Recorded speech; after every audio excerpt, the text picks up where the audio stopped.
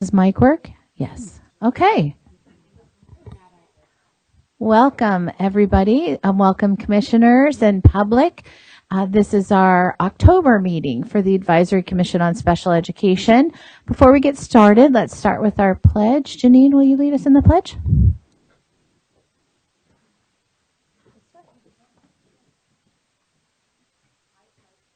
I pledge allegiance to the flag of the United States of America and to the republic for which it stands, one nation, under God, indivisible, with liberty and justice for all.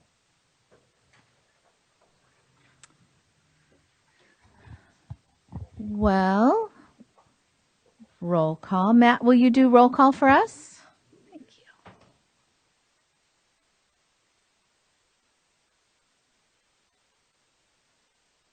Here.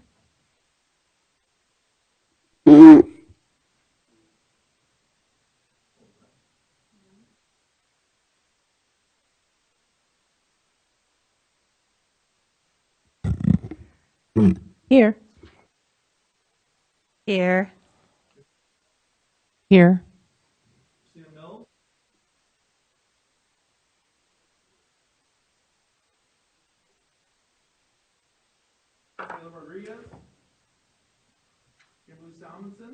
Here.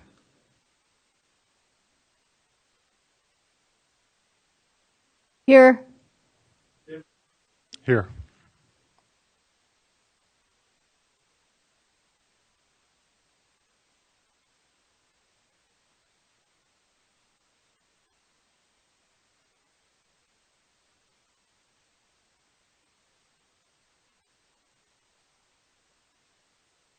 Lack of an assembly member, so you're at six.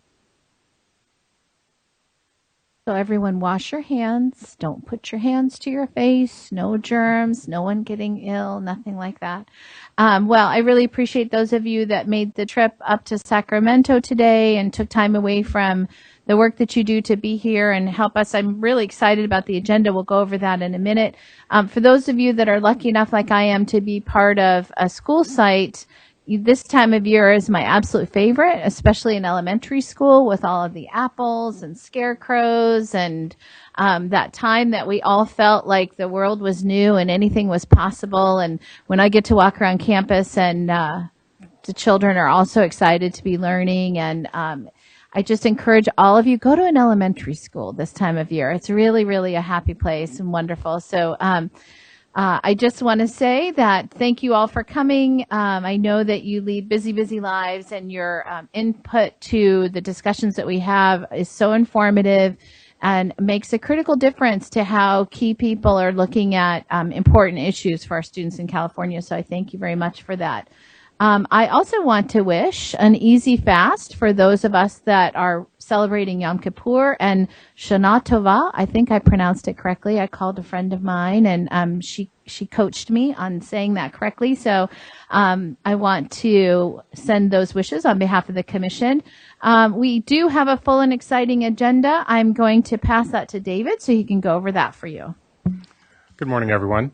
We'll begin with item 1, update from the early childhood special education and update from the field. Item 2, we'll be reviewing the California Practitioner's Guide for Educating English Language Learners with Disabilities.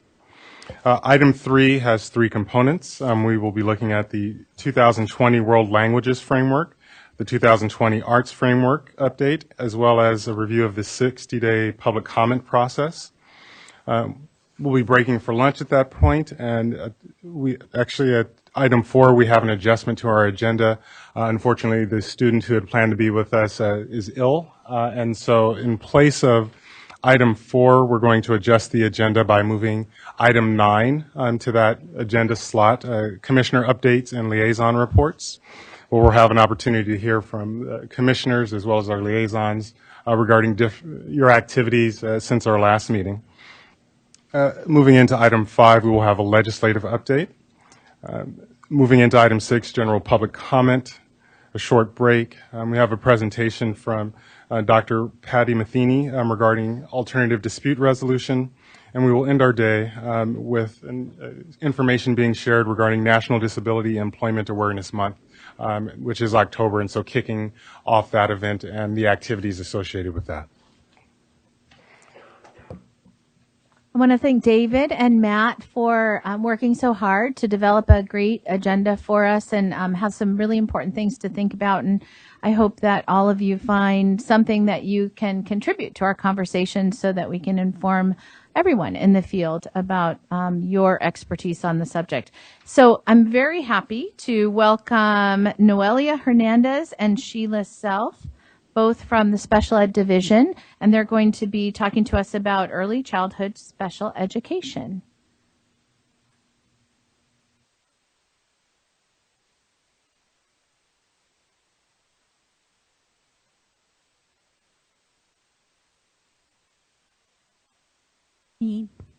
Morning.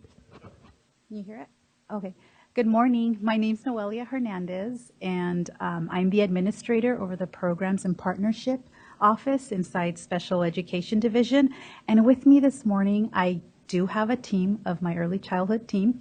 It's Sheila Self, who's our 619 state coordinator, Ellen Michael, who is our infant and toddler consultant, and we have a very special partner with us today, and that is Virginia Early, who is the administrator over the policy office in the Early Learning and Care Division.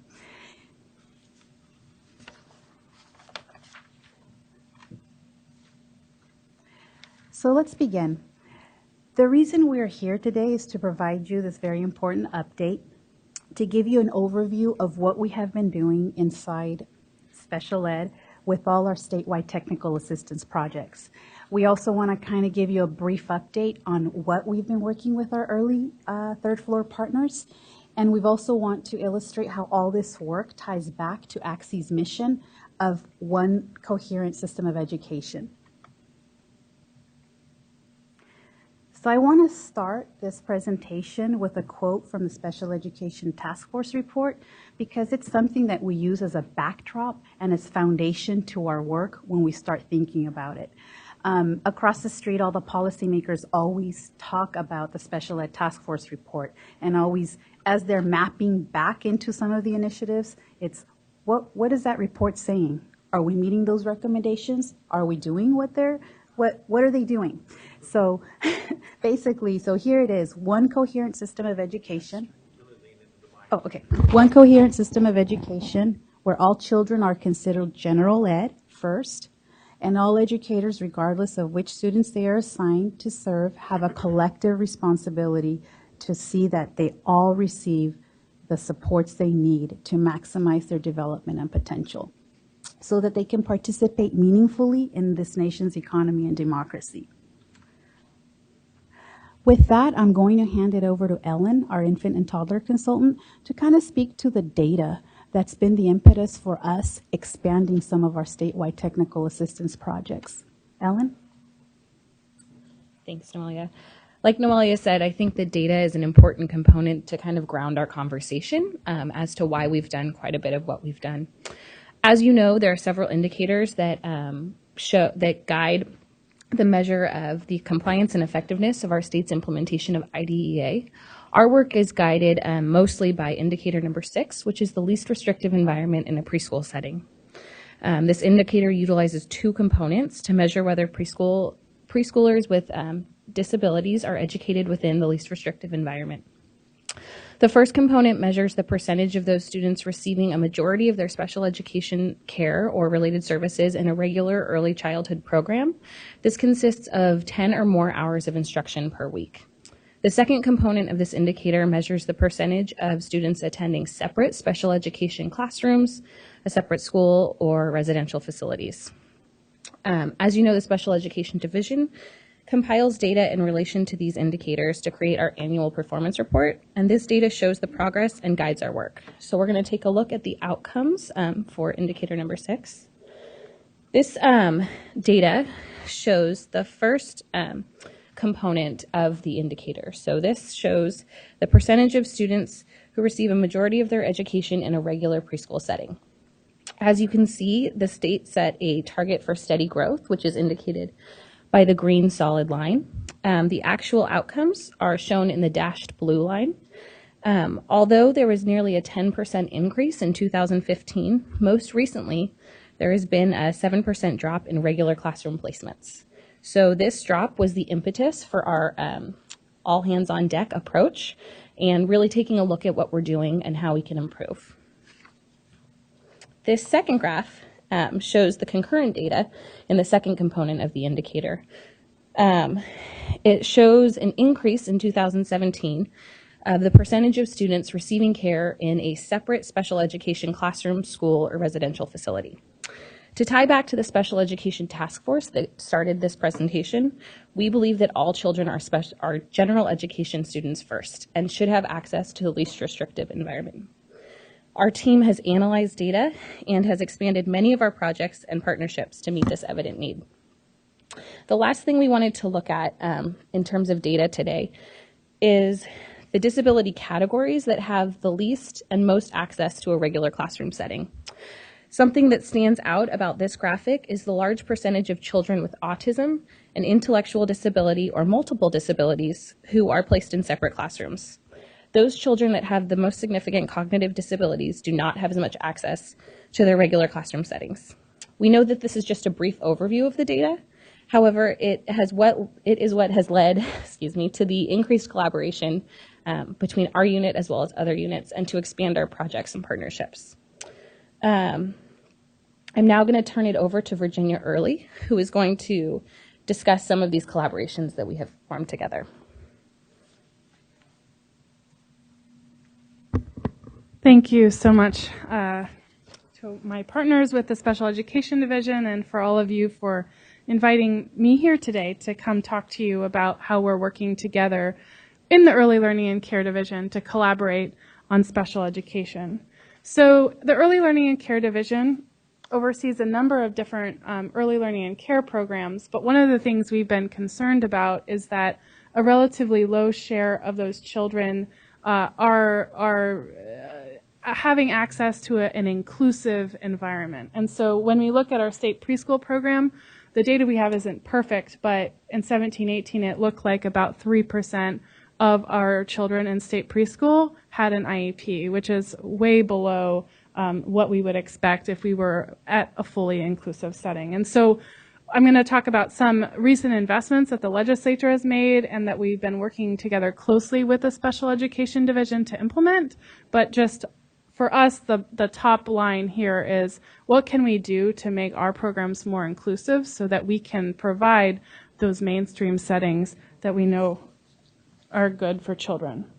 So the first of those investments, in 2018-19, the legislature added $10 million for county offices of education to serve as in a coordinating capacity for to help basically increase access for children birth to 5 with disabilities to access that inclusive early learning and care I was talking about. So these funds, the grant runs from March 1st to June 30th. And it's also intended to support a grant that I'll talk about in the next slide. So funds can be used for a couple of activities. Those are broken out on the slide. The first is outreach coordinators and placement navigators, helping basically work with families, work with entities at the local level to figure out how we can serve children in inclusive settings. Coordination that's necessary in providing resources, any adaptive equipment that might be a barrier to inclusion, professional learning for the teachers so that they can know how to do this effectively, assessment or evaluation tools and licenses, training for parents and families, and then specialists including behavioral or mental health professionals. And so those are the allowable uses of funds spelled out in statute. We've seen in the first quarter of the grant, from just looking at the quarterly reports, that people have used the first quarter to really get started and start collaborating at the local level, hiring somebody to tee up this work. All of the grantees that we've had, there are 22 grantees, but we're covering the entire state because each county office that is not a grantee is partnering with a county that is a grantee. And so the goal is to really make sure that we're providing this collaboration and coordination across the state. So of those grantees, almost all of them have indicated that they're using CDE resources in their trainings and collaboration.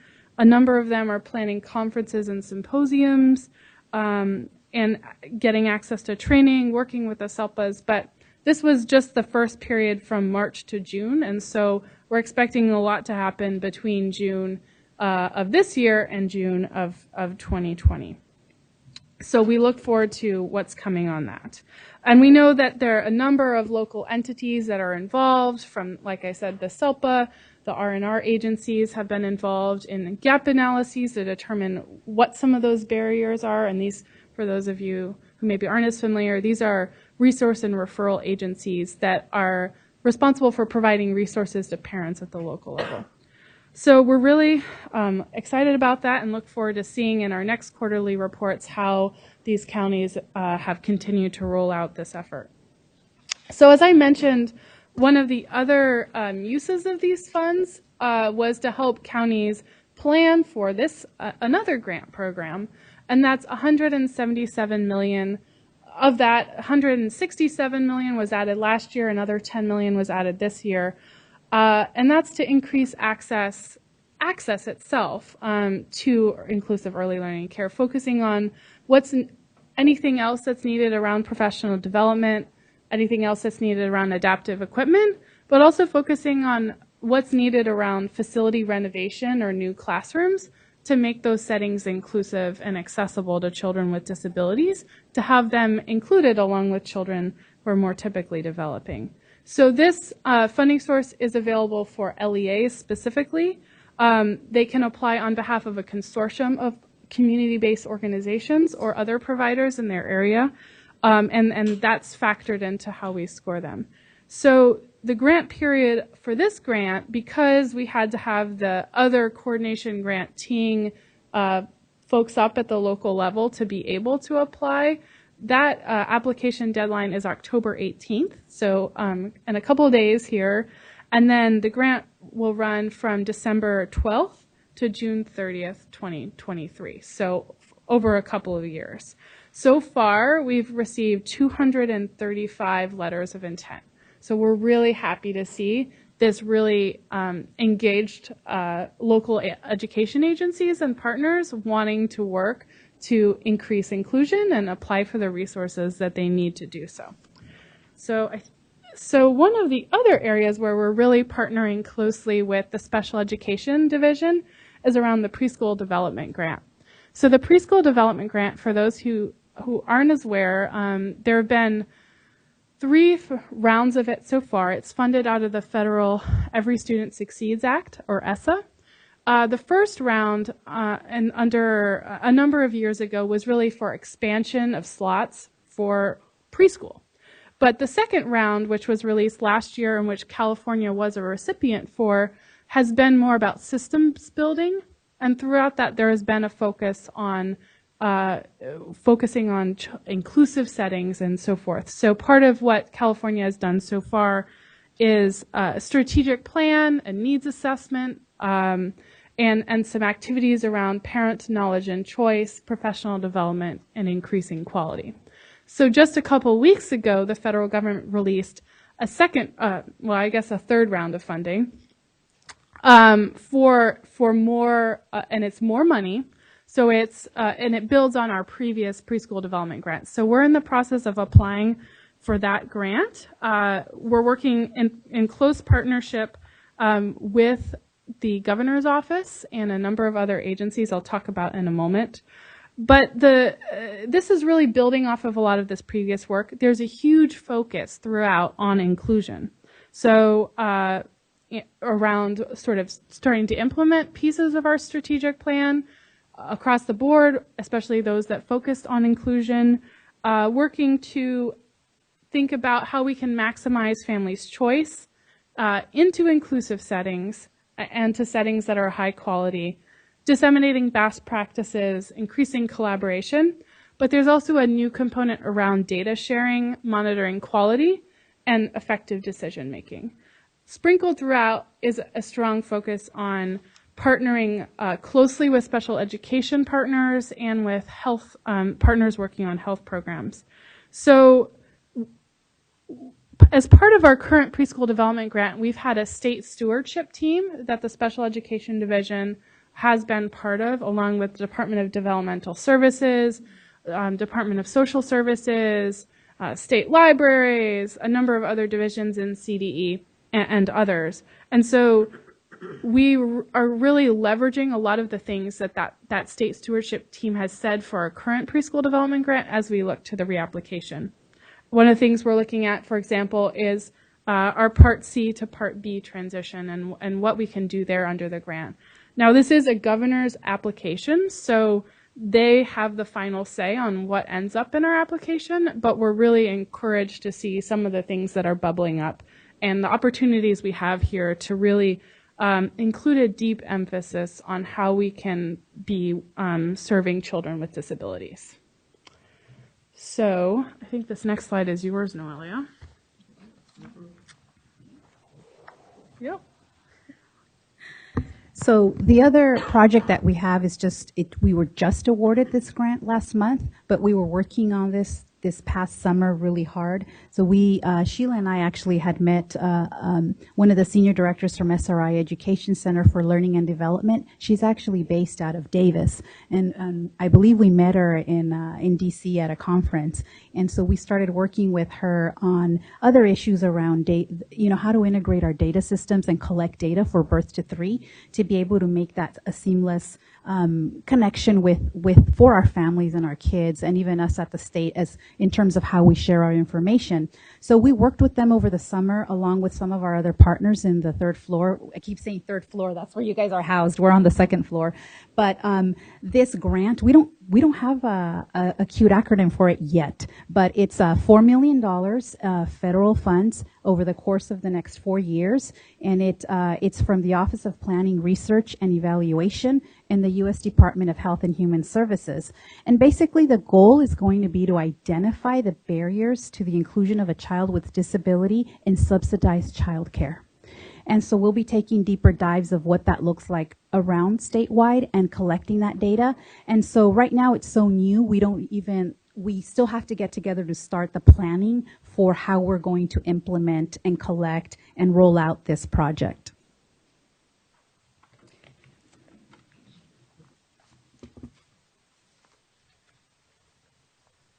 Thanks, guys. So that SRI project is going to be a really interesting addition to the overall work that we're doing in terms of collaboration, because not only are we pushing out the opportunity for children to have access to inclusive settings, but also to do some level of research to think about, if it's not happening, why is it not happening? And how can we put in some policies or practices that may encourage that over time? So I'm going to talk about another component of my partnership work with Virginia, which is the EAP project. And we have a state leadership team that, in fact, met yesterday. And it was part of the legislation. So not only did they set up a way in which children, and I'm coming off of a cold, so I'll be a little funny, so that children can have access to inclusive settings, but also to have a state leadership team that would focus on, looking at those opportunities, being able to have any data that we might be collecting come up for them to at least speak to and advise the department about. So they're very much in an advisory capacity. And we began our meetings in April, and we will continue through the life of the grant period. We meet every other month, and then on the alternating months we do content information so that everyone, and it's a broad-based group of, once again, Department of Developmental Services, Social Services, parents. We have one of our county offices of ed that was awarded the $10 million grant present. We have MTSS. and additional members. So we really have a small but mighty group.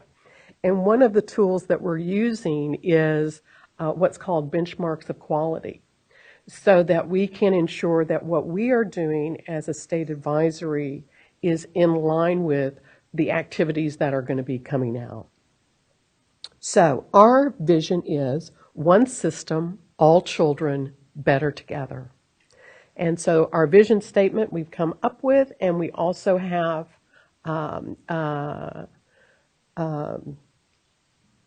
mission to go along with that.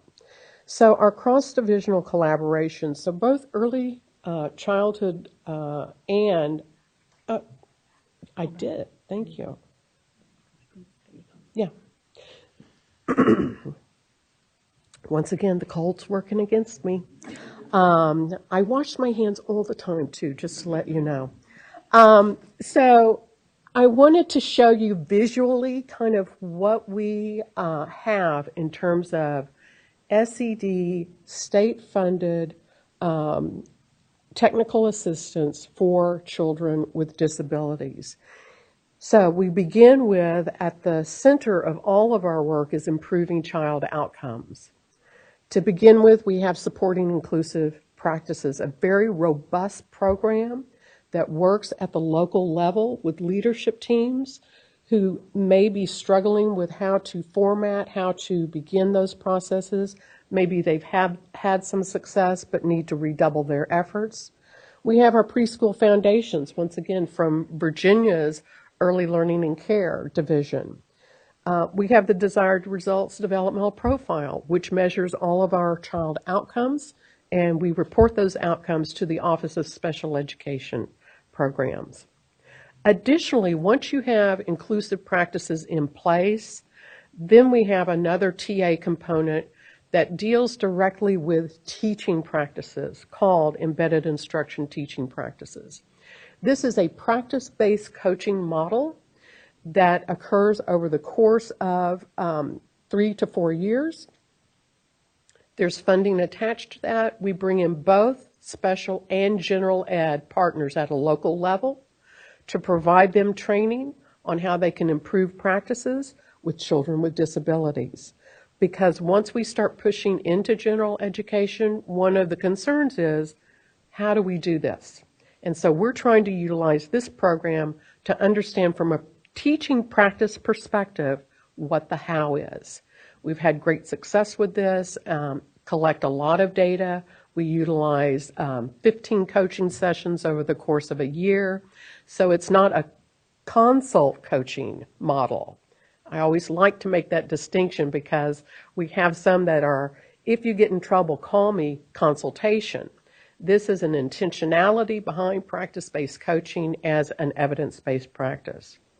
Additionally, this last year, we participated in receiving technical assistance from the National Center for the Pyramid Model on improving social emotional development.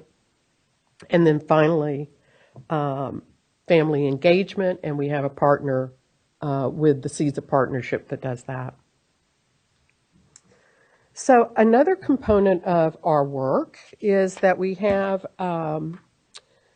new bills that come out and that we respond to. And one of these is about interagency coordination between Early Start, our Part C services, and Part B. Some of us call it Baby B because it does start at 3, but it is the 3 through 22 system.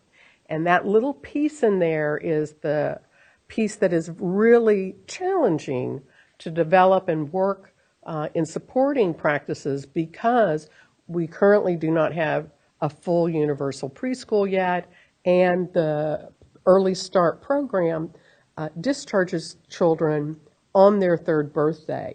And if that happens in November or February, where's that inclusive spot going to be?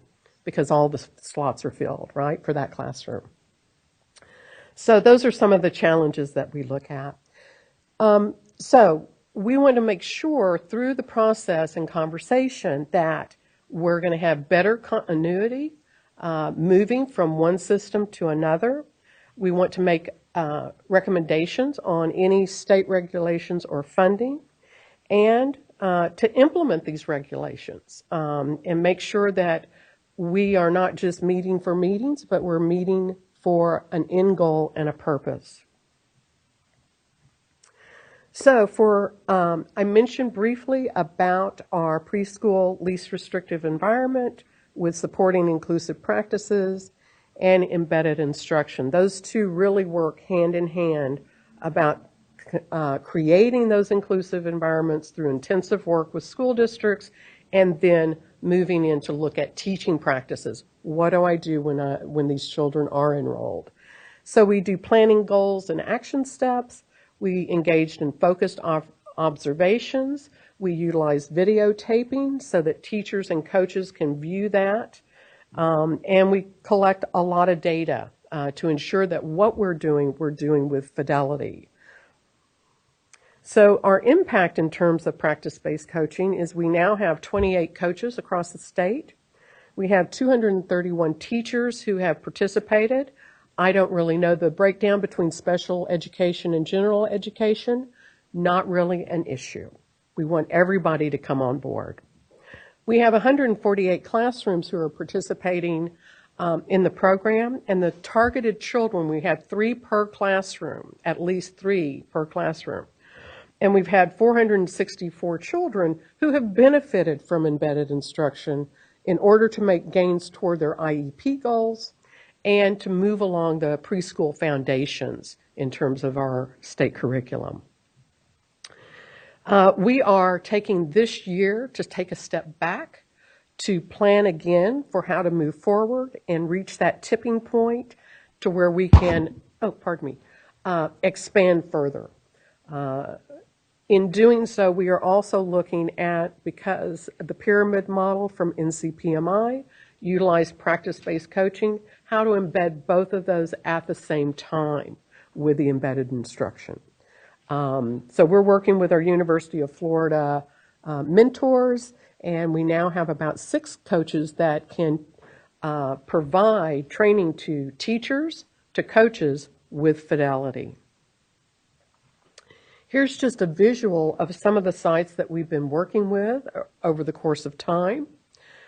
We started out with our first year, and I want you to know that although this embedded instruction came from the IES studies, educational studies, research that had been conducted, we are customizing it for California. And so these programs have had direct input into changes that needed to be made to take it from research to practice. I mentioned as well that we have our child outcomes collected through the DRDP. We are able to produce reports. Teachers are able to get them in hand to inform instruction. And we also report those up to the Office of Special Education Programs.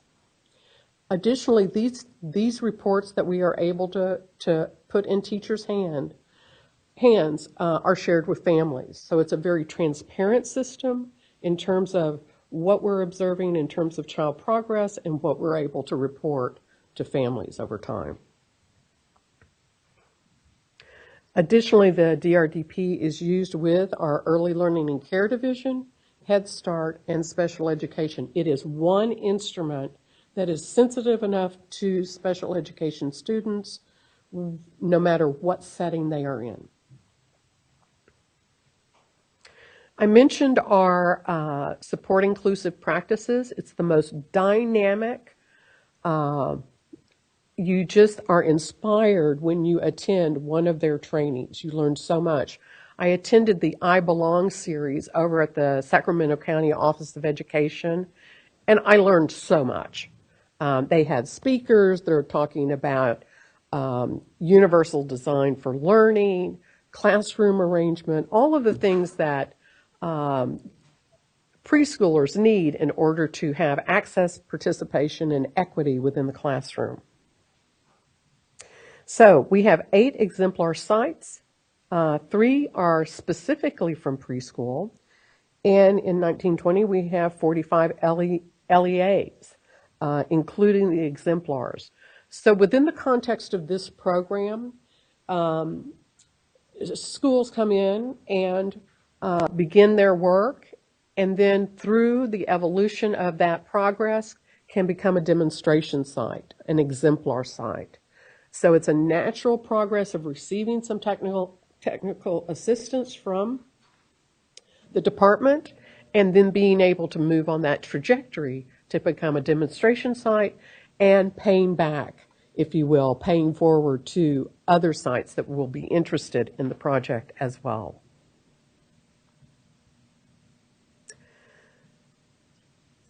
Yes, thank you. Because I could go on. Yeah, thank you, Sheila. So I just kind of want to say, I know we're going through some of these technical assistance projects a little bit quickly, and we welcome another invitation to take a little bit deeper dives and continue to update you all on where the implementation and the status is of some of these projects. So as Sheila was describing, Supporting Inclusive Practices project, it's co-led by the El Dorado SELPA and Riverside County Office of Education. We have Kristen Brooks and Kevin Schaefer who are watching us. So I want to say hi to them, even though they can't see the president, they can't see me on camera right now. But really, I think going back to the other slide, something I do want to point out is that out of our 8 exemplars we have right now, we have 3 that are preschool specific exemplar sites. And those, the one preschool site up north is building a lab and has a collaborative relationship with the university because, as you all know, the teacher credentialing, it has been changing. And so just as those wheels turn, everything else has to change too. And we have to be able to provide a space where teachers can go complete their residencies or do teacher practicum. With the 45 LEAs, the biggest LEA we onboarded this summer is Los Angeles Unified District. They have 85 school sites implementing inclusive practices at some stage. And so it's really, it's great that we're able to provide them that support through this project. Other areas with this other slide that we do help, again, is the Institutes of Higher Education. They have a lot of collaborative work going on in different parts of the state to be able to set up that pipeline from these teacher credentialing programs to school sites where they can actually finish their residencies. We also are bridging the SELPA System Improvement Leads work. We have program specialists that have one foot in the Supporting Inclusive Practices and the other foot in the SELPA System Improvement Lead work. And this is specifically to make sure that we have a consistent message around the methodology for inclusive practices and just inclusion in general. The other area is that there are some LEAs that are wanting to include students that have significant disabilities into the general education classroom. So through this project, we're able to help some of these LEAs move that needle and shift the culture around students that have significant disabilities, that they do belong in the general ed classroom, and they do belong in there to interact with their same age peers. Sorry. The other thing, we do have these 2 new buckets that are coming up in 1920 is training on secondary transition and training on restraint and seclusion, both for public and NPS schools. We've got a website link there. And again, we welcome an invitation to come back and do deeper dives of the projects. The other area that we do have another project with is supporting family engagement, because we all know that having parent input and parent support is extremely critical to all our projects. Without that foundation of having the parent base, some of our projects can flounder. So we have something, Seeds of Partnership with the Sacramento County Office of Education, and they basically facilitate and help the Special Education Division. Right now, they are providing PD to our family empowerment centers, just so they can build the capacity at the local level for parent support around multiple buckets, because they all have different areas. So everything is customized to the general area that they are in. We have trainings for parents on FAPE, LRE, due process, IEP implementation, and so on. SEEDS also has online resources for families as well as LEAs to improve family engagement. They also provide support to our division, to our monitoring teams, with the collection of the Part B survey and the Part C parent survey. And lastly, they do support our preschool piece by providing resources online, such as the high quality early learning environment tool. So if you go to their website there, again, they have a 360-degree view of a classroom in case you can't get out to visit what does it look like? It's on there, and it's a partnership with a college down south.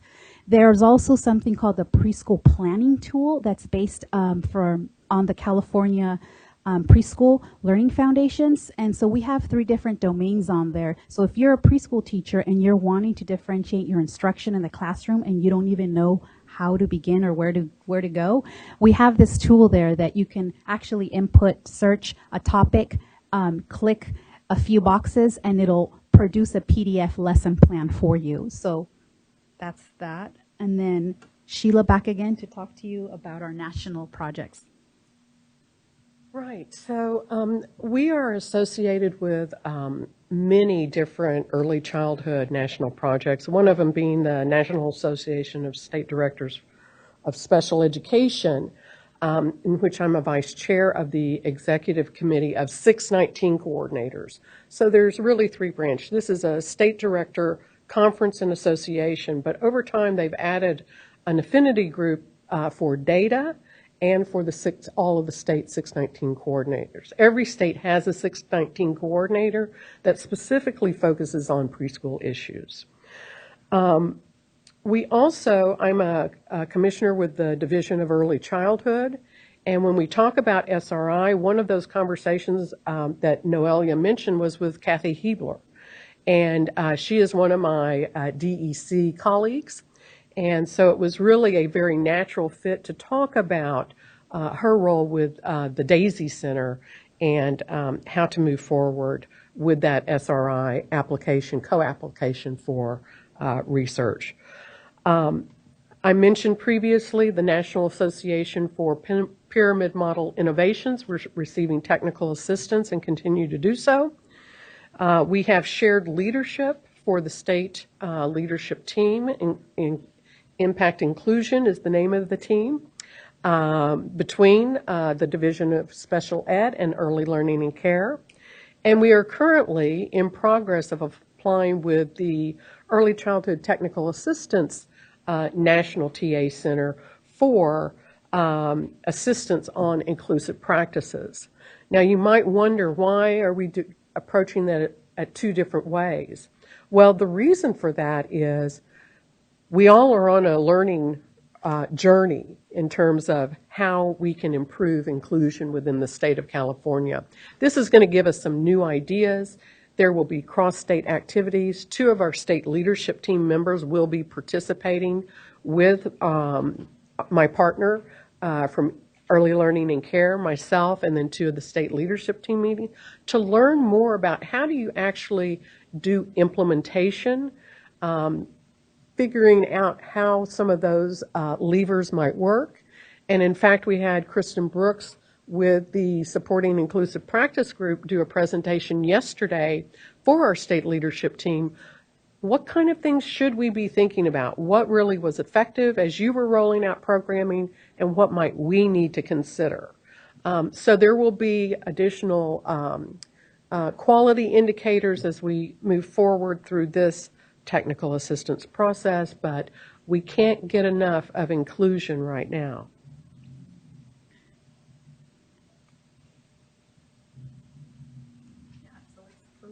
Okay.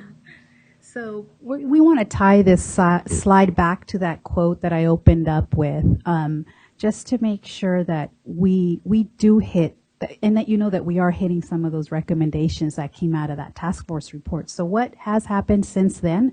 We have a statewide MTSS initiative that is looking at the alignment of the preschool programs. We have, as our partners described, inclusive early care and preschool incentives for expansion. We have increased special ed funding. We have now consideration at the forefront for all our students as general ed students first. And there's, as Sheila said, a state focus on inclusion, access, coordination, and making sure that at the preschool level we have high quality access to early care. And then that new slide that she spoke about with SB 75 making sure that we don't forget about our bitty babies with the interagency coordination from Part C to B. Last slide here is just us seeking support from ACSE, to make, to support us in terms of this piece, to advocate for us, to make sure we're included when you talk about that one whole system. It's, it's birth to preschool, kind of attach that little piece over to that big system. We would like our early childhood elevated into your platform so that we can continuously improve the trajectory for children with disabilities. And then we just want to make sure that we get all that support at all the different levels of the educational system and that we don't forget about this birth to 5 piece. Thank you. Thank you so much. There was so much to think about in that presentation. That was a lot that you covered.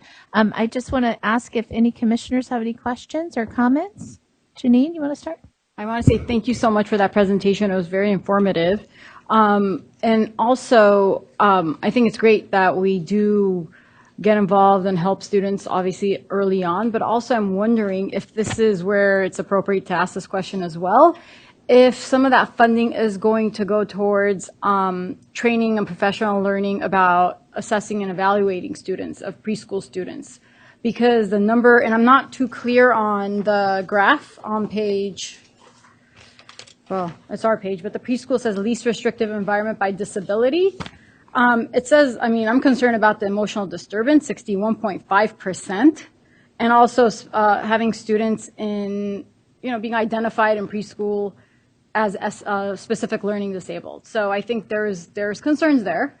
So, but I'm not clear if this is placement or eligibility in that sense. Which one? It's placement. It's placement. So, but we don't know if some of these students are eligible under the category of emotional disturbance or learning disabled, correct? No, not right now. We can probably find out at the if we disaggregate the data, but no. But through one of the projects, we are very aware that the social emotional learning piece is extremely important. And something that we didn't speak to here is again, the birth to 3 piece. We have sort of a bifurcated system because DDS is the lead agency and we provide services to, solely low incidence. And one of the things, and it's been ongoing for the last 5 years, their SIP focuses solely on social emotional development. And so we ourselves as the partner agency are rolling that out in tandem with them, and we continuously try to provide all that material that they provide for that piece. But for the other piece, to answer your question, yes, we are aware that we have to provide more support. And in terms of the birth to 5 piece, with supporting inclusive practices, we are going to be rolling out some restraint and seclusion training. What it's going to look like, I don't know, but I know that we have 5 webinars that'll build on each other and then lead you to somewhere. We also at the department hired a restraint and seclusion consultant just recently, about maybe 2 weeks ago. And so because of the legislation that was passed with the data collection for that component, we do as a state have to roll something out statewide to be able to provide that support to districts and schools. And I think too, the person that we just hired and the thinking behind it is beyond just making sure the state understands about restraint and seclusion and what the law says, is really backward mapping that to what are the supports being provided, the wraparound supports across agency even, to ensure that we don't get to that point. And I think you bring up a great point around especially the C to B transition and how kids are identified at 3 and what trajectory that means. And I think one of the things that the data showed was that label is highly correlative to what ends up happening in terms of where they're getting served and to what extent they're getting an opportunities for inclusion. And one of the areas that remains challenging is around ABA services, and we see a lot of the more segregated settings being solely focused on ABA, and our partners at Captain and the newest research around ABA does not require students to receive ABA in separate settings and not get access to inclusive preschool. It's one of many evidence-based practices, and it got a lot of momentum early because it was one of the only evidence-based practices prior. So I think for us, looking at some of those particular pieces and being able to expand our knowledge and expand, what best practices are now is going to be critical. So I think it's sort of that nexus between identification, but also how we're looking at, what types of supports and services kids get delivered and where they get delivered. One is instead of another. That's being created is through the RFA in our collaboration with Early Learning and Care, because one of the pieces that was called out in that legislation was, including children with severe disabilities. So it was specifically called out, and within the RFA, they will be identifying the children who have IEPs and IFSPs. And I also think it will just in terms of our increased collaboration, and I'll just say now that this whole presentation and just what we're doing in general brings me great joy. I hope it does to you too, because it really is the catalyst in how we're going to shift our system. And so the commitment we have from all levels, starting with our superintendent and our deputy, who was the former head of early learning, to be in lockstep around what we're doing together is going to make a huge difference. And seeing everyone on board these days, we're not asking if we are doing it. It's really more about the how we're doing it and making sure that we're breaking up the barriers. Sheila talked about the state leadership team, even having community care licensing and other folks that can say, this is not aligned, and so these are the barriers that folks are facing out in the field for us to be able to address has been super helpful. And some of the work that's going to be happening around what hopefully California will have around an integrated early care data system where multiple state agencies will be able to share and support and utilize data to support students directly starting really early is I think where we're leveraging a lot of dollars and hopefully influence. So I'm just really excited, and I'm really proud of my team and the partnership with early learning. So. April, did you have a question? Thank you, Kristen. I'm so excited with this presentation. So much information. I was trying to be a sponge and take it all in. I know you're here discussing early education, but I look at this as across the board, middle school, transition, across the board, everything you're saying pertains to all of our kiddos with special needs and needing of services. So I have a couple of questions. I wrote down a lot of questions, but I'm not going to ask them all because I'm sure they'll be answered later on. You discussed the grants and the 10 million and the additional 177 million. And the one question I always have is this limited to the specific services that were indicated there, where it's tracked with training and where these monies are going to, accountability, because sometimes the schools, we all know that there's not enough money to go around for all the wonderful things that we need to have done, and sometimes we need to have accountability, and I was wondering about that. It was one of my questions. For that question. So I think I mentioned that for the grant that's already gone out, the 10 million, we have already received some quarterly reports, and based on what's in those reports, we'll be following up with agencies where necessary, if there are areas where additional support is needed. And so part of that also includes financial reporting as well. So the funds are for children birth to 5, so they're supposed to be targeting both their coordination for the 10 million coordination grant and then the infrastructure expansion, professional development, universal design grant, again, is supposed to be targeted to subsidized children that are falling in that birth to 5 range. And so built into those RFAs are the processes for making sure that the funds are being used as intended, and having those check-ins to make sure and to follow up with entities about that. Thank you. And if I can just add something else to this, you also mentioned that so many grantees and not everyone applied. Is that a fair statement?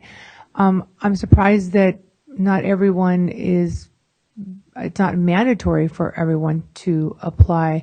And so when I look at a graph that says that we have a decline in inclusion, do we know which SELPAs or which schools are showing more of a decline? Do we have a demographic on that so that we possibly give some supports to those schools that may have more difficulties with these transitions, or they're not open to change because it is hard?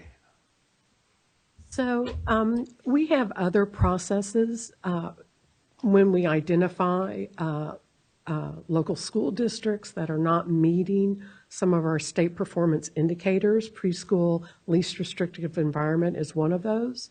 And so they might, in essence, fall into a comprehensive review because of that identification in order to assist them in thinking more about that. So one of these is raise your hand as an early adopter for this funding. And then there are other pockets where we may have to go in and do a little bit more intensive work in supporting them toward moving. And also, when we're looking at our overall data and overall indicators, for a lot of our monitoring processes, districts go through a root cause analysis process. And as you can imagine, a lot of the root causes go back to early identification and early inclusion. And so if you're trying to reset your system in a school district, you have to start with building the mindset as well as the structures from the very beginning. And so that's one of the reasons that we're looking at the C2B transition first, is our parents having a smooth transition into the world of special ed, and then are they having inclusive opportunities, which is us building this whole new infrastructure in the state to support that. So those are really, really good questions. And I think there are, to Sheila's point, multiple ways that you might get assistance around that. And the work that the Supporting Inclusive Practices Project does often tracks back to what is happening in preschool. So if we're seeing a trajectory, if kids are starting off in a segregated setting, they're ending in a segregated setting, and they're more segregated in the community after 22. And I think that's what we're trying to shift. Thank you so much thank you. Kimberly, did you have a question? Okay. David? So I had a quick comment or thought and one question. I've been thinking about the statement that we all use from slide 3 from the task force. And this conversation may have already been had, so excuse me if this thought has already been shared, but it starts out in a coherent system of education, all children are considered general ed students first. And it just jumps out at me, the one general ed students and then first, so then is it a descent down to other students? And I think the statement actually, philosophically, if we move in a direction in a coherent system of education, all children are considered students first. And then it plays through where you are a student who may be in different settings that are categorized, but all kids are students. So I just wanted to share that Look, we're evolving. We are evolving. That's progress.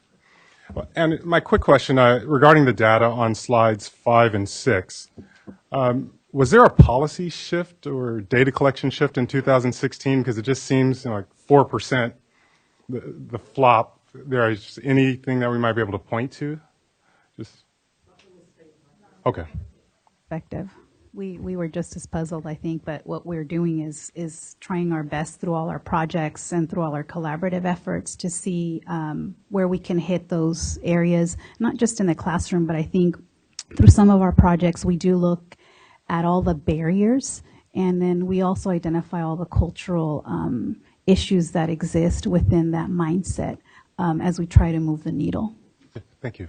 And I think funding is probably a key driver in that, as districts are seeking, and talking to some superintendents, they're seeking economies of scale. So with the rising numbers of students with disabilities coming into the system, they're seeking, for good or ill, they're seeking those economies of scale to try to make it work with their budgets. I don't know if I'm seeing nods around that's a real problem. But the other thing to point out, and this data isn't here yet, but Shiloh will share it later. I think we did go down again last year in terms of LRE. So there is that trend. Michelle? So my question is really different than everybody else's because it's probably very basic. The first question I had is, what do you mean by preschool?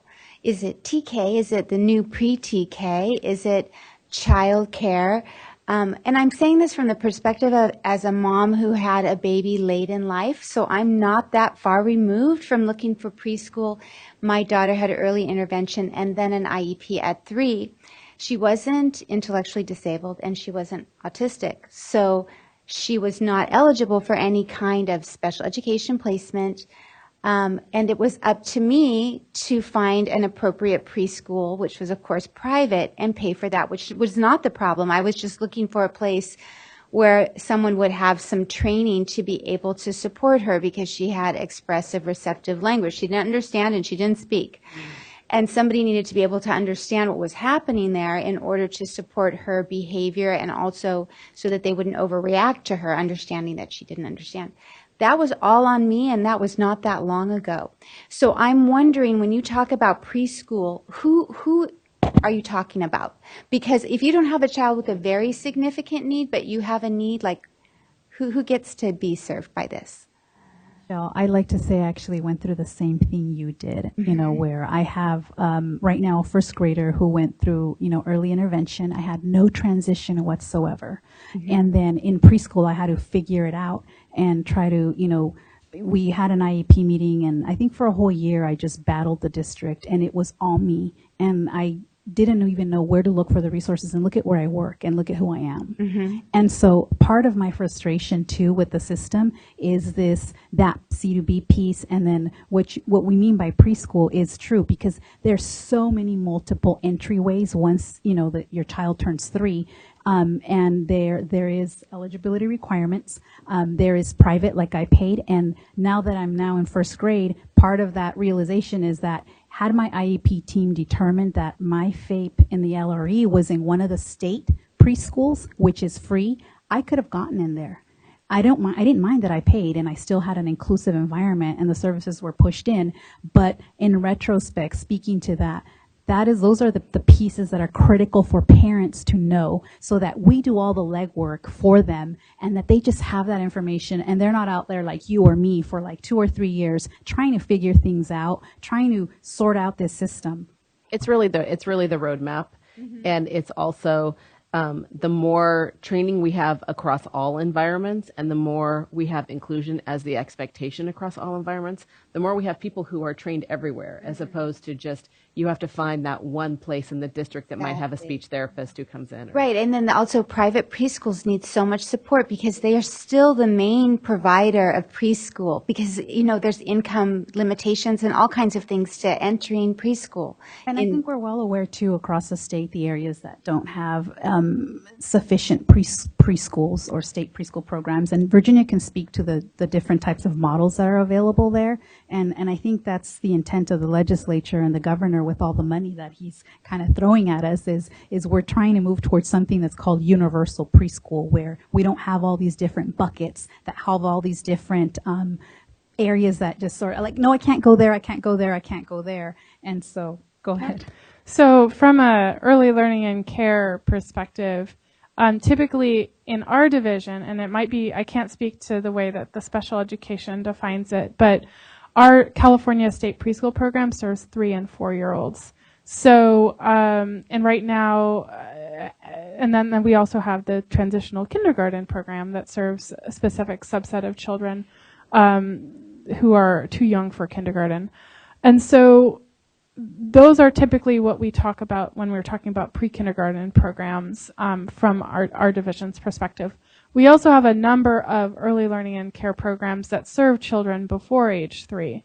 And so one of the pieces that you'll see from what I was saying earlier is that this infrastructure grant and this coordination grant are really for the birth to 5 entire age spectrum, not just for that 3 and 4-year-old or for that 4-year-old. It's really because we know how much brain development happens before age 3, and so really making sure that we're having those early interventions and that focus on inclusion from that very young age is a big focus of the work we're doing. So it's not, it's sort of infants, toddlers, and sort of what we traditionally consider to be preschool, which is more getting into that 3 and 4-year-old band. Very much. And then I'd like to add that part of a project that we haven't started that I think all of us are sort of nervous about too, but we're very excited and looking forward to, is sort of looking at all our TA projects and finding out where to fill in the gaps, what's happening, and how to eliminate duplication of efforts so that we also provide sort of a united front for that early care piece. Avania? Good morning. This may be a silly question, but I'm going back to slide 25. Is there a specific ask that you are trying to request from the commission? Is there something specific that you are looking from us? Just for support with the early ed piece. I think when I read the ACSE final report, end of year report, for 18-19, it's not out yet, but I'm looking at the four pillars in your platform and the legislative advocacy that you all do. I didn't see early ed in there called out, and I felt that I should actually call it out here and say, please support us with anything related to that piece, and that as part of the one coherent system and the commitment that you have towards providing that support, that you also make sure that you call out this birth to 5 piece, because I think it's very important. Thank you. That answers my question. Kimberly? Sorry, I did have a comment and a question. I think some of the concerns I've had around early childhood is really in the limitations around our assessment, and that we continue to wait for eligibility for students to have access to high quality support services if they don't have access to quality preschool. I think where we're lacking is their ability to have access to good quality interventions and pre-intervention prior to the concept of eligibility. So our little ones, I think, are especially at risk for not only being under-identified, and I think that's a child find issue, but I think also over-identification in order for them to have any kind of services whatsoever, instead of them having the quality access to education and then quality access to intervention, which our K-12 seems to have a different trajectory for and access to. So my question is, what is the conversation around that? I understand the access piece, but once there, what is the conversation around early intervention for students that isn't necessarily predicated on the idea of eligibility? That actually is something that has been a topic of great conversation. I'm so glad you brought that up, Kimberly, around that at-risk, really that 3 to 8 age range, that particularly as it relates to communication and literacy and those building blocks that they'll need, so that we're not seeing kids getting identified at 8 and 9 and 10 because we could have really done something so much earlier.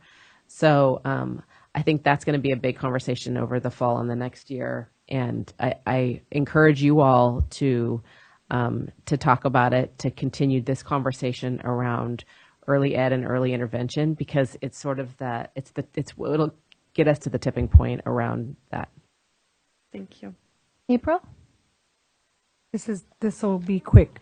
I have a question and a comment. Is there a list of the schools that are ongoing applying for these grants? And is there also a list on your site of who the grantees? Yeah, for the 10 million, we have it on the fiscal webpage. So if you look, even if you go onto our CDU website and you plug in that name of the first 10 million, it'll show all the grantees that were awarded the money. For the 177 million, we are getting geared up to do the grant reading the last 2 weeks of October. And once those sites are selected, then they'll post to the website. Yeah, so right now we have letters of intent, but we haven't actually gotten the full number of applications yet. So they still have, today is October 9th. They have until October 18th. So about 9 more days to submit applications based on those letters of intent. But just based on the letters of intent, we had over 200 of them. So do we get to see a list of all those who have submitted? I was just curious if that's listed overall. It'll be who receives it that you'll see. Yeah, on you'll see the list of who receives it. Okay, so not who has requested. Correct, because some of them may not get the grant, and that it wouldn't necessarily be. We wouldn't post the ones who just apply, the ones who receive it. And the RFA online has a very extensive rubric for how the reading is going to happen. And so we can provide those links too. So the RFA, I think, is over 50 pages long, correct, Sheila? It's over 50 pages long, and it's got a really extensive rubric for how these applications are going to be read as they go through to award the money. And lastly, I just wanted to comment that the comment that you mentioned about the team. I think it's great what you're doing, because at the end of the day, sometimes I think across the board from early and middle and high school, I heard this the other day in a 3-hour IEP that I was in, that the team feels that the individual should be in an SDC class so that they can receive instruction from that teacher, because it's better, because the teacher is in that particular class all day. And, we had to remind them that the team is also myself and my husband and my daughter, and that perhaps she would want to be in these particular classes. And I think if you're not a strong parent and pushing, it's very subjective when it's us. It's objective when we're helping someone else, of course, but in the community that I'm involved in, and the blogs and the listening, and when I can't sleep at night and watching all of these different sites, and the one thing comes down at the very end is that if the team doesn't know how to do something, if they don't know what it looks like, and my particular team admitted the other day that they're really not sure what it looks like or how to do this, and the team feels it's better to be over here, not included. So I think that getting that information out and giving them the tools will help them, because some of them really want to, and some just won't be honest and say, we don't know what that looks like. So. Well, thank you so much. We've kept you far beyond what you'd committed to. So I really appreciate you staying with us. And you can hear from everybody's point of view on the commission that this is important work that you're doing. It feels to me very, very exciting that there's strong passion behind it, and also funding. It feels like there's finally a funding source to some of these things we've all wanted for a while, and now we can actually start getting some action points taken.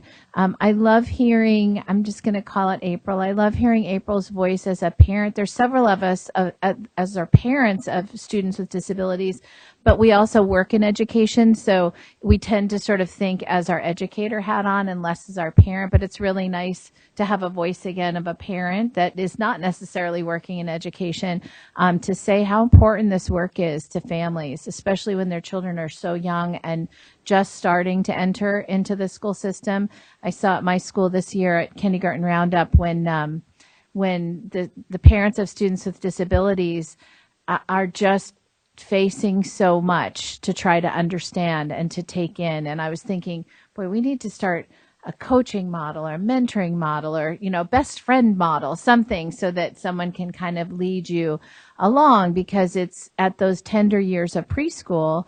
It's so important that we, as you said, I think, Kristen, that we start the conversation from an inclusive standpoint, and then hopefully can continue it all along for the child's time in our system. So we really, really thank you for the work that you're doing, and appreciate you coming in today. Thank you, Summer. Thank you so much. we do want to mention really quick, about that parent training piece. Through the 10 million that was rolled out, one of the pieces is training for parents and families. On our end, we are also norming and making sure that we provide consistent training to our PTICs, CPRCs, and FECs. And that's just, it's just begun. And the other thing is actually I'm going out to inform, different constituent groups statewide about these parent groups, because that's an area of concern, I think, for any parent that has a child with disability after they've gone through the system and try to figure out everything themselves, to be able to have like a flyer or something that somebody gives you and a number to call, and then somebody just helps you. So I think that the goal between both of our divisions is to really, really make sure that that parent piece is strong, and our branch deputy, who was the division director of the Early Learning and Care Division, is very, very supportive of that parent piece. I think there's been some projects that she's stalled to make sure that we convene focus groups of parents to provide that feedback, and so we can gather that input because it's critical. I agree. Well, thank you so much, everyone on your team, and for the work that you do. On behalf of the commissioners, thanks for coming in today. Thank you so much.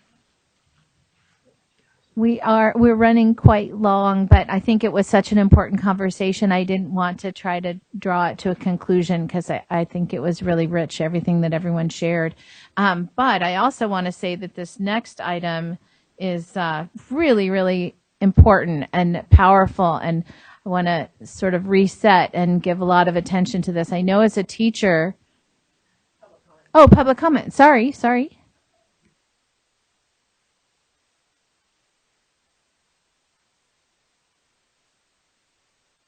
Hello, nice to see you again. We have Kelly Connell-Sandler from CTA, California Teachers Association.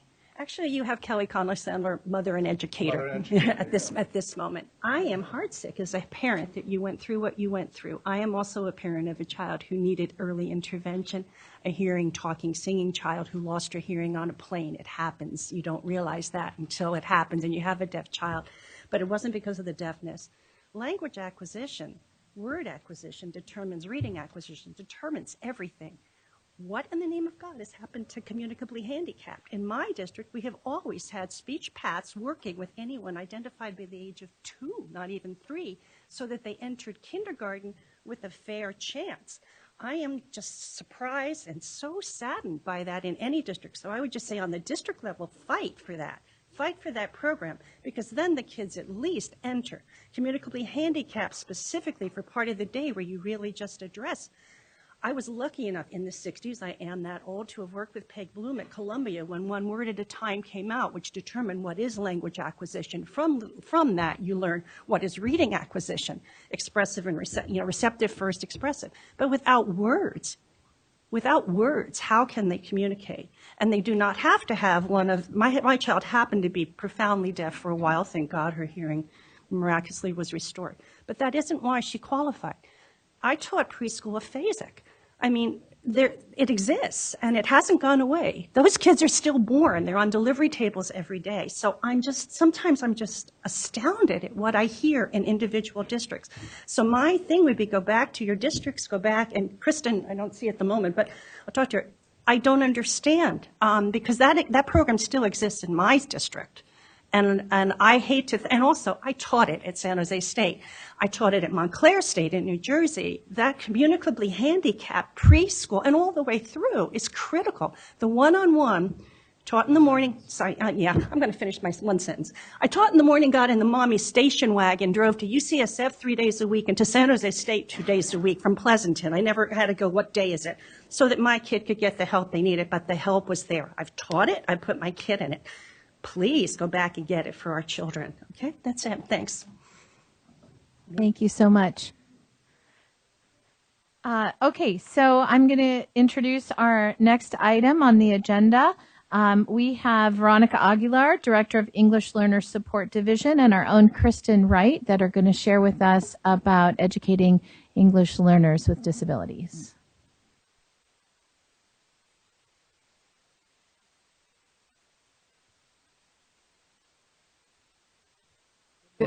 Good morning, Commissioners. We are here today standing before you in collaboration and lockstep to demonstrate what we would like to see across all local educational agencies in California, which is a deep collaboration and partnership between special education and English learner support. So today we know we're between you and lunch, so we're going to try to go quickly through the presentation, but give you a glimpse of the California Practitioner's Guide for Educating English Learners with Disabilities. And it really has been a joint effort between the two divisions, and now we're going to expand to include also, of course, our colleagues from the California Collaborative for Educator Excellence, CCEE, and others that will help us roll this out. So today's purpose is really to go over what is entailed in the California Practitioner's Guide. It's a long title, and I keep on saying it's not something Kristen or I chose. It was actually a committee of 28 individuals from the field, and they thought that the title really represented what it needed to be about, which was for students that may have disabilities, students that may be English learners, students that may be dually identified. And so we're going to engage you in an activity, so you won't be just listening to us. And then also just go really quickly over some of the connections between the California EL Roadmap, which is the policy of the state for English learners, the LCAP, which you all know about the state priorities, but also connection between the EL Roadmap and the LCAP, and then, of course, between the Special Education Annual Performance Report and the multi-tier system of support. So as we know, it's really, we can get agreement on the what and the why often, but the how becomes the confounding piece. How do you make sure to meet all the needs of a student that comes with many needs and challenges? And so one of the things that we often heard is, yes, we want to provide all this. We're not exactly sure what the nexus is. How do we bridge the ELD needs around English learning and students with disabilities, knowing that there's a connection with sometimes how our students get identified because we're not really sure, as well as to make sure that one doesn't replace the other, that they're really working in tight collaboration and partnership, understanding that there's science and pedagogy relating to both that are really critical in making sure to meet the communication needs. And as Kelly just pointed out, communication in language is the gateway to having access to your standards. And so if we want to know what students know, and we don't want to be mislabeling them, or we don't want to not give them what they need, then we have to be able as practitioners to really determine what their issues are and how to use the best evidence we have to treat them. And typically it helps us to look at demographics to figure out the why. Why is this necessary? Why do we need to have a practitioner's guide for educating English learners? When you look at students with disabilities, ages 3 to 5. So that's a key, and we talked about this a little earlier in our last conversation, is that 3 to 5, that 3 is really critical in terms of how are we labeling students. And if we're having students come in with issues relating to what their first language is, and then we're making judgments based on that, we really have to tune in to our consumer, which are those youngsters. So we know in California, 58% of our children ages 3 to 5 are Hispanic Latino, while all of them are not English learners. Many of them are. And so really being able to start to tease that out is one of the reasons that this guide was put in place. And that as we run through, you'll see in there some scenarios that hopefully will resonate with teachers and other assessors to be able to say, oh, I had a student like that has these multiple needs. And it becomes even more confounding with our students with more significant disabilities to try to tease those issues out to make sure that they get what they need. So in the state of California, the Latino population is a little bit over 50%, which is 51%. So when we look at this number, so 58%, it is something that we need to It is disproportionate, right? And so what we don't want to see is, we expect to see basically the same number across the board. We don't want to see one particular ethnic or race have a higher number than another. So our students with disabilities and statewide enrollment by race and ethnicity, this is sort of the example right here. This is from 1819. There is a disproportionality there, like Veronica pointed out, and this is for ages 6 through 22. Right. Correct. So with English learners, we typically say there's 1.2 million, 20%. That's the figure that everybody speaks about. But this graphic really points out to the fact that once English learners are reclassified, they were former English learners. So when you look at that population of the former English learners and the English learners, and those that come into kinder as initial English learners or initial reclassified fluent English learners, then you're looking at a pie of about 43% of the population. And so that's a bigger population than 20%. It's 43% that we really need to look at in terms of English learners in the state. And we need to concentrate on them too, because that's for our economic growth. We also need to look at the fact that about 80% of them are Spanish speakers. And so we do hear about the fact that we have 60 to about, or 100 languages in some districts, and that is true. But the fact is that across the state, when we look at the numbers, the second majority is Vietnamese, 2%, and then below that is 1%, and then below that is 0.5. And so Spanish is a large speaking population in the state, and so we should be able to provide the teachers and the personnel that we need to be able to instruct those English learners that we have in California still.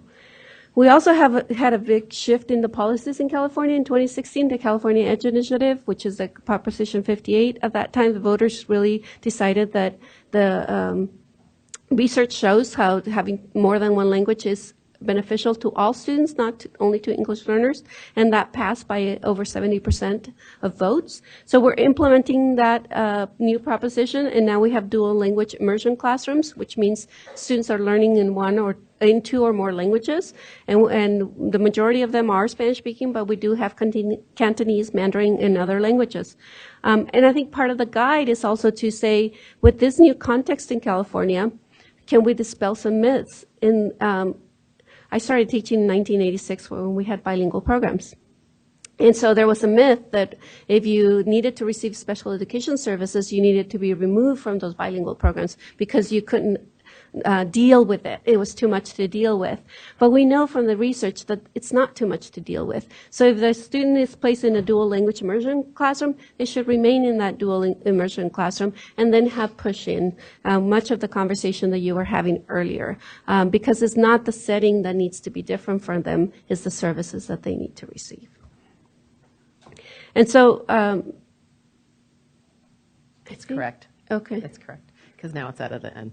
We were debating over the last few presentations we had around the data, and as you know, it matters what your denominator is.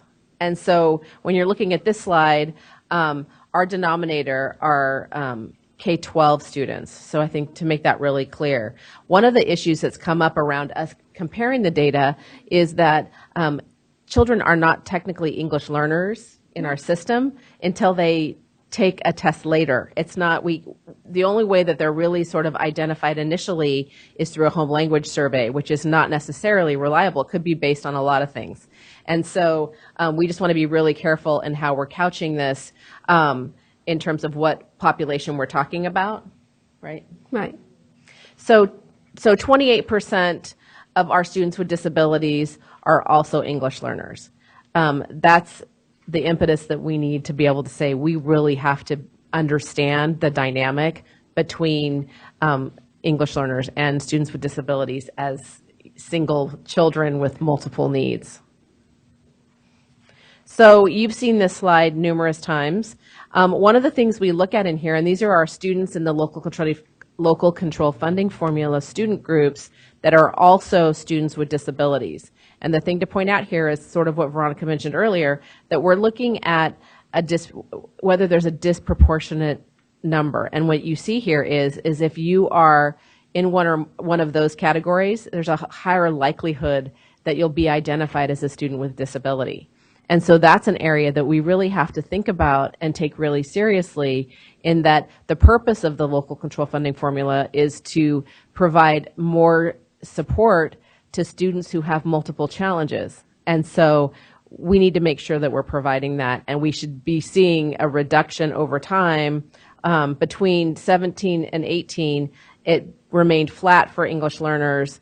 But you'll see in some of the other categories, it actually went up. We would not like to see that going up. We need to see that going down, because what it means is that's sort of the fallback, right? You end up, if you have all these other challenges and you're not making progress, we don't want special ed to be that place where you come after we have failed you. So our students with disabilities by qualifying disability, you'll see this a number of times over the next 2 meetings, because it relates specifically to our statewide data and where we're at, and you'll see some trends over time. But I think it's important to point out that that almost 60% of our students who are identified for speech and language or specific learning disability. And those things also, as you can imagine, when you're talking about a learning disability like dyslexia, and then you're adding a language component, those things, and I know probably from a school psychologist perspective, you're really trying to tease those out. Again, some of the things that we cover in the manual. And I think for speech and language impairment, it's important to note that, especially for English learners, as they're learning 2 languages in the home. And I was here for the previous presentation. So speaking as a parent, I'm actually a parent of 2 as well. And one of my child, I taught him in Spanish. So of course, then when he started learning English, he had a difficult time with being able to speak as fast as he was thinking. So he stuttered a lot. And so he needed speech therapy. And I think as parents, even educated parents, I was a teacher at that time, learning the system of knowing that he could get speech therapy at 3 years old from the school system, as well as from the healthcare system. And so that's the type of information we're also trying to disseminate with this guide, that there's other resources available and that it needs to start early. Also, the fact that since we have 2 dual language programs in the state, and we will have more bilingual children, because we do have that as a trajectory to increase the number of bilingual classrooms or dual language classrooms. We've increased from 400 to 700 in just 2 years. And so that's a reality of having dual language students at a young age, and keeping in mind that if speech therapy is what's needed, that they receive those services early, at an early age, and that they also exit if that's what's called for. And I think sometimes children are receiving services and they are then determined to receive them all the way to 12th grade, precluding them from receiving other types of services that may be advantageous to them. Because they could be having a stuttering problem, but still be gifted and talented. And that was the case of my son. And I think that we don't do that cross examination to be able to see that one doesn't prevent the other. So we're really looking at achieving equity for our students, and we know that there'll be some students who need more things than another, and this is, I think you guys are all aware of this slide, and I know that this is in your hearts as well.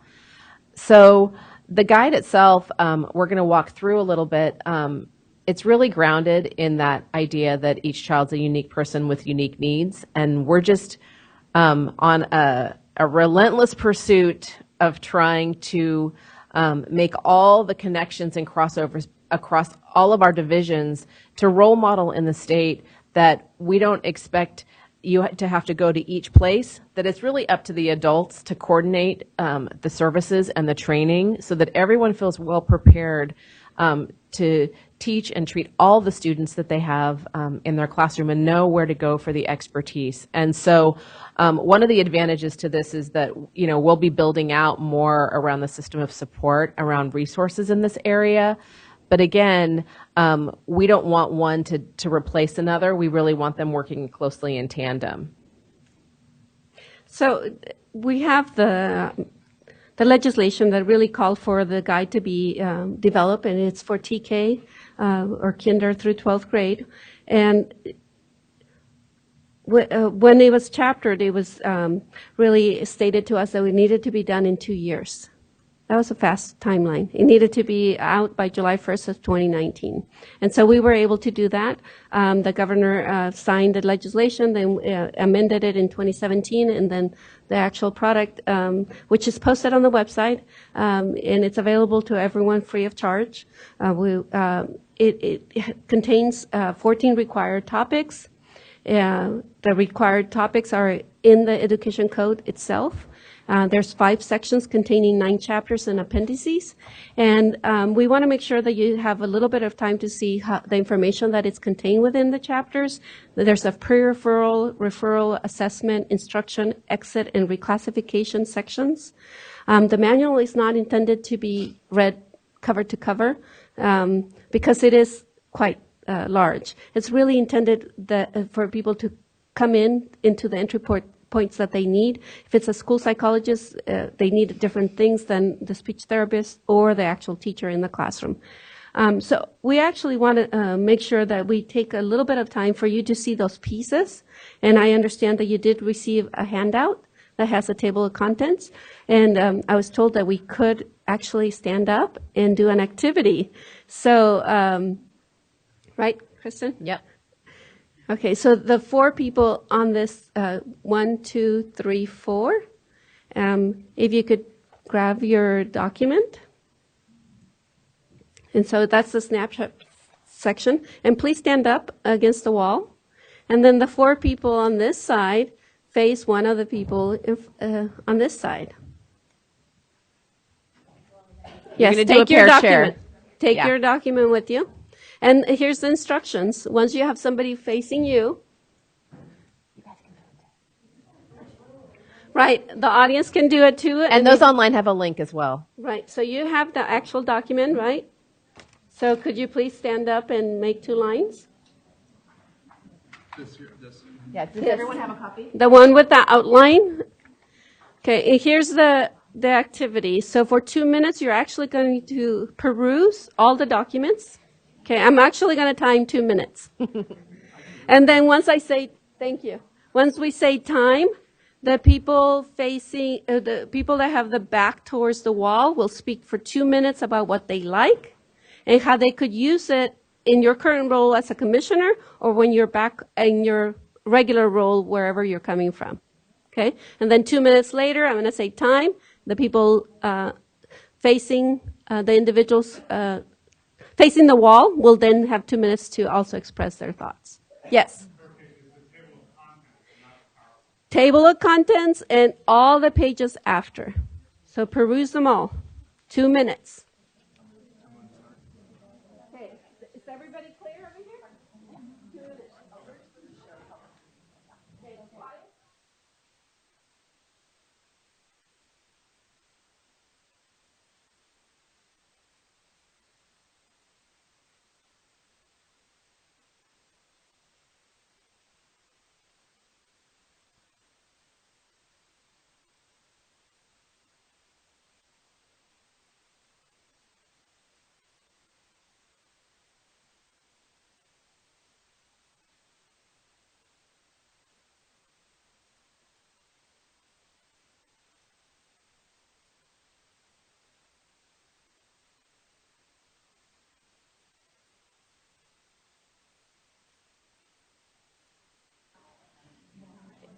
Okay, commissioners, if everyone could take their seats, thank you for sharing. We'll ask you to share out in a minute. If everyone could take their seats. Everyone's having such a good time talking about the manual. That's very exciting.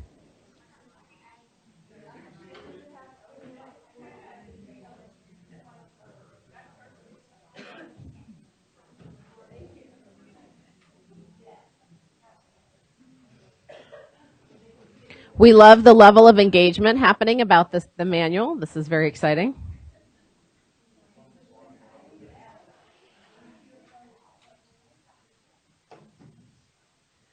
So would one commissioner or 2 like to share what they liked and how they see, how you see it being used or you using it? Summer, Commissioners Harding? This page is great. This is going to go in my plastic protective sheet cover in my notebook on my desk. So The decision-making process? yes, this is just so helpful. I really appreciate. I'm sorry. Really appreciated how you said, multiple entry points. Thinking of the rural community that I work in, some of the smaller LEAs don't have large English language learner populations, and so being able to just refer to the piece that they need rather than, digesting it all each time is very helpful. Commissioner Tupel? As you know, this is some conversations we've had before, so I really do enjoy this, but this was great, just because the scenario was very practical and very related to what we do every day out there. And just looking at this, it just discusses the fact that parents go in there saying EO sometimes, or not even say English only, sorry, and not really realizing, if a student doesn't speak, that's never come up, or even just nobody asked that question, what is the primary language of the student? So I think that's great that the scenario's in here. And also, as Summer brought up, all the different alternative ways of helping the student do the LPAC was interesting as well when we were having that discussion. And I learned something new today, which, I've been always told that ELL special ed teachers do not do the English language learner classes, the English language development classes. That's why students who have second language issues will not have those classes. And some of the schools, of course, obviously, because it doesn't fit into the matrix. But I guess a special ed teacher is able to go ahead and teach those or, implement them within the classroom. So that was something new for me. Ivania? I really liked page 18 because it was helping me understand the scope and sequence of how to identify and classify English learners. And I wanted to read on to 19, but it wasn't there, but I really liked it. And I also like the flow chart, Appendix 3.5, and it immediately came to my mind that this could be used in a student's SST, where they could look at the flow chart and kind of go through the process of identifying that student and what supports that they needed. So, Sarah? I appreciate all the MTSS that's embedded throughout this. It's something that I think general educators can understand quite easily. We talk about it with all kids. We talk about what Tier 1, Tier 2, Tier 3 looks like. And I think it's so helpful to have those ideas that people can look at and then jump off from and go, oh, okay, I get it. I get what that is now. Now I can think of maybe some other things. So I think it's a great resource, and I appreciate kind of letting us take a little bit of a dive into it, because I think otherwise it is something that you go, oh, well, this doesn't really impact me. But I think there's many uses for it. April?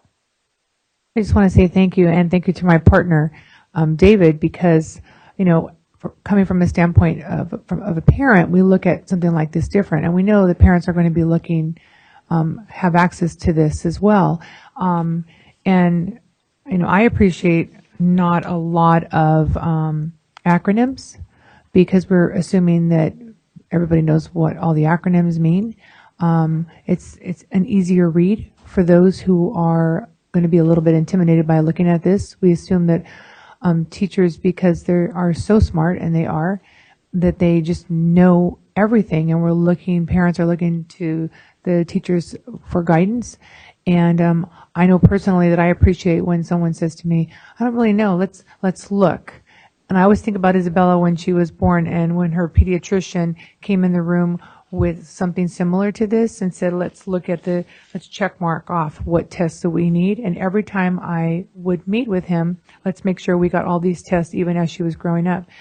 He's the medical doctor, and he looked for something that had a checklist with the graph. And I look at graphs, they're easier for me, flowcharts, than to read.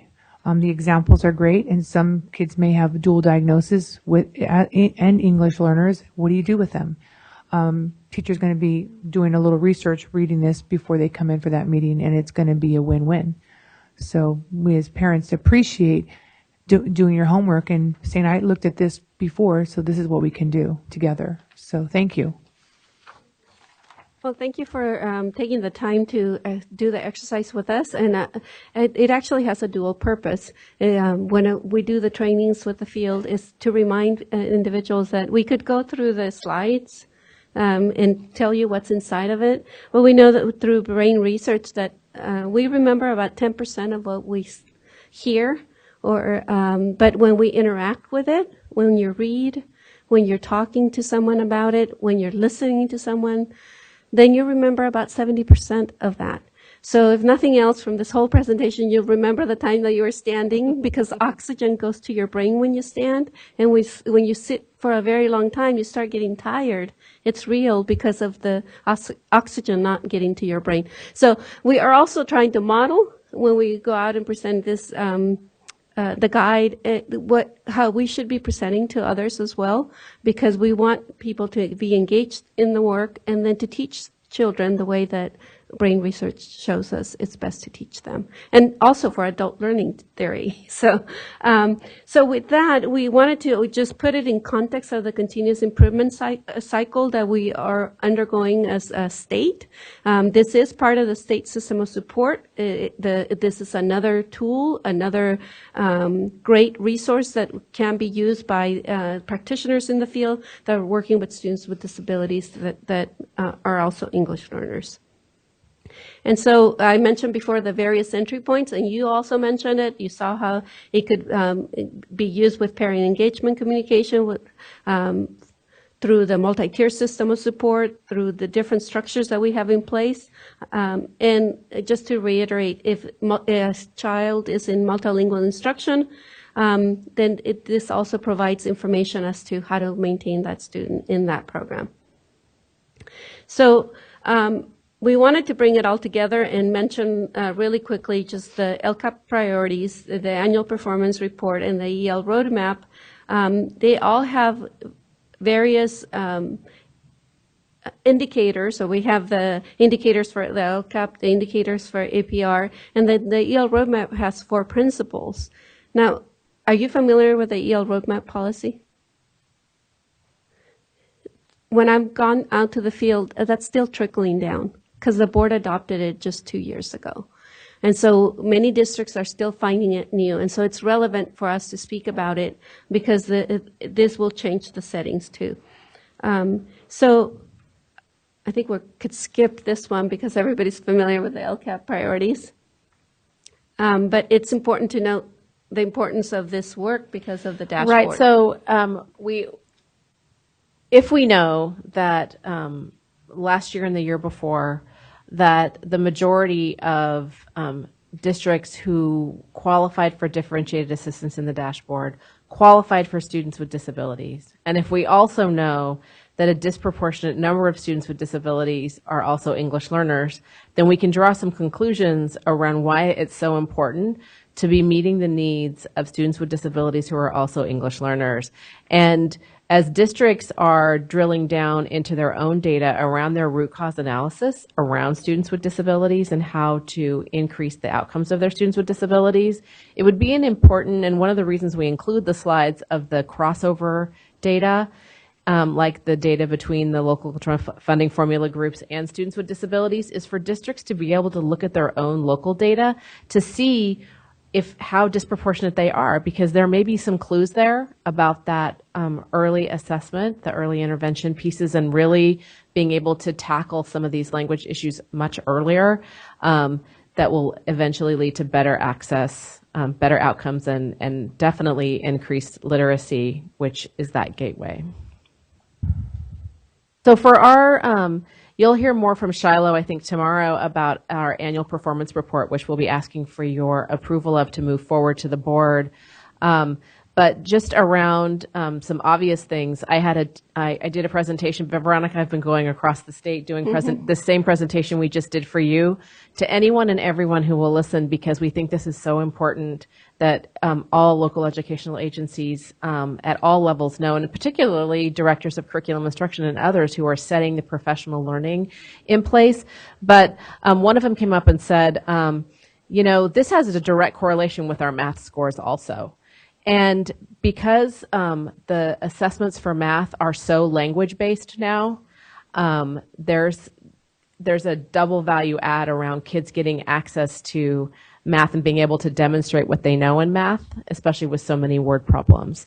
So we continue to measure our ELA and math. Again, Shiloh will go through where we are now, but there's so many critical touch points around this and correlations to make.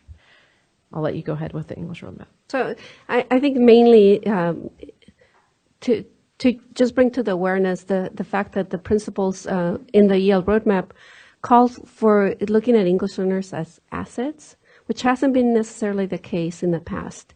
It's sometimes English learners have been looked to as more of a, we need to remediate them or we need to fix them. When the board acted on the policy, that was the key point of looking at English learners as assets. And having been a former English learner, it's really a joy to see that that policy has changed. And I know board member Felisa Ortiz had tears of joy when that policy was adopted, because it's really changing the paradigm of how we look at English learners, that they could actually be engaged in intellectual quality of instruction, that they don't need to be held back because they're learning English, and that we have to create a system of conditions that really provides that opportunity for them, and whether or not they have disabilities. So it's really looking at alignment and articulation from 0 to high school and beyond to make sure that they complete college. So that's the principles in a nutshell. And it's really looking at the fact that we all have the same intent in mind, whether we're looking at the APR or the LCAP or the principles, is really making sure that every child achieves their potential. And it's part of the larger narrative around just honoring the diversity of California in general, including both children with disabilities, children who are English learners, and children who are many things, not just one particular thing. So this will make you dizzy. This is the three-way crosswalk, but this sort of for those who really want to get into, at a district level, the articulation of where those crossovers come when people are developing their LCAPs, there are ways to leverage all the different plans and indicators together. One day, the dream is that we have one plan. But in the meantime, we will have crosswalks to the plans, which is a start. And so we've heard that folks have found this useful, and this is included in the information that you have as well. So as you know, our California system of support, the goal really is to meet the needs of each and every student. And so this is a real California all hands on deck approach. We've enjoyed in special education, as have the English learner folks, places as key partners in the development of this work and as key players in this work. So not an afterthought, but really part of the build of the state system of support. And so as part of that, as you know, because you've heard from Carla Estrada and others who've come to present to you, our system of support is grounded in the idea that that we all are supporting each other, but really it's grounded in regionalized support, that we want to bring the supports as close to the students as possible. So you'll see on this slide that there's a high leverage in the county offices of education, and then there's geographic and SELPA leads that are supporting them. Now, I just want to point out, around the SELPA leads, and you guys have had presentations from them about the work they're doing. They're doing some incredible work around developing resources and getting information out to try to make those connections between the local control accountability process and the planning around that, and where it intersects with the work around increasing outcomes for students with disabilities. And like we saw on the differentiated assistance slide, it's the same conversation. We're talking about how do we leverage our most challenged learners who currently are students with disabilities. But when you add those other confounding features to it, whether it be one of the other local control funding formula categories or race and ethnicity, you find that even the achievement gap gets greater. So that's even more impetus for working together. And so these system of support leads and the SELPA content leads, and you guys can look more into those, but we've talked about them before. They're around autism, evidence-based practices, assistive technology and universal design for learning, disproportionality, and English learner and students with disabilities support. We'll just talk for a minute about the English language learner and student support from the SELPA leads and their job, and so all the SELPA leads' job is to support other SELPAs first and foremost in building capacity in the state to make sure that across the state everyone has the information and knowledge that they need in order to support districts and schools. And so an individual LEA isn't going to go to the EL SELPA lead themselves. The EL SELPA lead is going to talk to the SELPA director from that region because we don't want it to be one-offs over and over again. We want everyone to have that knowledge and capacity to be able to support their LEAs in their SELPA regions. But with that, all the SELPA leads are developing resources at all the tiers. So what will be available to everyone are all the tier 1 resources that they're developing. And the SELPA leads have developed an sort of an indicator guide for the federal indicators that we'll reference tomorrow that are an incredible way for parents to understand the indicators because they're really broken down. So we're really excited about SELPA's role, about the special education connection to the system of support, and the English learner special ed connection grounded in some of the work that the SELPA lead is doing, in particular in Imperial County. And I would recommend at some point that you guys have the SELPA leads individually come and tell you what they're doing, because they're all doing some incredible things and developing resources, especially over this next year, that you'll want to see and share. And so I know we're about out of time. Yep, and I don't know if you want to say anything else, Veronica, but thank you for taking this time to listen and engage on this. I hope you'll be bringing this information back as those will online. And we're here to answer any questions we have, both have staff, and we'll be hiring another English learner special ed, a person who's designated to be the liaison in the next few months. So we'll make sure to introduce that person to you as well. Yes, thank you for having me here today. I realize this is the first time in my 5 years as division director presenting to this curriculum or committee, and that shouldn't be. And so I'm really thankful for the invitation to come here. And I think as a department, we're doing a lot more cross division work, cross-branch work, and we're trying to model what the local agencies also need to be doing because there's strength in having the expertise from various areas. An English learner is not just an English learner. An English learner has many needs. And I actually have been in almost every division in this department, but not special education. Well, thank you so much. It's been a long time since I've been a teacher in a classroom now, but I remember thinking about these issues way back when.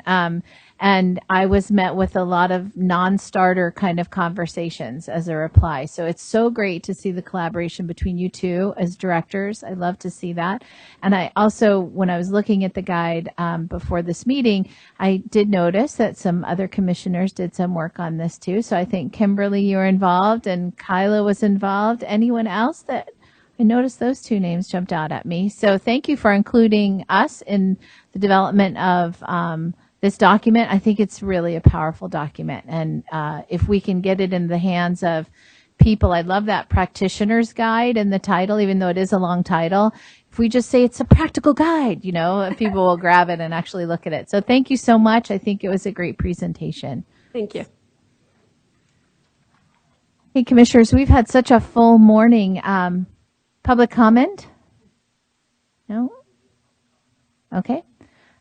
Matt, did you have any suggestions for us since we're running long? Or I do have a suggestion. I was just about to text you. I was thinking we could do this presentation, since I believe they need to do it in the, in the morning or as soon as possible. And then we could break for lunch and then come back around 2-ish and then move item 9 back to the end of the day. Okay.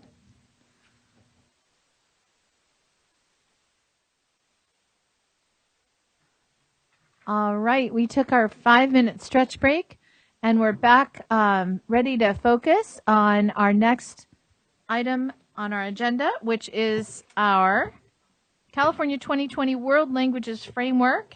And then following that, the Arts Framework update. We're in the 60-day public comment process.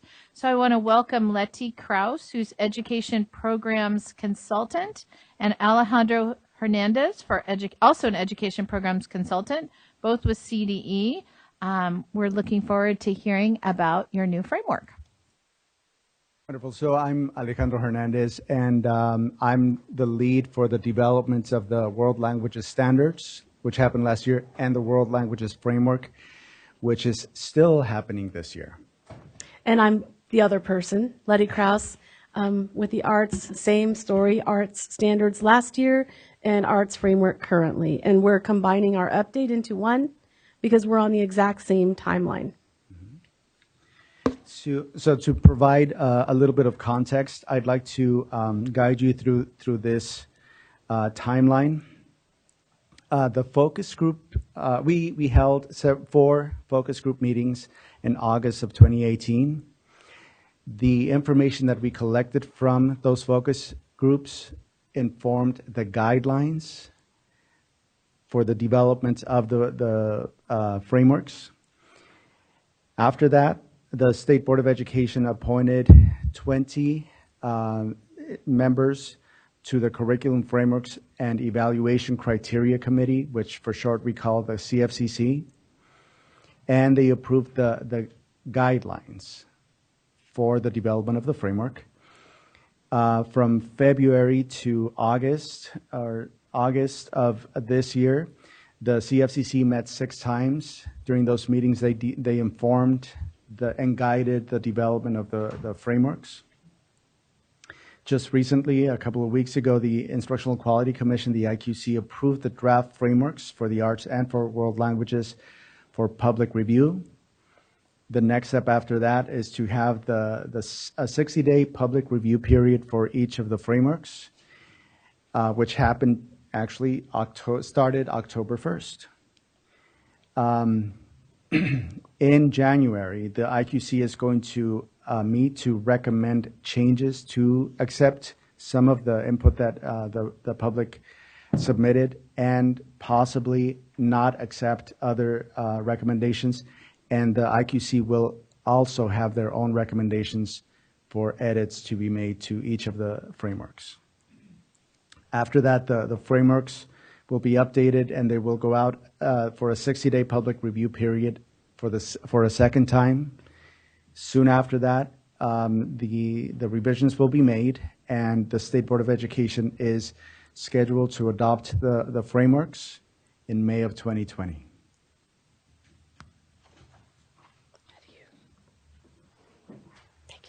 So just a different way to think about it, and a reminder briefly that the standards are what students are learning in the various disciplines, and the framework is the guidance on implementation of that content.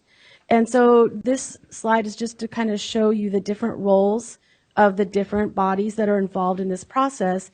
And really our purpose here today is to highlight the role of the public, which we include you and advisory bodies like yourselves as members of the public. And so we just want to remind you of the importance of your role in our process and the wonderful opportunity we have with our upcoming first 60-day public review. And so this is just another way to look at it. And in your materials, we did not give you every slide in our presentation. We tried to just pull the ones that were the most pertinent to what you would want to remember. So you're going to see a couple of slides, and we're going to give you examples for the content that you're seeing on the slide. So I'm just going to go through the slide very quickly. I already mentioned that the chapters for each of the frameworks have already been posted, and they've been made available since October 1st, and they're going to be up and available for the public to provide comment through December 1st. So the next part we're going to go into a little bit, but we're going to encourage you to make comments that are actionable and or affirmative. If you agree with everything that you see, you like it, it would be valuable if the members of this committee stated so through this process. the survey that's available for public comment. Once you see it, there are several fields, and it might feel a little limiting. If you feel that it's too limiting, we do encourage you to, on a separate sheet or document, to provide additional comments. Okay, so you're not limited to the online version of the survey. And one last note, anything you submit will be made available to the public. So I want to talk to you about actionable. So on the previous slide, we said we encourage affirmative feedback and actionable feedback. Actionable meaning, of course, also critical. And so it's not to say we don't want critical feedback, we do, but we want to kind of think about what's actionable. And also sometimes people say, well, I like it, I don't need to bother to comment. Well, then that means that the IQC doesn't have an idea of what people are reacting positively to as well. So this is just an example from the ART standards that I've put up here. And the question here is this actionable feedback. So I'm just going to read you a couple of the sentences and then you can weigh in, is it actionable? I appreciated the aspirations that are listed in the introduction. However, without appropriate funding from the state, I don't see these goals being accomplished. And later this person goes on to say, since there's no standardized test for art education, if you collect any data at all, it is based on self-assessment by the schools. And then finally, they say, currently the only motivating factor for a school to provide arts education is if a parent sues them for a lack of compliance with Ed Code Section 51210. So this was feedback for a standards document on the what students will learn. So the question is it actionable? Could we go into the standards document and address the parents' concerns about funding or other? Right. So whereas this does alert us to displeasure with certain elements of arts education, and it is not an invalid public comment, it does become difficult, though, to address these concerns in that particular document, given its scope. So we just wanted to kind of put that out there for consideration. And I believe you have this document, yellow paper. At the top, it reads sample public comments. So we collected for you a few public comments. These are real. And if you would take a look at the first column titled Sources, do you notice that there are two people from this committee represented here? Okay, so if we look at the comment column, the very first one, so I'm going to read the first entry. Global change. Each time students with disabilities appears in the framework, change to students with visible and non-visible disabilities. So question for you, is this actionable? Yes. Yes, it is. And then this person went on and included an example. Example in chapter 7, page 3, line 45. Notice how specific it is. Change students with disabilities to students with visible and non-visible disabilities. Okay. I'm going to skip to the third one, and it's a list. Notice page number, line number, and then the specific edit. Actionable? Yes. Now let's go to the middle one, the second one. The first thing I noticed was the source. It's two people. And then they submitted this on behalf of the Los Angeles County Office of Education. So this tells me that they collaborated, they worked on the language, and let's take a look at the language. They recommend that this language be added. Additionally, numerous school districts have found this model provides guidance as they revise their district's school wellness policies and regulations to implement wellness throughout school environment and instructional programs for students as well as other programs for students and employees. Good sentence? Yeah, it reinforces, it gives you an idea of what the content was before it, and it just reinforces and states there are benefits to implementing these suggestions. So all of these are strong, actionable suggestions. So we wanted to bring these to your attention as a model, as examples. And then we also know that many of you intersect with other networks. And so you may be spreading this information to other networks. And that's another reason why we wanted to give you such specific examples of how you can impact and your networks can impact these documents for our state. So now what we're going to do is we're going to go through each framework. We just put it on one slide for each framework where we might encourage your attention if you are able to go in and review. Because we know you're busy people and you can't read each huge document and provide quality feedback. So we wanted to highlight, so first starting with the arts is a different framework. It's trying to break a new path and not have a separate chapter for access and equity and provide embedded support for students with disabilities, for English learners, for all students throughout. So we're trying this. It's a first.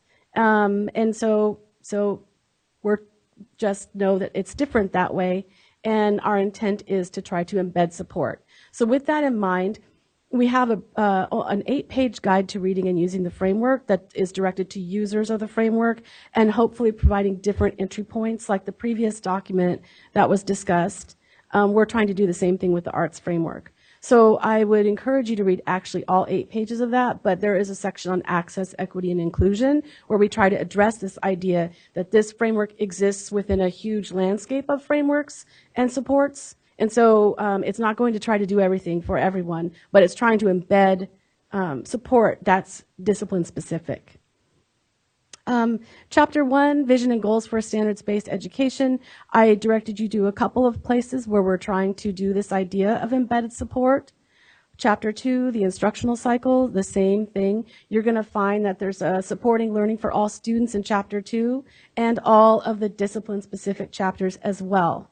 So I would encourage, if you have limited time, to go there. And that's the same idea with chapters 3 through 7, where we have dance, media arts, music, theater, and visual arts. Media arts in particular is a brand new discipline as articulated by standards, and the committee took its own direction with it, and it's very different than the other chapters. So if you only have the energy for one discipline, you might want to look there. That chapter needs a lot of feedback. So the World Languages Framework is a little more conventional in the sense that the committee decided to have a chapter that's dedicated to the discussion of supports for various students and their learning. So that would be... Oh, I got you. Oh, I'm sorry. So that would be Chapter 2, Access and Equity for California World Languages Students. So your input, your review of Chapter 2 would be very valuable in this process. In addition, and I chose the most salient other sections in Chapter 5. In the introduction, pages 2 through 8, there's another discussion of MTSS and other supports. Chapter 6, you'll see there are several figures, and I provided line numbers for each of those. So you will see additional figures. You're welcome to look at those as well. However, I wanted to keep this focus for you. And finally, Chapter 11, there are 2 figures, 11.3 and 11.9, and you can see the line numbers. If you have the time, if you're interested, we welcome additional comments and your review of other sections or other chapters. We wanted to prioritize these sections for you. All right, I just want to remind you though, so we're talking about Word documents that are long and very exciting, especially before lunch. And so I just wanted to remind you of the function in Word of the navigation pane, where you can, if you turn on that function, you can see on the side the structure of the entire chapter. So I would say that, yes, we are saying go straight to this section perhaps, but I think if it's valuable to have the navigation pane on so you can see the context and what else is in that chapter surrounding what we're asking you to look at. The other thing is that we do have templates if you want to provide line-by-line feedback. If you just email him or myself, depending on what you're looking at, we can give you a template to use to provide your feedback. And that's it for me. So we wanted to provide you these links. If you want to follow the development of each of these frameworks, you can go to the web pages for each of the frameworks. To provide public comment, that's the email address that you can use to submit your public comment.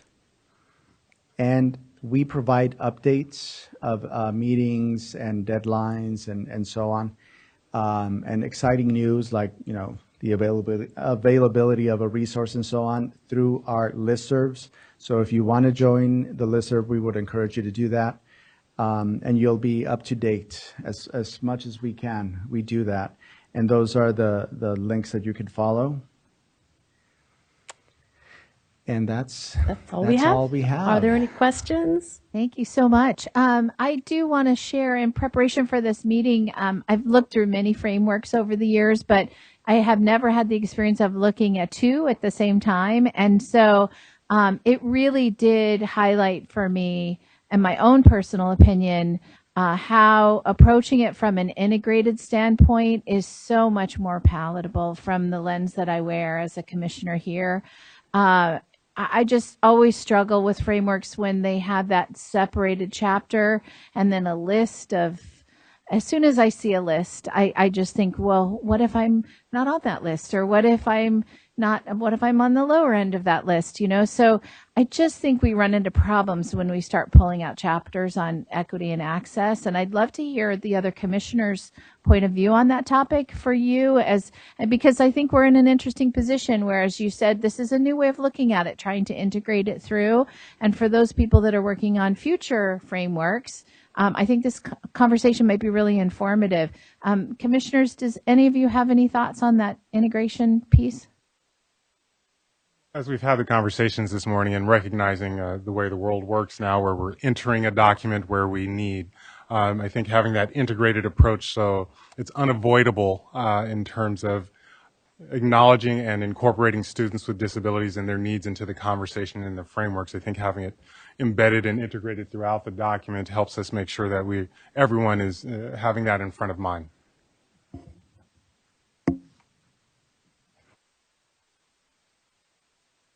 So as a teacher in the classroom for many years, I appreciated them, but I think that if we're going to really talk about equity and access, it starts with the classroom teacher really having a clear understanding of what is being asked. And so I think that goes to the longer comment that you brought up in the beginning. I think she's just probably a classroom teacher's just, you know, kind of spilling her frustrations with everything.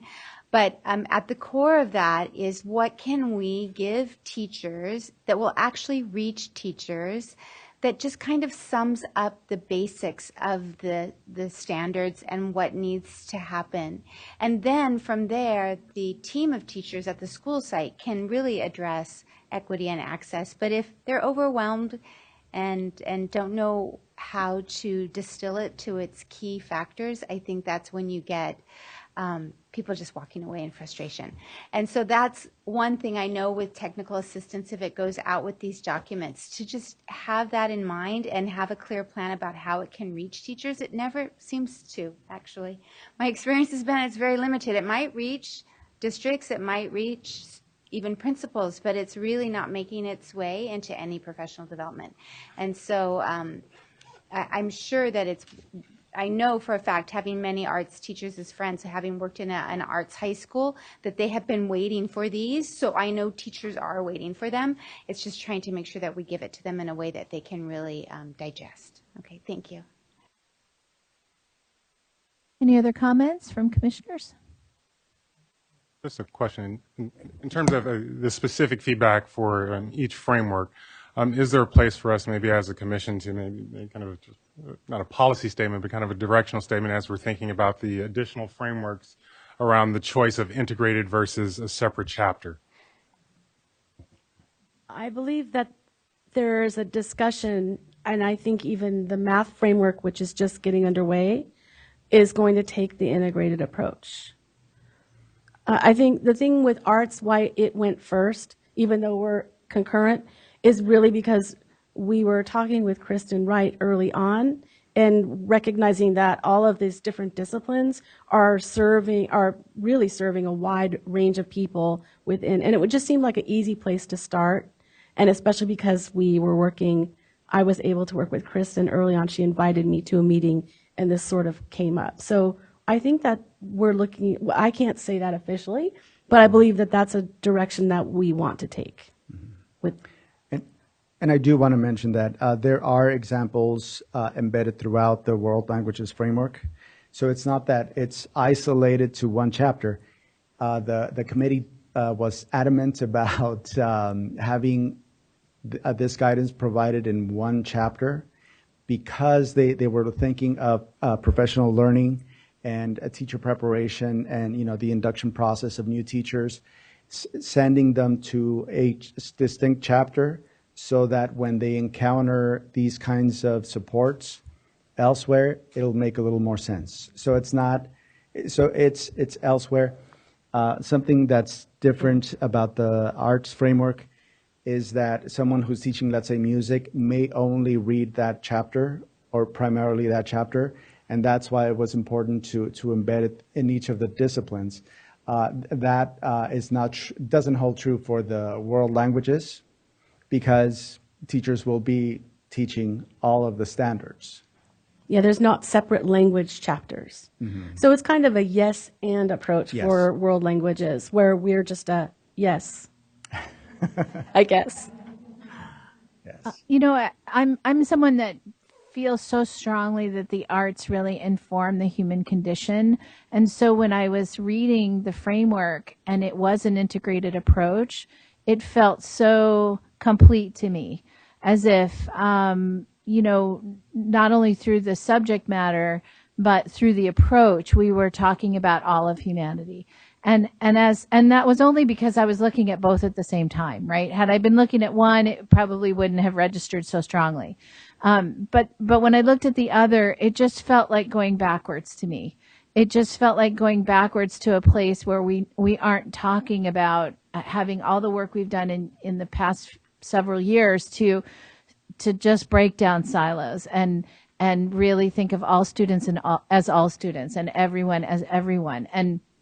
And so I do think, maybe it is a yes and answer, because I see your point that the teacher that picks it up might just want to look at a chapter. But maybe if you're going to go in that direction, it could be with a huge introduction saying really our focus is that this is integrated all throughout. But if you have just a short amount of time and you're having to answer a question about a particular student, maybe you can reference this chapter. But it feels like we need to go back to the place of where we're making a broad announcement that all students are all students, world languages, math, English, whatever it might be. I don't know if we're at the place where anyone might feel as I do, where we should make a motion to make a recommendation that maybe frameworks strongly consider taking the integrated approach, or I don't know, you let me know how you're all feeling.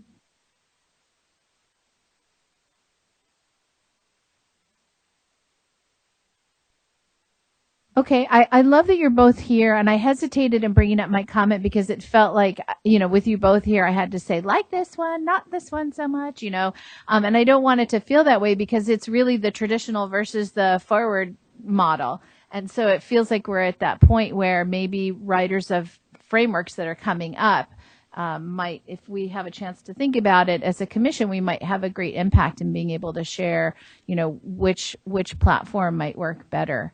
But I really thank you both for presenting the frameworks today, and I'm excited to hear about how we're going to be teaching these standards.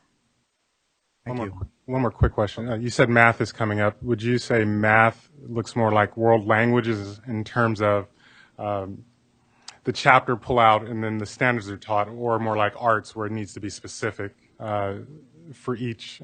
And I'm not well versed in the curriculum, but which side of the ledger would math fall on? Math just finished focus groups. Okay. So they're developing guidelines right now. So the guidelines will be what's the document that says a separate chapter. That's under development right now.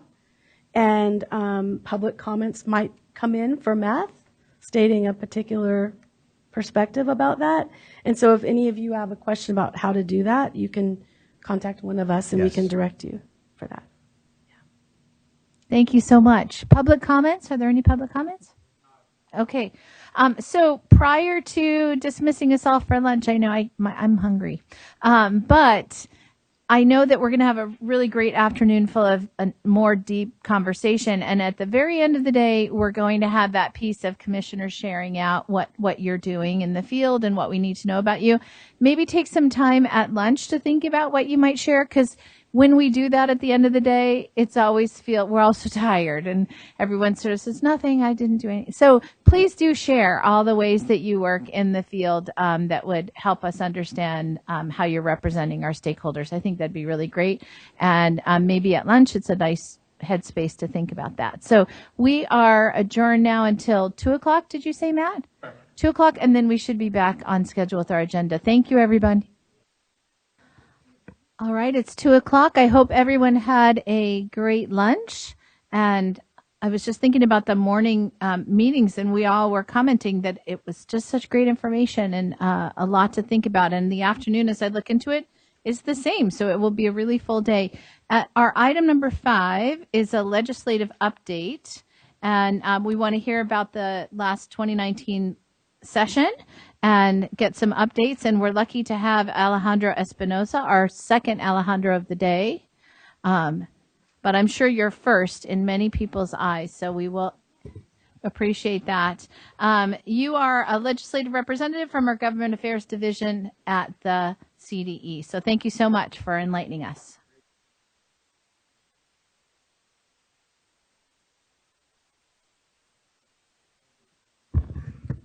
Hi, good afternoon. My name is Alejandro Espinosa, Senior Legislative Representative for Government Affairs here at the Department of Education.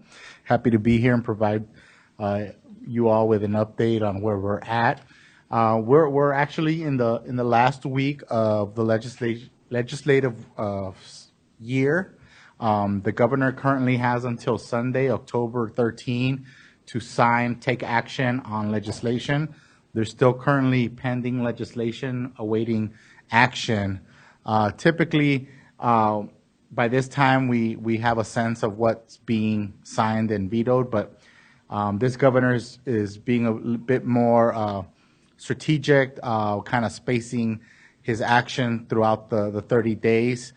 So we do anticipate some final action within the last few days, maybe even up to Sunday as to which bills end up getting signed or vetoed. What Matt's passing around is a list of 2 documents. One is the superintendent's list of sponsored bills for 2019. The other list is a list I generated for you all to show the special education related bills that we were tracking this year. I will apologize. I did see there was one missing, and so I could get Matt that info for you guys. With regards to most of the special ed legislation, it looks like he's already taken action from what you can see in the document. There are quite a number of bills that have been chaptered. There's also quite a lot that are 2-year bills, which is not uncommon for the first year of a 2-year session. What we saw this year, a new administration, not just here at the Department of Education, but new governor, and with that, I think a lot of legislative members, Assembly and Senate, this was their year to reintroduce a lot of bills that they've introduced under Jerry Brown and did not have much success, and so we saw a lot of repetition this year. Trying their luck with the new governor. Some saw some success. Others were still pending to see what position the governor takes with regards to these proposals. But this governor's been proven to show that he's ambitious. He has big ideas. He's definitely it's a change of pace from Jerry Brown. And so we're waiting to, we're still seeing what his administration has in store for next year in education. Education is a big topic for him. Special education, what I've seen from some of the requests from advocacy groups is that special education continues to be a priority for the Ed Coalition and a lot of advocacy groups. And so I'm available for any specific questions, or if you guys need some more information, happy to provide it to Matt. So with that, leave it up to you guys.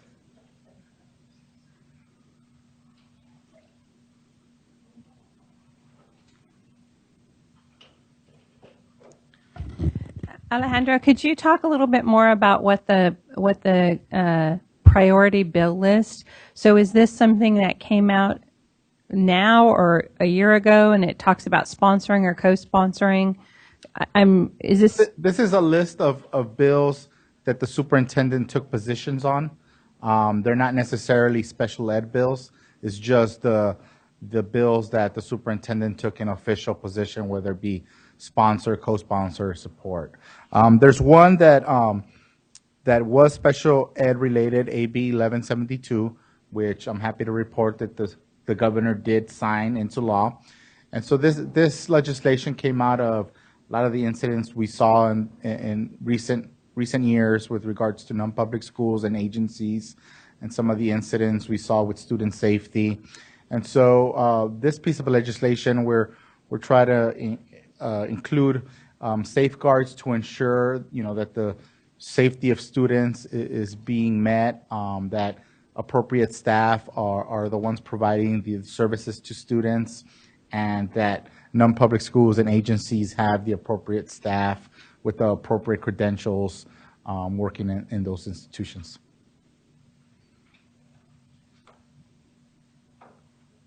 Yes. As we're going into the next session, is there any sense of the priorities of the superintendent or the department around areas of interest or potential needs for legislation?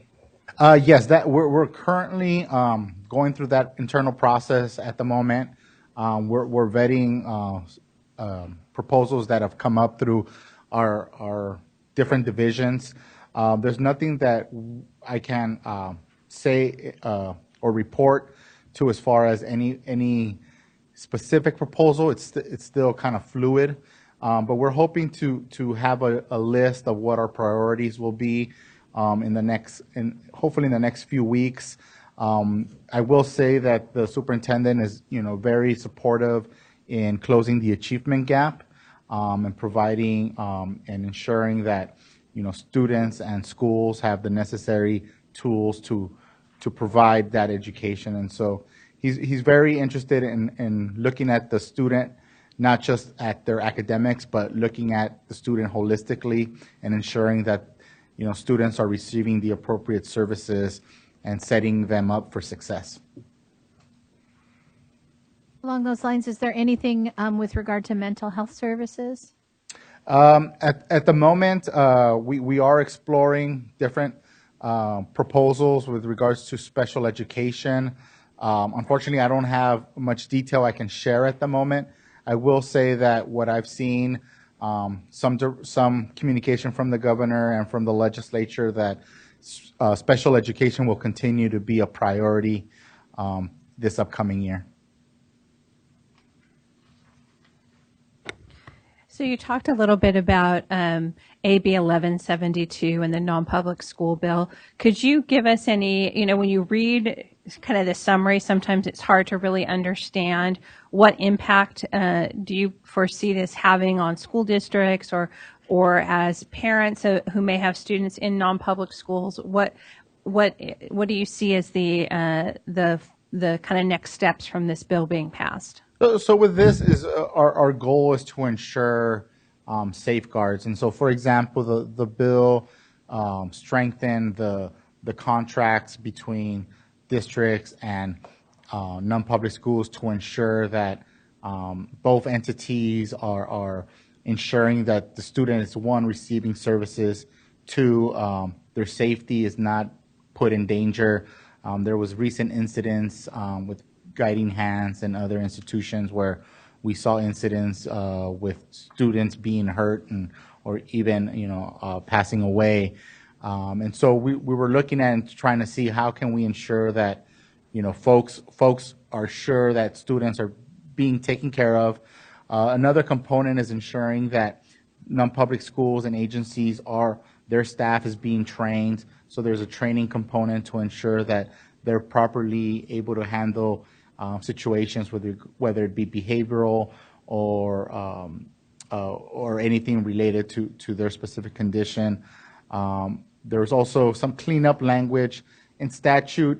Non-public agencies and non-public schools tend to be kind of referred as the same, and so we were trying to distinguish between them because a lot of non-public agencies tend to be smaller in scale, serve less students, whereas non-public schools kind of have a larger role. And so we were trying to clean up some of that language to differentiate between the two entities.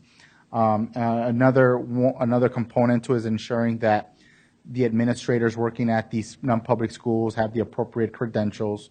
That was part of things that we were finding in our reviews, that not all public schools had the appropriate credentialing, and so we want to ensure that the qualified people are there.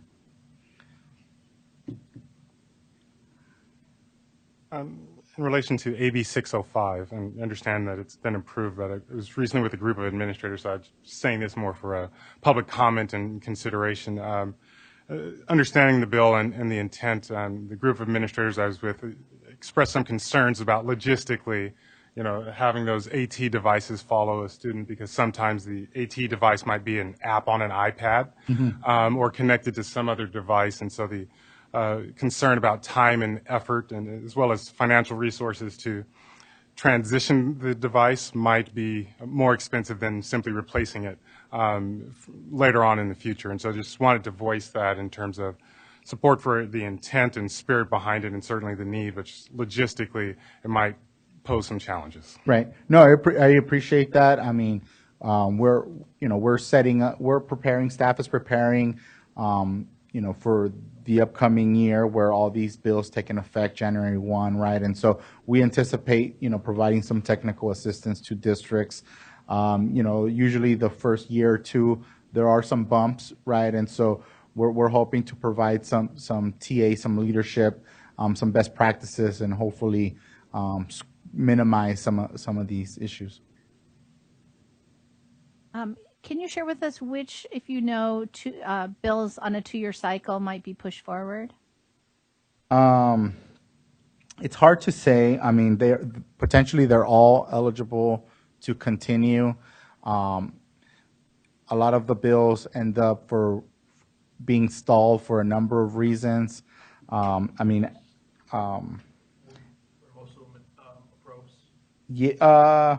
A lot of them were approved. For example, 1196, that one is eligible. It was parked, and so even if they got stuck in suspense, there's nothing to say that it couldn't be brought back under a new bill number, which we've seen in the past. It's hard to anticipate. Like I said, a lot of the bills this year were repetitions of bills that the former administration had vetoed. And so we saw a lot of those kind of repetitive ideas. So not sure, depending on how this governor reacts to some of these bills, whether they'll continue kind of repeating those bills or kind of move on to other issues. Alejandro, can you explain to them what the suspense file is? Sure. So the suspense file is so after the bill passes policy committee, then each bill that has some sort of fiscal impact, whether indirect to school districts or directly to CDE, are heard in appropriations committee. All bills are held in appropriations. There's one, and it's called a suspense. Basically, there's a giant list of all the bills that have costs. The legislature makes a decision of which bills end up moving forward. And so it typically occurs in late May, the first round, where the legislature basically votes out a number of bills while the other ones technically get stuck in suspense. So they kind of stay in limbo while the rest of the bills move on. And it's done politically. It's done looking at the costs. Usually it's done by both houses, so it's leadership in the Assembly and leadership in the Senate that decide ultimately what legislation ends up moving on.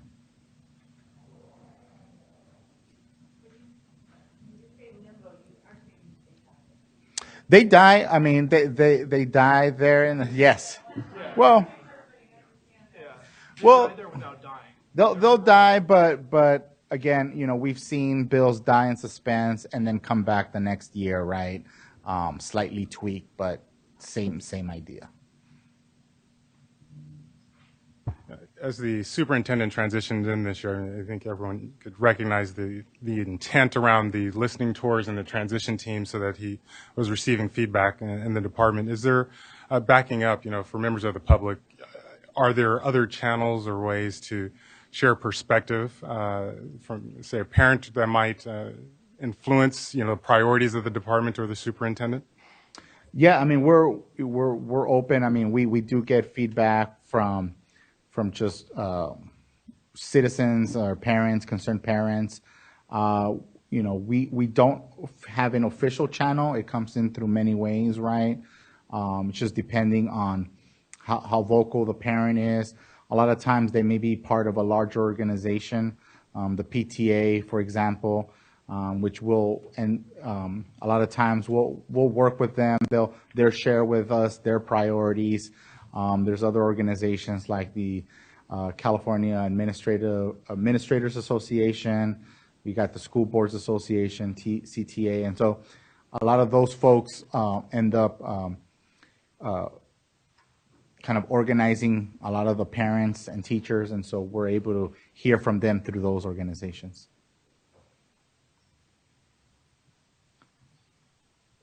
Any other comments or questions? Okay, I think that was a good update. Thank you, for bringing this information to us. It was very helpful. Thank you so much. No problem. Thank you. Oh, public comment? No, I was just going to say, Alejandro and I already spoke about this, but you know, talking about February, we're hoping to have Alejandro back to talk about the legislative process, you know, and kind of give an overview of how a bill becomes a law, the old schoolhouse rocks, with maybe some more, you know, specifics like you talked about with the suspense file, because if you've never been through a legislative cycle, you really just have no clue until, you know, you do it. So that'd be great. Yeah, no problem. And yeah, I'll be able to kind of give an update on which bills ended up getting signed between now and then, because like I said, the governor has until Sunday to take action. And we'll also know by February if there's some 2-year bills that are planning to move, or if there's some priorities being articulated with regards to special ed. So we should get a better sense of what the legislature has in store for 2020. Oh, and by then the governor's proposal will be out as well, as it comes out Jan 10. Thank you. Looked like, Matt, you had something. Okay, we're good. Thank you so much for coming and visiting us today. Valia Hernandez from my division, who you all already know, is going to come sit in Kristen's seat and be her proxy for a little while. Come on up. So we have, I think we're time for item 6, right, Matt? We are. General public comment. Up. And for those in the audience who are planning on also, you know, doing voices from the field, you can do that during general public comment today or general public comment tomorrow. So you have 2 options for that. So, and it's a 3-minute period of time. So first we have Susan Costin of the Special Education Local Plan Area Association. She is the chair.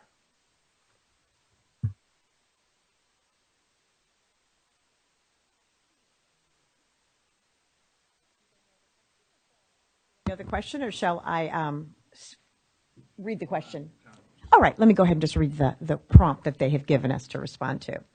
So with the 2019-2020 school year having started, what would your organization like the Advisory Commission on Special Ed to know regarding your organization's current priorities?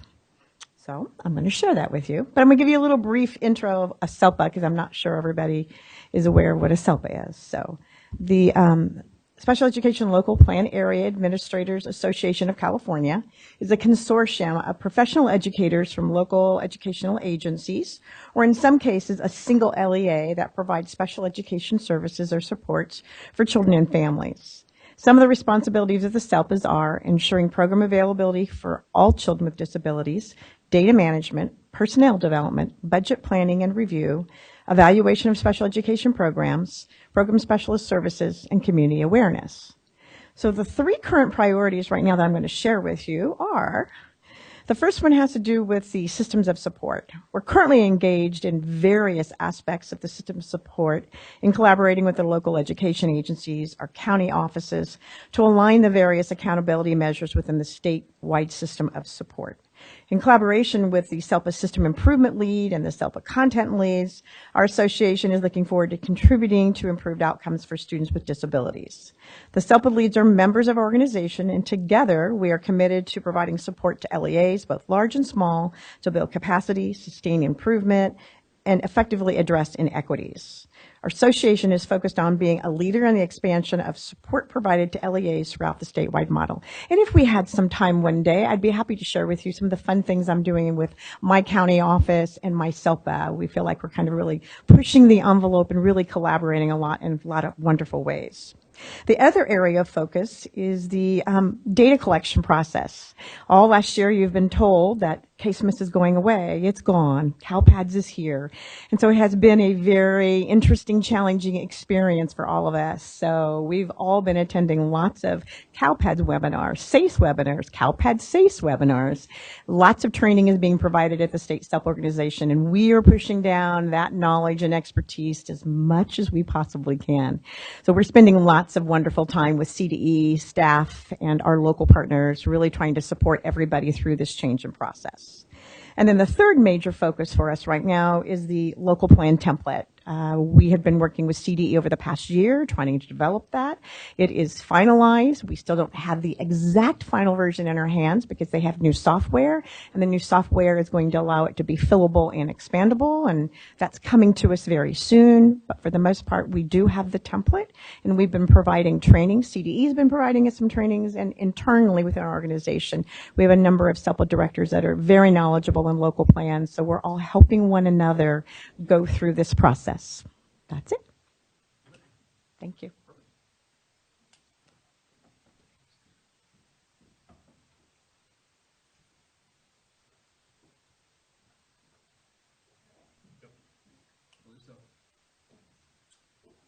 Well, we are way ahead of schedule now. I think we should move item 9 up to right now. Do you agree, Matt? All right. I think so too. So, commissioners, I know I, for one, am really interested in the things that you do outside of here that can help inform us about who you are and the work that you do and how you represent ACSE. I know that I've asked in conversations with a couple of commissioners to show some leadership positions and reach out to different people in the field and then report back to us. So I'm hopeful that maybe your group has met or you have some things to share. Maybe I'll just, if you don't have anything, we'll say pass, but we'll just go around and see what kinds of things we've been up to. Janine, do you want to start off? Sure. So the first thing was that you asked me to go ahead and sit in the conference call for the chronic illness verification form. So I did join the meeting. So one of the things is I think that this commission had questions about just because it just seemed very open-ended, and we wanted to know more definitions of what chronic illness and medically fragile, just to distinguish between those two. So I think the committee who, when we met, we did discuss that because they were using it interchangeably. However, it seems like they meant just chronic illness just because of the accountability, what that dashboard looks like. So I think that's what the whole goal was. But we did go deeper into it, and we did try to clarify some of those, and we did take the different definitions of what Nurses Association has and the different groups of like physical therapists and just what the Ed Code says in itself.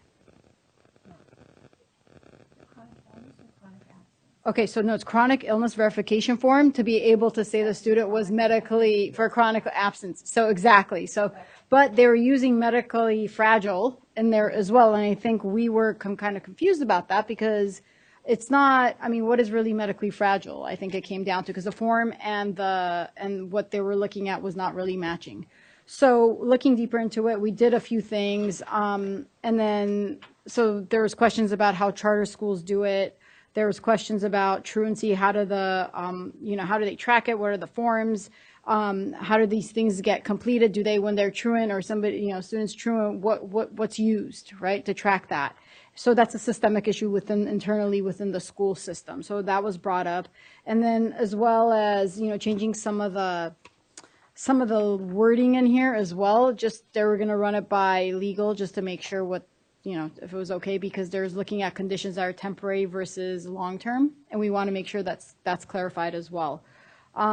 Again, this was back in August, so I don't know if anything's been done since then, but there were just a few questions, and I think we also discussed some things about like a rubric, because there should be some accountability also when the student comes back, or who's in charge of checking to see those students, let's say the non-public schools, right? When we send them there, who's going to check and see if the student's attending, and who's accountable for that as well.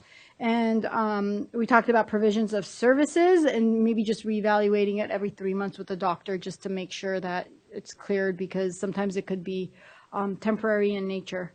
I think that's pretty much it. For those of you that were at the meeting when Cindy Kazanis in the Accountability Division reported out what I think she thought was just a really helpful and handy solution, and we all, including myself, sort of reacted strongly to it. I really appreciate the continued conversation, and then inviting Janine also to participate on a lengthy phone conference, which is never easy to stay attending to when you're on the phone and everyone else is in person. So thank you very much for committing to that. And thank you for them to continue the conversation, because those of us at a school site know that the devil is in the details. And so what is good intentions can sometimes translate into something that can be really problematic and unintended consequences. So thank you for that update. And Matt, maybe we can check in on that and see where they're at from the August conversation. We'll report out on February. Kimberly, anything in between? Oh, no, you're coughing now? Carry on.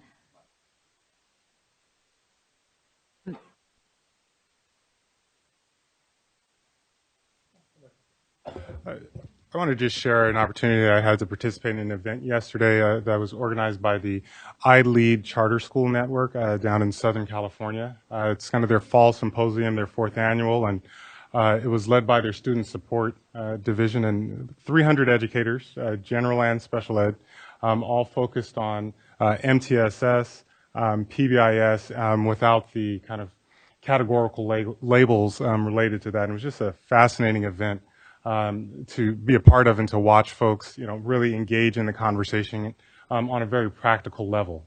One of the sessions I was able to hear, Juliet, and I'm going to butcher the last name, Anyan Wu, talked about her experience as a college professor and students who enroll in college and have committed to resources to be there, but not necessarily having the advocacy skills and how that impacts them. And so that transition from K-12 and having protections in place, and while they're also in place at higher ed, the different skill set that's required of students to be self-advocates early in the process rather than after midterms, so that they're not wasting those resources and improving, a likelihood of a positive, outcome from their college experience. So I just wanted to share that. A very positive and inspiring event.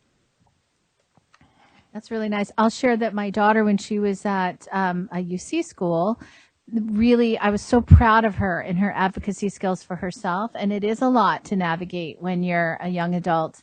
And, I would be coaching her on the phone, but she had to go in and deliver the message. And it can make, especially in a quarter system, it can make the world of difference if you can get those accommodations that help make you successful. So that's great.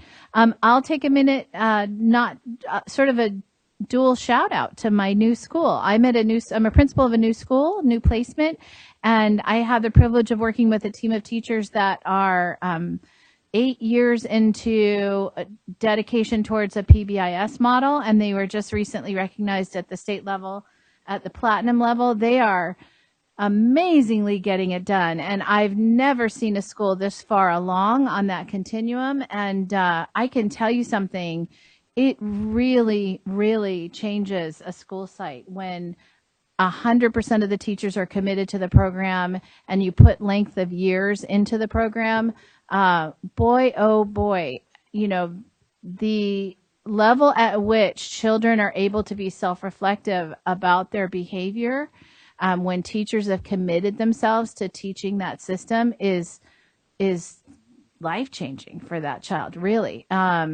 And really a beautiful thing to see. So I'm just going to give a shout out to my school and my team of teachers to say well done and congratulations on that PBIS platinum recognition, and encourage everybody that's embarking on the process to say, if you really commit and you spend some years at it, it dramatically changes the school site for the better.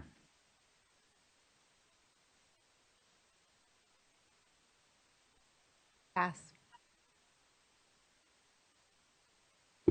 Well, I've had the pleasure of participating in the California Commission on Teacher Credentialing Special Education Cal TPA focus group. That was a lot in one sentence. They are having focus groups across the state. I participated in 2. The purpose of the focus group is to kind of unpack the current Cal TPA that teachers have to take and come up with some suggestions and or recommendations for how the Cal TPA may look like for education specialists, for teachers who are pursuing their special education credentials. So I had a chance to sit around the table with a lot of professionals in the field regarding special education.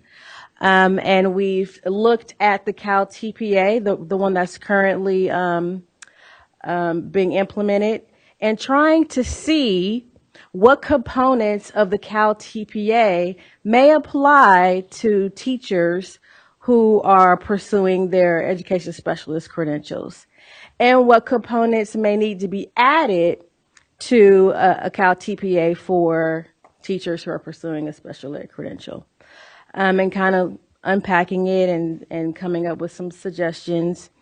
And the CTC is going to have I know we're like the focus group, but the ones that are really going to be implementing or designing the Cal TPA. So this is like the initial steps, and then the CTC is going to put forth the real task force. So, yeah. Well, those of you that haven't gotten a chance to know Havania, you will learn about her that if you ask her to do something, she just gives it her all. I have to say, I really appreciate that about her. And we had talked about her working with CTC, and I knew that she was just going to be so dedicated to it. So thank you so much. That was 2 meetings, and I appreciate that, all of your leadership there. April, do you want to share what you've been up to? We don't have enough time for all the stuff I've been up to, but many of you know I'm a board member for Southern California Special Olympics. So we had success for the Summer Special Olympics in July, and we have the Fall Games coming up November 9th and 10th, and that'll be in Fountain Valley. We have over 800 athletes that will be participating. And so, of course, anyone who wants to get out there or volunteer, it's a wonderful event. Unified sports is a big deal, and we recognized a school when we were here. June? Yeah. And so unified sports is something that we're all very passionate about, and I personally am passionate about it. This is the second school in our district, which happens to be my daughter's school, El Dorado, this is their first year of unified sports. So we all know that promotes inclusion and breaks down stereotypes. Isabella, unfortunately, is not going to be part of the special games because she is the first sophomore cheerleader to make the cheer team for El Dorado High School. So that's a big deal too. And I just give a shout out to El Dorado for selecting a cheer coach that is very much promotes inclusion. And I really believe that to have a successful program in anything, you really have to have your leader that pulls everyone together, and not only have these girls made Isabella feel very much a part of the team in every way. I believe she's teaching them something too. And so there has been some blogs and school activities that are going on where parents are talking about unified sports and how one of their kids will be out there at Knott's Berry Farm and someone will yell out their child's name, hey, Albert, how are you? And what that meant to a parent that somebody from their school just said hi to their son. And we all take that for granted, but it really is quite amazing. And I personally know how that feels, and to see another parent talk about that with unified sports and how that impacted them, on everybody involved. So I just want to shout out to everyone that's involved with unified sports and what that's doing for everybody in that school, in that district. So thank you so much. I love that presentation. I haven't forgotten about that. I have a proposal again, Matt. I'm thinking that we should do item 15 from tomorrow, that's at the end of the day tomorrow, for agenda building, that we can just take a few minutes here to do that. Is that possible? So here's my counter proposal for you. I was just talking to Patty Matheny, who's our next presenter. If we have a 15-minute break scheduled from 2:45 to 3. She was willing to start early if we wanted to go on break earlier, and she believes that with questions and everything that her presentation will go until 3:45. The only reason I don't think we should do agenda building today is because normally it's at the end of the second day, because we want to have all the presentations kind of be soaked up before brainstorming what we might want to see next. What do you, I have no dog in the race here. I think that's an excellent point. If we move it up, we don't have the benefit of hearing about the end of the day today or tomorrow. So I will take that notation of yours and think that we can take a quick little break, because otherwise, if we start early, our next presenter will snowball. So why don't we take a quick little break, Havania? Not a proposal. I have an update on my other committee that I'm participating in, and I want to share a bit. Hopefully, I can do this bit some justice. But I've been participating in the Significant Disproportionality Statewide Stakeholder Committee. And I've attended the June, the August, and the September meetings. And the purpose of the stakeholder group is to provide CDE with suggestions, recommendations for considering reasonable progress for determining significant disproportionality. Y'all get all that? Okay. So we've been trying to figure out what the formula may look like in determining how a school district may fall into the category of disproportionate. and then significantly disproportionate. And so we've been juggling with that. And juggling with, if we come up with this formula, how can we come up with meaningful strategies that can be implemented in the field that could help districts from not falling into those categories? And lastly, in September, we've grappled with perhaps having something into the dashboard that may identify districts that may fall into this category, and then help to resolve. If it's in the dashboard, perhaps it could be meaningful and we can address the issue. So hopefully that was enough. Yeah. Thank you. I'm glad you shared that. That's important work. I'm really glad you shared that. Thank you very much, Ivania. So now I feel like I have to come up with a clever segue to get a 10-minute break, and I don't really have one. So why don't we just, yeah, that's my clever segue. So let's take a 10, 15-minute break, and then we'll come back and we'll finish out our afternoon with two great presentations. All right, thank you so much. We had a quick break, and we are ready to introduce our next presenter. And we have Dr. Patty Matheny, and she's going to be introducing us to the work that she's been doing with alternative dispute resolution. Welcome. Thank you so much. I had a presentation on this in my district, and I was so interested in the process and think that it's going to be such a great opportunity for both school districts and parents to learn more about. So thank you so much for coming today. Excellent. Well, thank you. Thank you all, commissioners. I very much appreciate this opportunity. And it's my opportunity to share something that's very close to my heart and that I'm passionate about.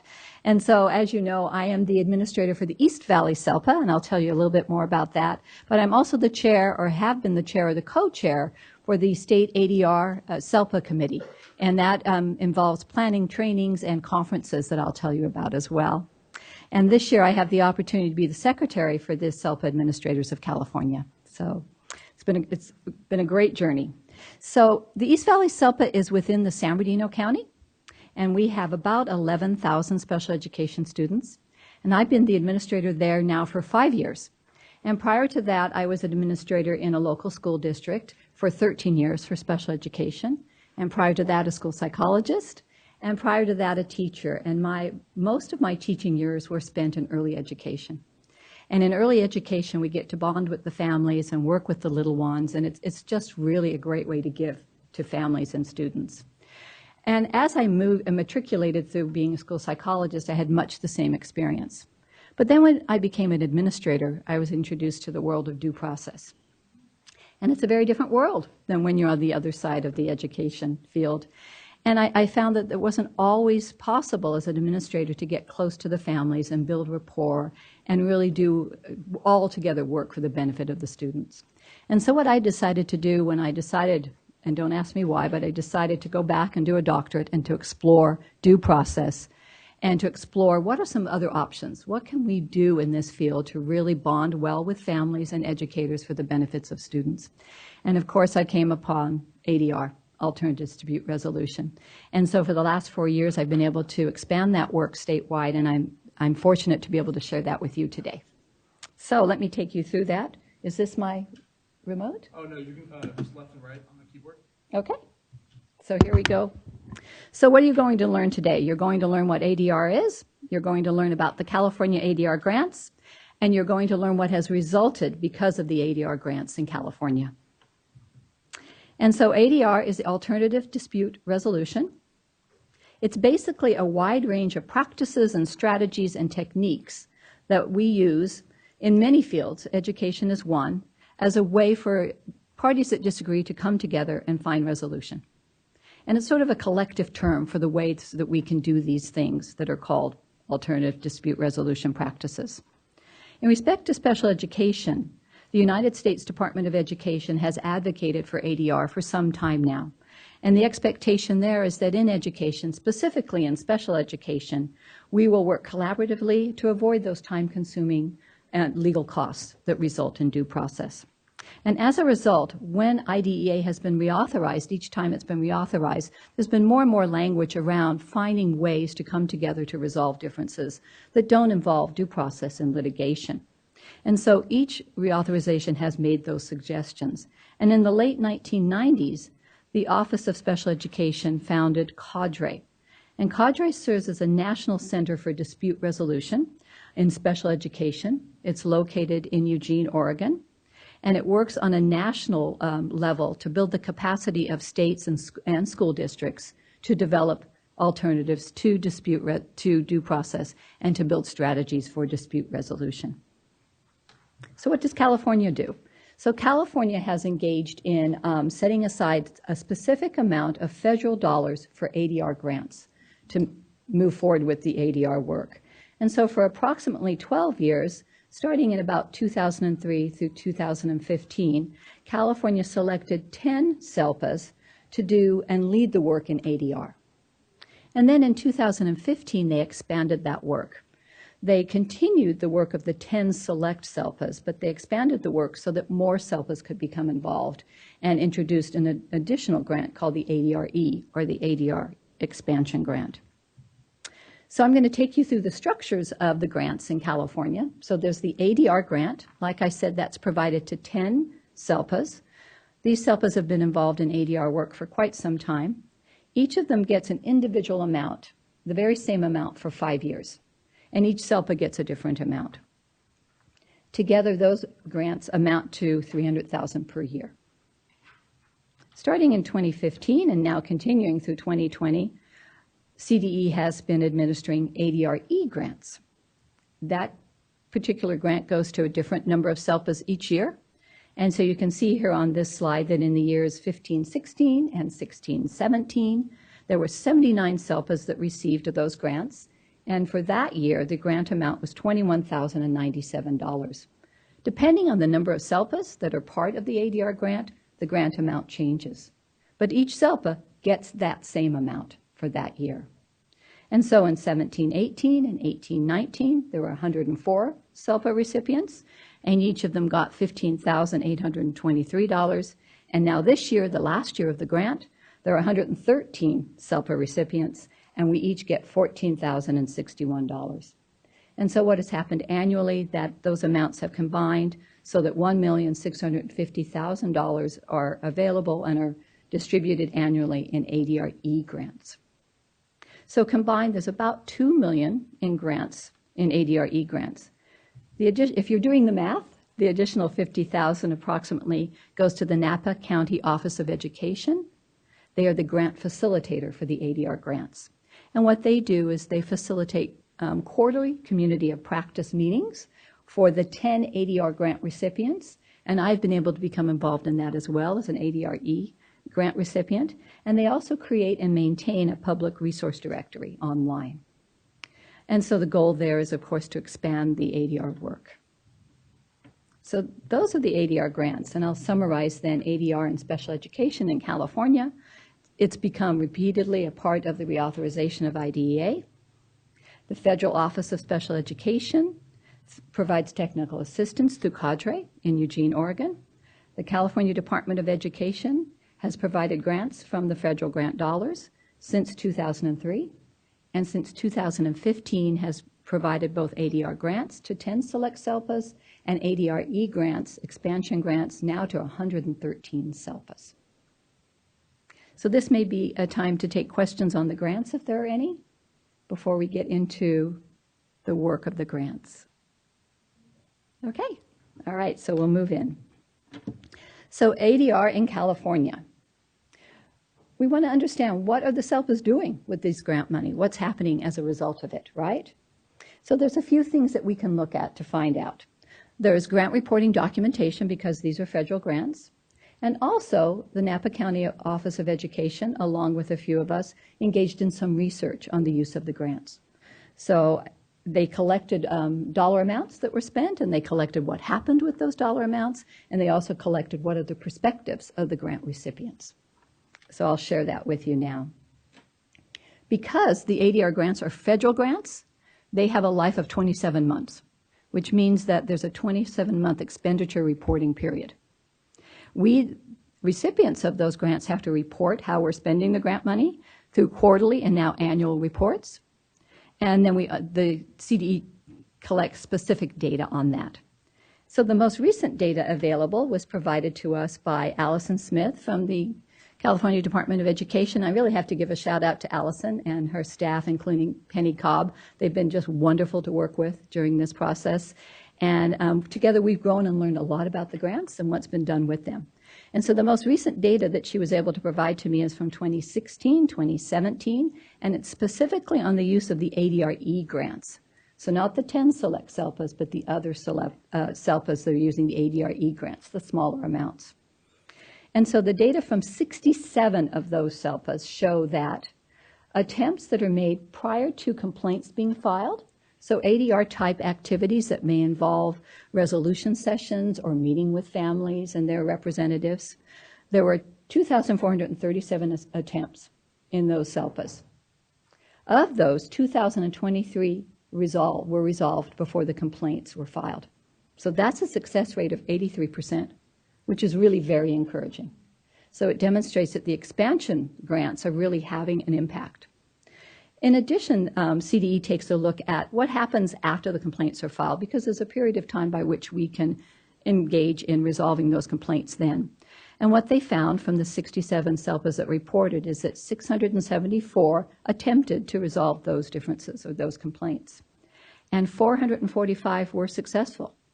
So that resulted in a 66% success rate, though not as good as pre-complaint, still very good. So they're able to demonstrate that we are making a difference by engaging in activities that engage parents and their representatives and other advocates in resolving differences before they come to the complaint level.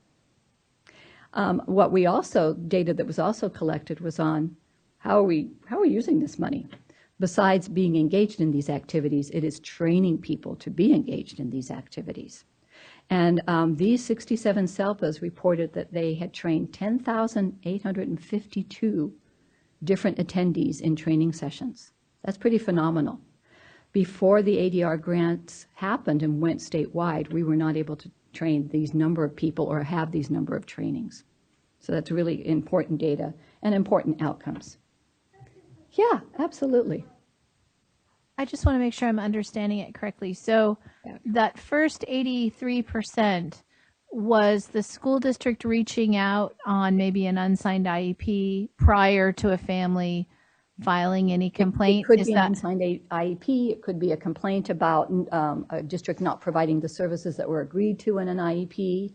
So if there's a suspicion that there might be a disagreement, so the district prior to any complaint being filed, 2,400 or so, and of those 2,400, 83% were resolved successfully. Correct. Okay.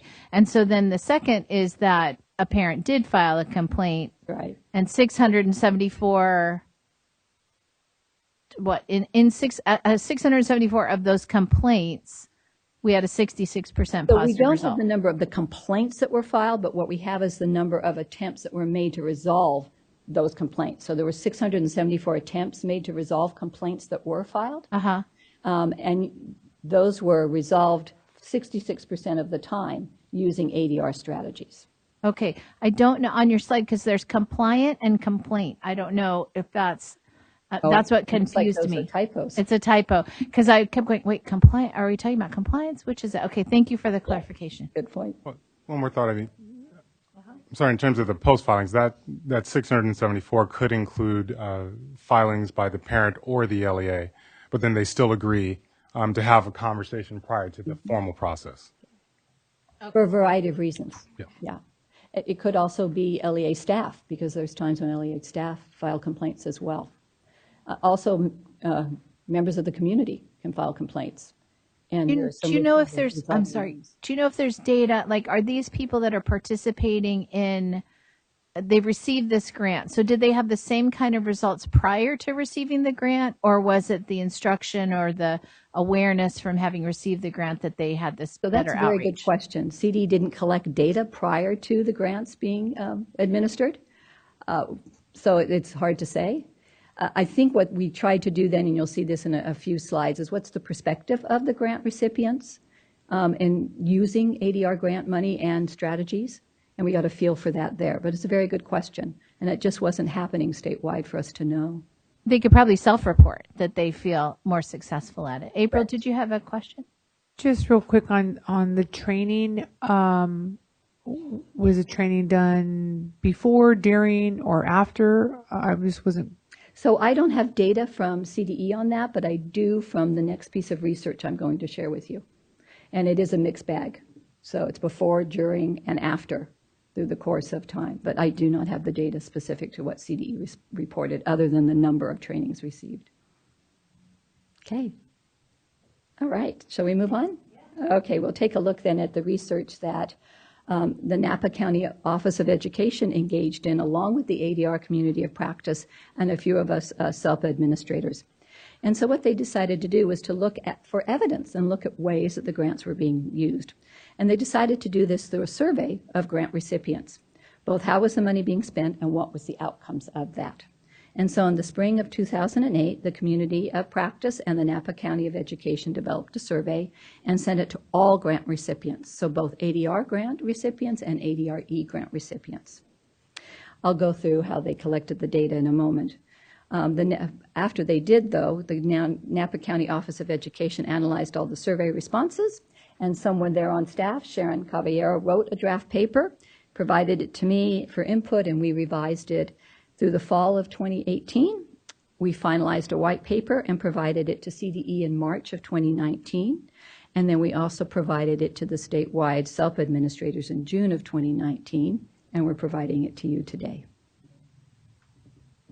So what did that look like, that survey in the spring of 2018? It consisted of 15 questions, 4 of which were open-ended. It was administered and analyzed and reviewed by the Napa County Office of Education. Like I said, it went to all grant recipients, both ADR and ADRE. We had 47 respondents. 20 were from small SELPAs and 20 were from larger SELPAs. And it did result in this white paper that we entitled Better Than Court, Using ADR Grants in Special Education. So the purpose, I'll take you through the elements of the white paper. The purpose was to determine if ADR systems are proving to have a positive impact on collaboration, conflict resolution, and due process and compliance complaint avoidance. It included some history of ADR in special education, so what I shared with you. It included some research on the impact of due process hearings, and that included some of the massive financial costs of the hearings, the emotional costs of the hearings, that they are, in general, a burden on public education because it takes from more than just special education funds. There's some inequity of use. Typically, people that have the means to engage attorneys are more likely to be involved in the process. There were some problems with the hearings themselves.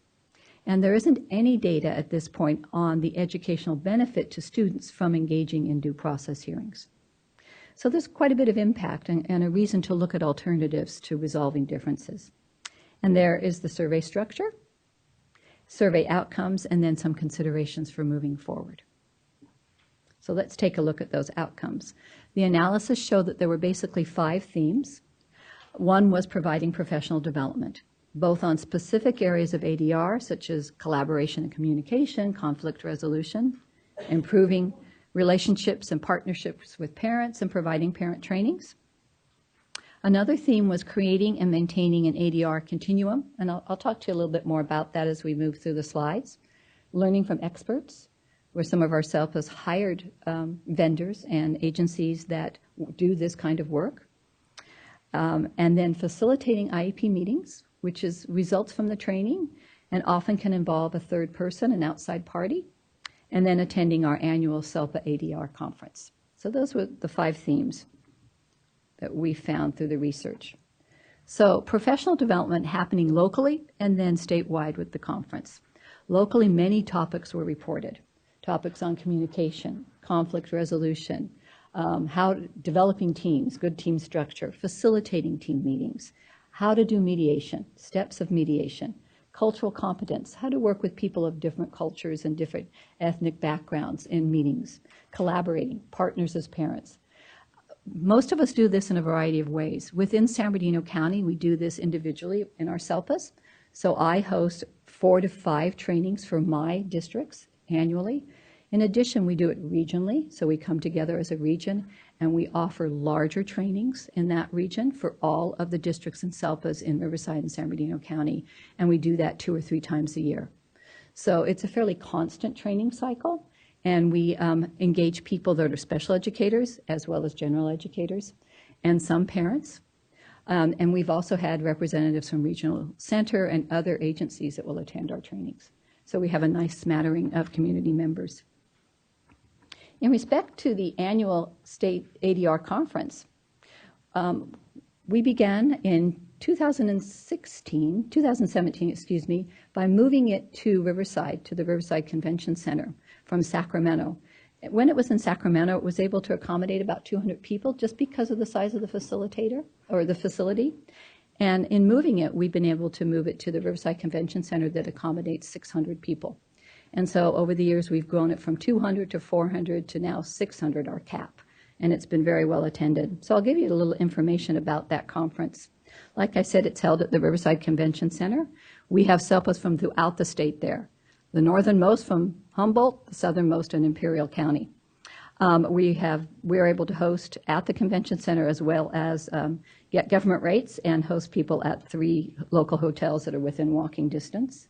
One is the Mission Inn, which is actually a big draw for us in Riverside. People love coming to the Mission Inn. If you haven't been there, I guess I'll give a shout out to it. This time of year is the time to go. They decorate it for the holidays, and it's just a fabulous old 100-year-old hotel. We have been able to attract to our conference national speakers who are known nationwide, both for keynote addresses and breakout sessions. We've also worked with our county offices of education, so it's a collaborative effort, and we've had the superintendents from both county offices, San Bernardino and Riverside, provide the welcome and a short keynote address for us. So it's become a community event. And then we've relied on regional experts and practitioners to come and share in the breakout sessions. So we're learning from one another, and we're learning from regional experts. And there's some listed there and some pictures. We've been able to do this in 2 days, which has been great, and we've been able to provide both breakfast and lunch meals and a small reception on the first day. And all of this is because of the grants. So we're able to pay our presenters and pay for people to attend, to fly and stay in the hotels. And much good has come from that.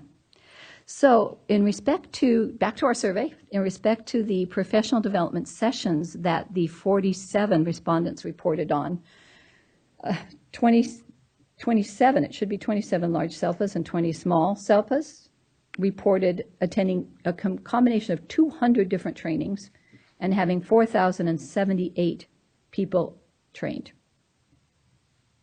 So this is a different year from the 2016-17 data. Local ADR activities that were reported. Facilitated IEP meetings for the most part engage someone who's not in the district to come in and help facilitate the process of the meeting. So not necessarily the content of the meeting or the offering of FAPE, but the process so that we move through the meeting in a collaborative way and we get to what we need to for the student. Many SELPAs have taken that on and have facilitated IEPs throughout their region. How we have done so within the East Valley SELPA in our region is we've created a continuum of ADR. And how I have done this specifically is each of my districts send 3 representatives to our ADR cadre. We have our own cadre. They participate in the 4 or 5 trainings we have each year. And then from those folks that are part of the cadre, they volunteer to be the IEP facilitators in districts where there is a need for the facilitation and where they are not an employee. And we've had real positive, great outcome because of that. So we can have a district district special education administrator drive down the freeway 20 miles and facilitate an IEP and help bring that to resolution because they're not engaged with that particular school district.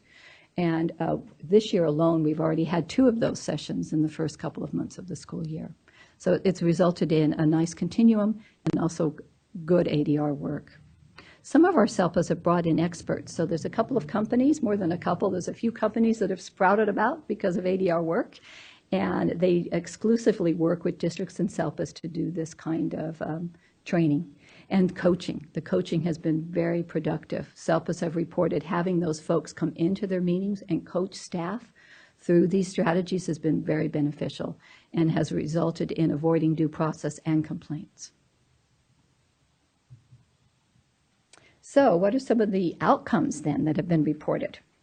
So all of the grantees reported a reduction in complaints filed. So this is a little bit different data than we got from CDE.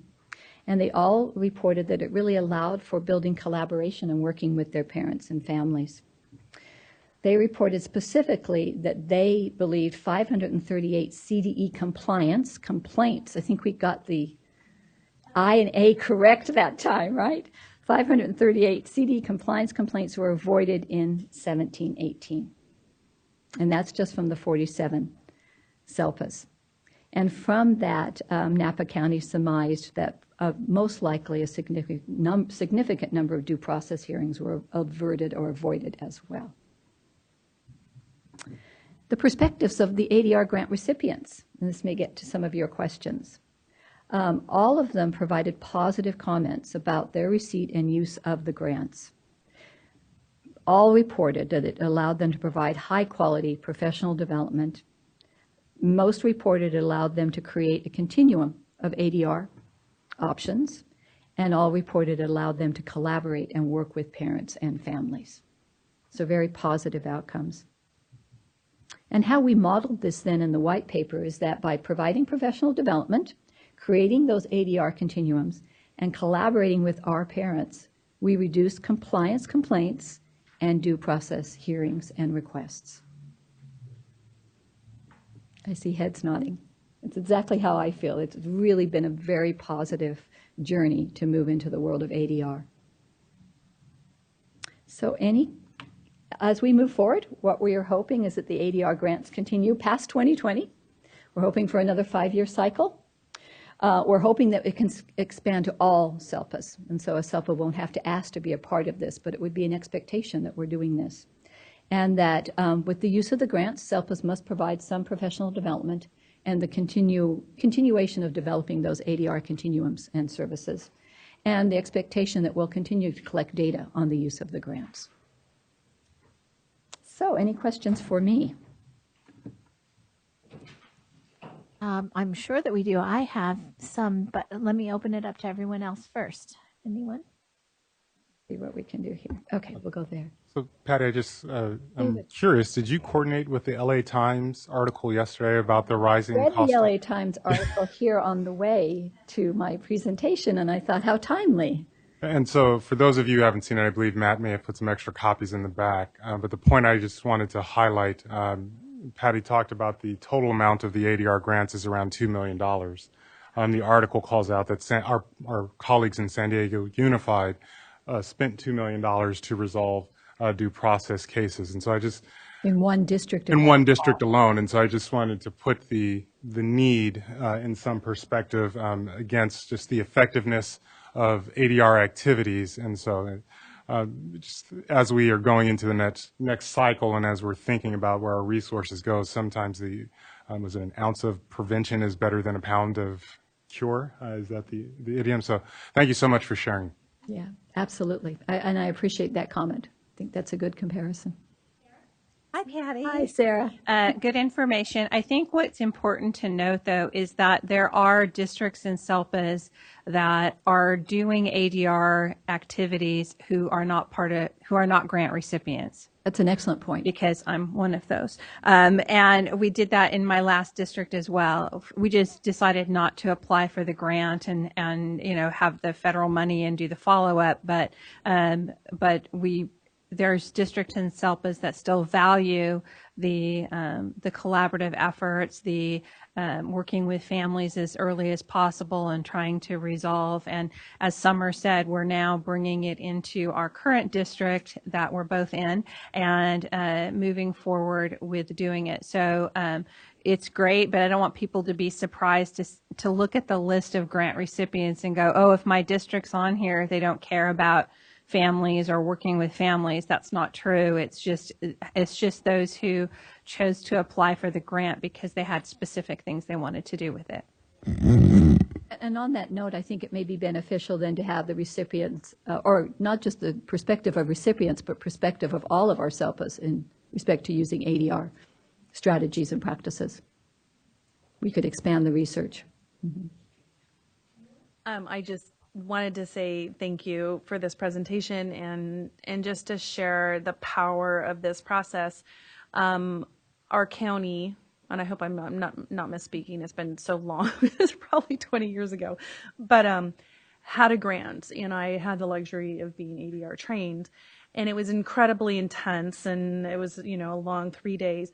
But what we left with as a district at that time was the power of the process and why it was something that was really relegated to be part of a mediation or pre-mediation or process, instead of something that maybe we could take components of it and use it in our everyday IEP. So I just wanted to share with you that the district that I was in took that facilitated component out, and then that conversation around strengths, challenges, and outcomes at the time, that was the terminology, I don't know if it still is, and that is how all of our IEPs are run now. And every assessment result and every conversation is run solely through those three components. And the thing that we found most powerful was the way that it engaged our parents in a conversation and really put them at the forefront and gave them the ability to share what it was that they knew about their child, because that was something that we were not getting, because the system, the way it was set up, was not preparing them and not allowing them that voice in a comfortable setting. And that was just something that stood out to us. So I just want to say thank you so much for that work, and encourage districts that even if they don't have this grant, to know everything they can about this work, because if they can pull these pieces out of this and run it in every IEP that they do, they won't be in due process or mediation, because their parents are on board in a really meaningful and authentic way. So just thank you for the work, because this is probably the most important work that we ever did around community and parent engagement in our district. So kudos to excellent points. I pushing think we for this. forget how intimidating we can be as an IEP team. It really was. And so much of this training is about the collegial approach, the process. Thank you for sharing that. April? Yes, so just, thank you very much. I have a question and a comment. Coming from as a parent, I would lie if I said I've never been in due process. And I've said to the district before, it's a marriage and we're not getting a divorce. And so if I could go back 5+ years and know what I know now, perhaps it might have been different. And there were different players at the table at the time, and I think that everybody agreed that it might have been different had we had ADR, or it was, one person can change the dynamic of that whole meeting. And so I guess, without rambling, I would want to ask, why would somebody not, because you guys are the administrators, why would someone not apply for the grant? Is it because it's a lot of work to put that together and with the cost of it? Because that would make sense. And the second question is the training, and maybe I missed that because I had a little bit, maybe too much to eat at the break. That training piece is important, and is it only for the administrators? Is it for the parents as well? And when does that actually happen? Because if I got a flyer, or if all the parents that, when I was the chair of the CAC in my district, and sent something out to every single parent and said, hey, go to this is important, without having any problems, I think it would have been welcomed. But you're already at a defensive when you're saying, hey, let's go to this training, hey, and who's putting it on. So I think, I can answer one of my questions, is it back to what Kristen said earlier, is it has to start somewhere. And I think if this all starts at an earlier age, when we're just starting out, it's going to be better and there's going to be more trust. and then I'll end with, there was I don't know if it was a consortium or a group, but in the district where I'm at, where it's a more affluent area. So yes, there's people talking on blogs and Facebook and whatever else about, hey, do you have a good attorney? Even when I was the chair of the CAC last year, hey, do you know somebody? And I tried really hard to pull people together, get them connected with our newer person in charge over there. And there was this thing going around that, and I don't think it was called ADR, but to them this was something that was going to help all these different districts, that if you had went to due process, they would help financially and say, and I'm sure you might have heard, and I'm going to tell you that it was out there. Any group, I could have 100 people at one of my CAC meetings and people were talking about it, that if this was a bigger case, this other group would help, so that way this other person in another district wouldn't think about going to due process for the same thing. So it's very interesting that we're all talking about how wonderful it is, but at the very end of the day, it has to trickle down to the parents. And I think having a training before anything ever happens is really important, because it gives them this feeling like, I know what to do when I go and I speak to the team together. How are we going to work together? And just speak to what I have done in my region in respect to ADR training for the CAC and parents. So we have reached out and included them, both training at the CAC and then specific parent trainings. Some are better attended than others. That's always a challenge. But we're very cognizant of the need to have parents participate in this training as well. And I think that's probably true of most of my peers. I know that we're very cognizant of that. Thank you so much. So I am a facilitator of hundreds of IEPs every year. So, and in the high school level, so I'm just going to echo what April just said, that it would be so great if I didn't have to untangle 10 previous years of people maybe not being as collaborative as they should have been. That being said, I did read this article Matt passed out, and I just want to read this one line from a teacher that said, by not being able to provide all the services a student needs, the district is forcing us to be in a relationship with parents that is no longer a partnership and is hostile in many ways, which is stressful.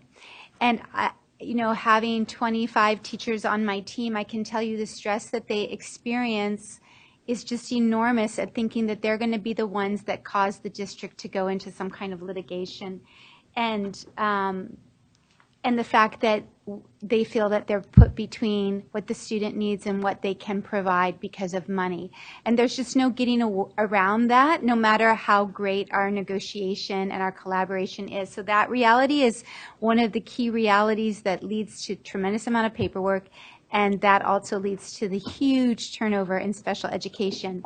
And I think everybody who works in districts in California knows that there's many unfulfilled positions in special education by highly qualified teachers, and that's going to just get worse as time goes on. So just noting that it would be great for all teachers to get this training in their teacher preparation, but the reality is it's a thorny and multi-layered problem, and those things all need to be addressed as well. Thank you.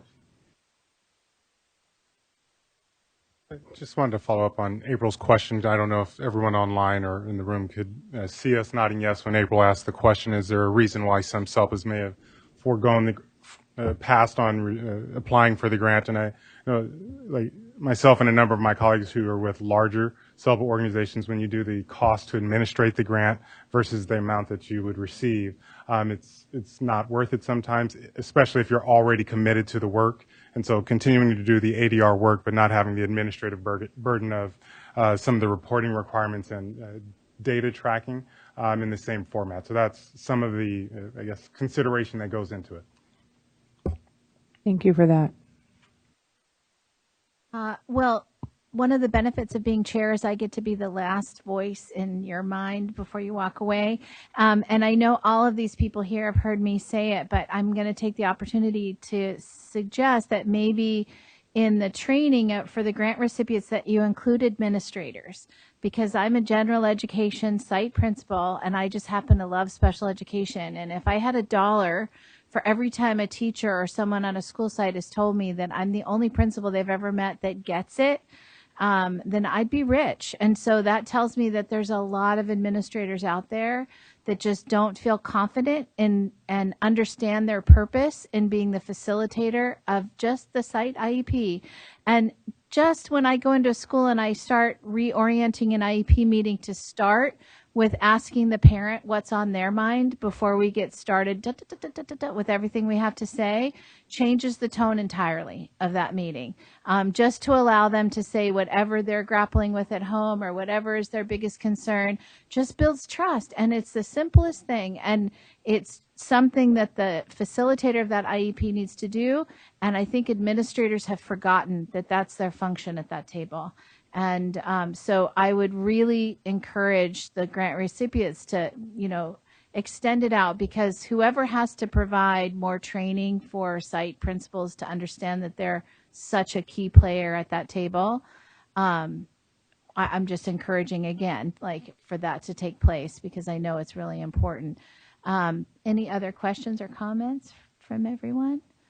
Thank you so much. I think that your results are outstanding. And if you get 83% positive results in anything, consider that a win. So really, I'm very grateful for you for coming in and all the work that you do. Thank you. I appreciate the opportunity.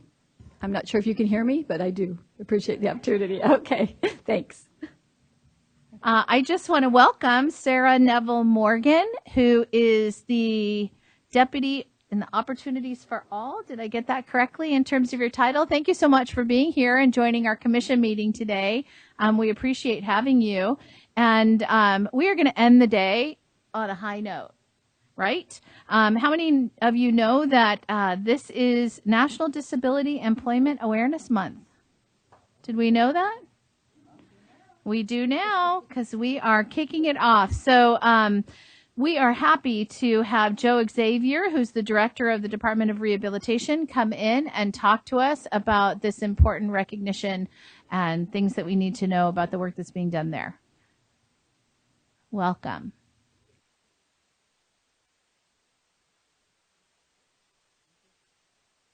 Your computer?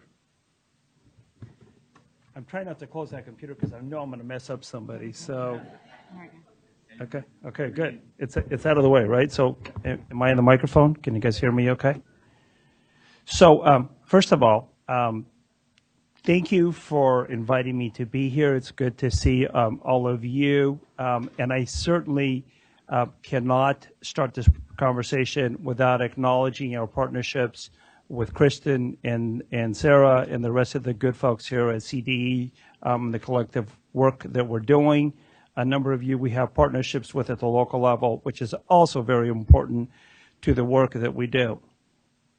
If you don't know, in 2020 we have a couple of very key dates. One is the celebration of the 100th anniversary of the Public Vocational Rehabilitation Program.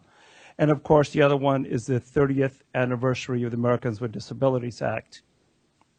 I also I asked Matt on the way in if they had been affected by the public safety power shutoffs. And we know we have a lot of friends and colleagues across the country that are being affected, or across the state that are being affected by that. As of noon, we had 8 of our offices closed because of loss of power. So we know that's not affecting just us. And of course, our best thoughts that it's just a power shutoff and nothing else as we go through this. So let me talk about National Disability Employment Awareness Month, because it's obviously an opportunity to celebrate the employment of people with disabilities. But it's also an opportunity to influence the opportunities for individuals with disability. We know that employment lifts people out of poverty, and we certainly welcome the continued partnership of the Commission, of CDE, of all local education agencies. And I absolutely ask that you hear the word collaboration, coordination, and partnership in everything that I am saying. This is also an opportunity for us to think about the policy and the practices that we have around getting people ready for employment, into employment, and advancing in employment. So this is also a time for us to think about action in addition to celebration. And why do we need to think about action? Because the unemployment rate for people with disabilities is a persistent 70%. And imagine if the general population, quote unquote, had a 70% unemployment rate, right? Why is it okay for people with disabilities to have that? And we also have a very, very large percentage of youth that come to us for services who are closed for lack of contact, not interested, right? We just filed a report with the federal government on our performance under the new matrix for putting people to work. So in round numbers, 25,000 individuals exited our program, and 12,500 of those were employed in the second quarter, meaning at least 90 days plus 1 day of employment or at work. That means 12,500 did not. That's all of the reasons why we need to be thoughtful and think about employment. And employment is everyone's job. Employment is every single person's job. So we have quite a lot of change taking place. And I'm often asked, how do I feel about all of the change that is upon us in 2019, much of which did not start in 2019? And in reflecting on that, what I say is that all of my life, and way before I came to Earth, people have been advocating for employment, for inclusion, for the opportunity to live in community of choice, right? And over the last few years, I have just really felt very energized by what technology has done. I get an iPhone. It has all the features that I need as a person with a disability, no add-ons, turn it on, it's good to go. I go home, I say, Alexa, sports update. I get my sports update, right? And so Microsoft is also doing some amazing things with technology. I can take a scanned PDF, open it up in Word, and it converts it, and it does all that. And increasingly, society has advocated through the laws that it's been enacted for inclusion, for employment, for living in community of choice. Now, with that has come a bit of fear, right? The fear that perhaps the uniqueness, the special that we have worked so hard for could be eroded.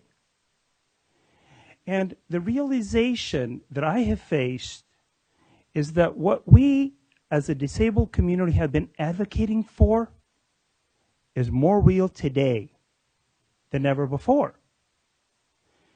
And so I've been asking myself, did Apple, did Microsoft, did Amazon dismiss specialization, dismiss expertise that was needed, or did they embrace it and say, we're going to build something that everyone can use? And the other thing that I've spent some time thinking about is that this change is being felt very differently by folks, whether you're a person with a disability or not, whether you're a professional or you're living it, whether you're 0 to 30, 30 to 60, 60 to 90, you're feeling all of these changes in a very, very different way. And it's really important for us to keep something in mind, that although we are far from perfection, and we have made considerable progress in so many different reasons. And the question that I've been asking myself is a question that I expect to be asked in 20 years. There's a child with the most significant disability born today that in 20 years will come to me and say, Joe, you were the director of the Department of Rehabilitation. And what did you do to ensure the opportunity of employment, inclusion, and living in community of choice? And what I've come to appreciate in preparing for that conversation is that it's not a choice of employment inclusion.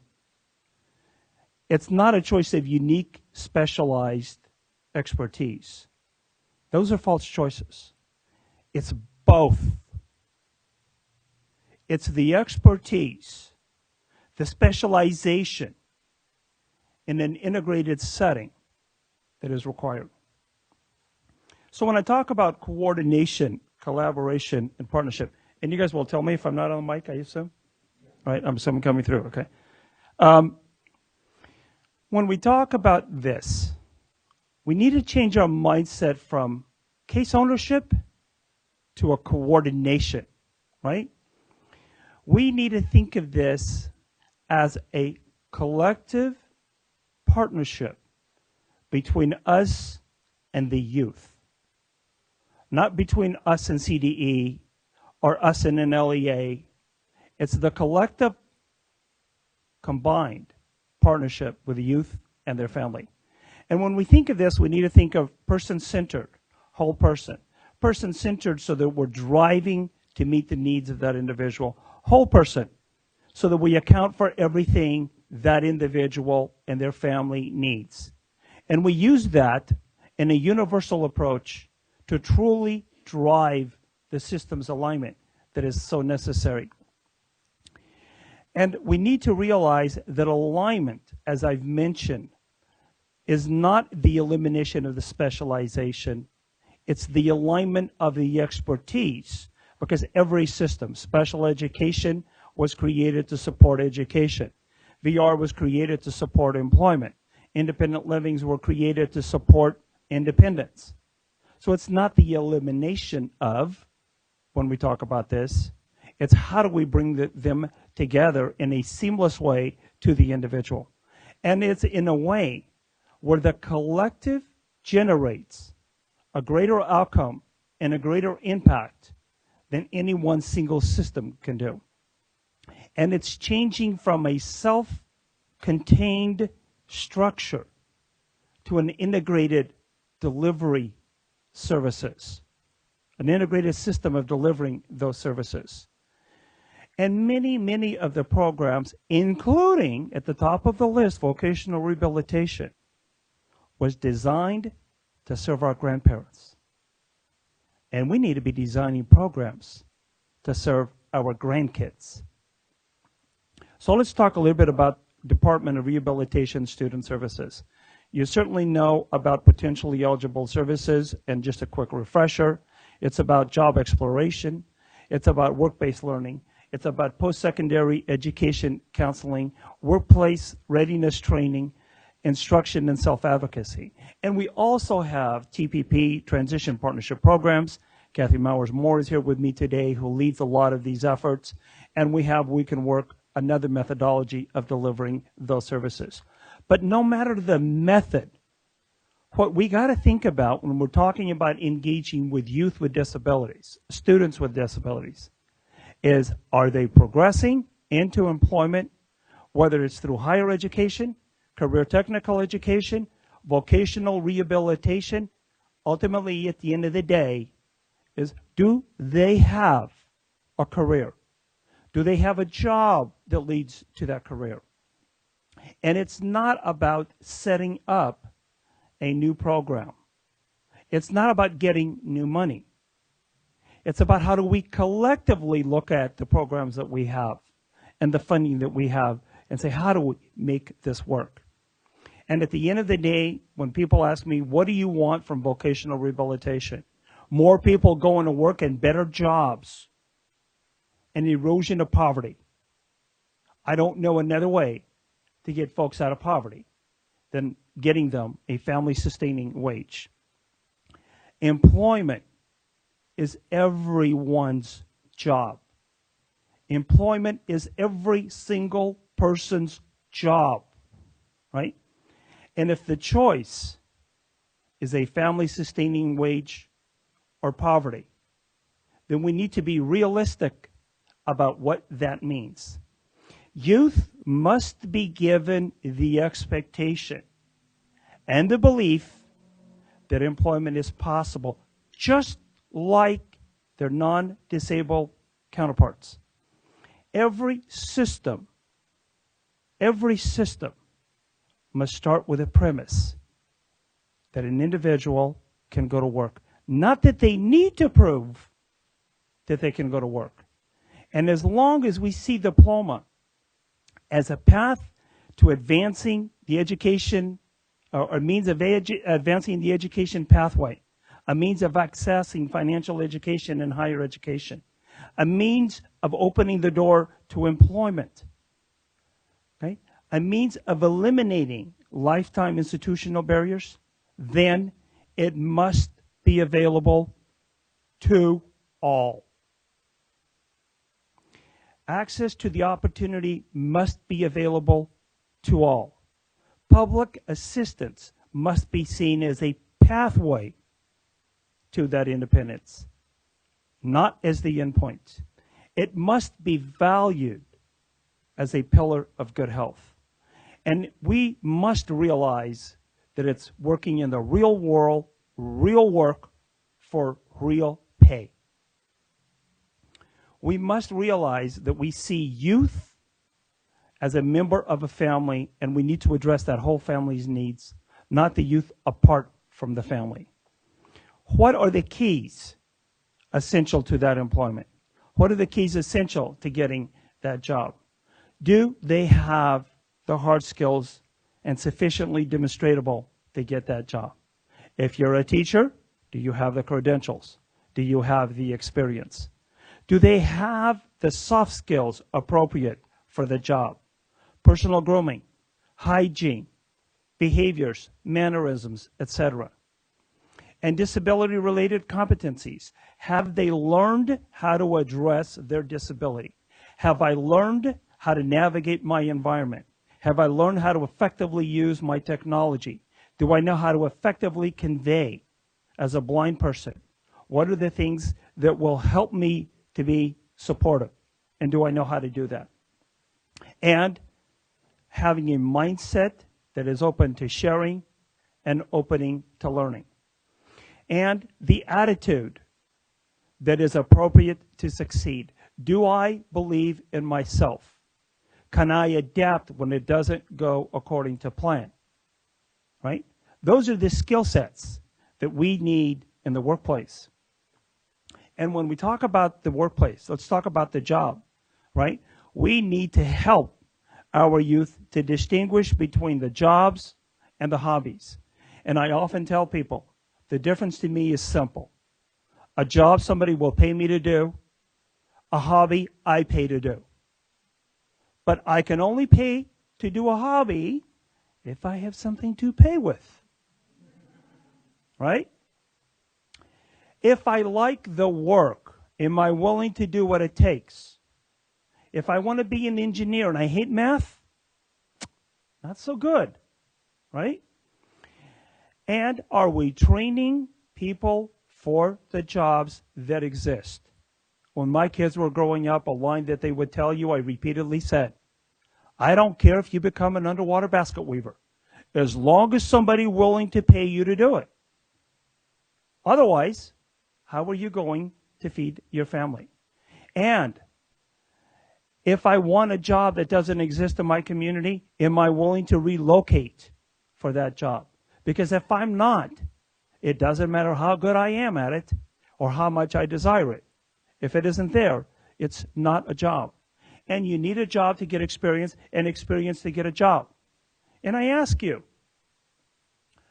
although we may be in our ideal jobs, is that where we started? How many of us started in our ideal jobs?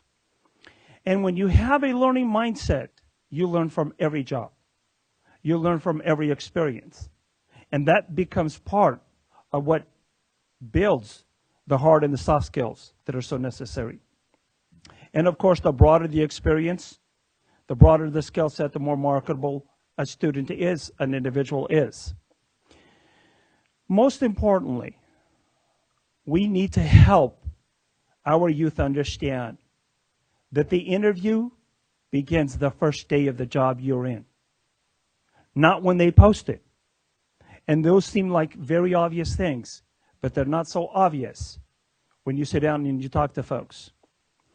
And when we talk about job readiness, okay, who decided that I was job ready, folks? Who decided that I was ready for the job? That's right. And every one of you that hire, you're making that same decision, right? And it's very important as professionals that we recognize that it's not about us getting ready for the job. It's about the youth that we're preparing, getting ready for the job. Are we preparing our youth with disabilities for the job? Business tells us that we do not provide a reliable candidate pool. And our candidate pool are individuals with disabilities. They say they often don't know the job they're applied for. They're not able to reflect what is written on their resumes. And their concern, the employer, the business's concerns, is not the hard skills. It's the soft skills. It's the ability to communicate, to be a member of a team, et cetera, et cetera, et cetera. So in 5, 10 years, 15 years, what does this look like? What is it that we're doing? And what will this look like in 5, 10, 15 years? When we think about this, and it's important for us to think about our history, because it allows us to recognize how far we've come. But it is more important for us to contemplate that future so that we could be intentional about what we're doing today to prepare youth for that future. And if we simply look at the trajectory that we've been on, we don't have to do anything more than that. Let's just think about the trajectory that we've been on and what does that look like in 5, 10, 15 years. Continued escalation from the expectation of society that inclusion, employment, and the ability to live in community of choice is further escalated. That employment for the most significantly disabled advances their health quality. That inclusion for people with disabilities, where people have control of their lives, making their own decisions and their own choices, is what I see in our past and I see escalating in our future. And that systems are there to support individuals living in their community with the appropriate supports. Policy and funding is going to continue to escalate and demand that there is the coordination, the collaboration, and the partnership across systems. And that the specialization and the expertise of each system continues to move from being practiced in isolation to being practiced in a collective fashion. Now here's something that's very important. All of this is going to be considerably escalated by the times that we're in. We are on the verge of that 4th industrial revolution. Rapid advancement of technology, automation of jobs, the gig economy, artificial intelligence. You add all of that to what I've described. And historically, in our lifetimes, we might live to 1, maybe 2 major changes. We're living through more than that. But we're living not only through more, they're more compressed. They're more frequent. So we're feeling this great weight of all this change that is coming. And we have to get on board with it and understand what it is and be able to navigate it, right? So this is going to challenge us even more than just a natural trajectory of what is going on. Today, terms like adaptive, flexible, agile are the buzz terms of the year, of the day. These are terms that reflect the paradigm shift in government and in how business is taking place. And when we're moving from a model of predictability, a way of looking at things in a linear fashion, to a model that is so expedited by the speed of the technology around us, to a model that has a number of networks that come together to make things happen, we're losing that predictability. We're losing that ability to be linear about how we look at things. We have to be much more agile, much more nimble, much more just in time. And the variables that occur because of the speed that things take place are so much more. So what does this look like tomorrow morning? Individuals with disabilities see themselves in the workplace. So they too believe they belong.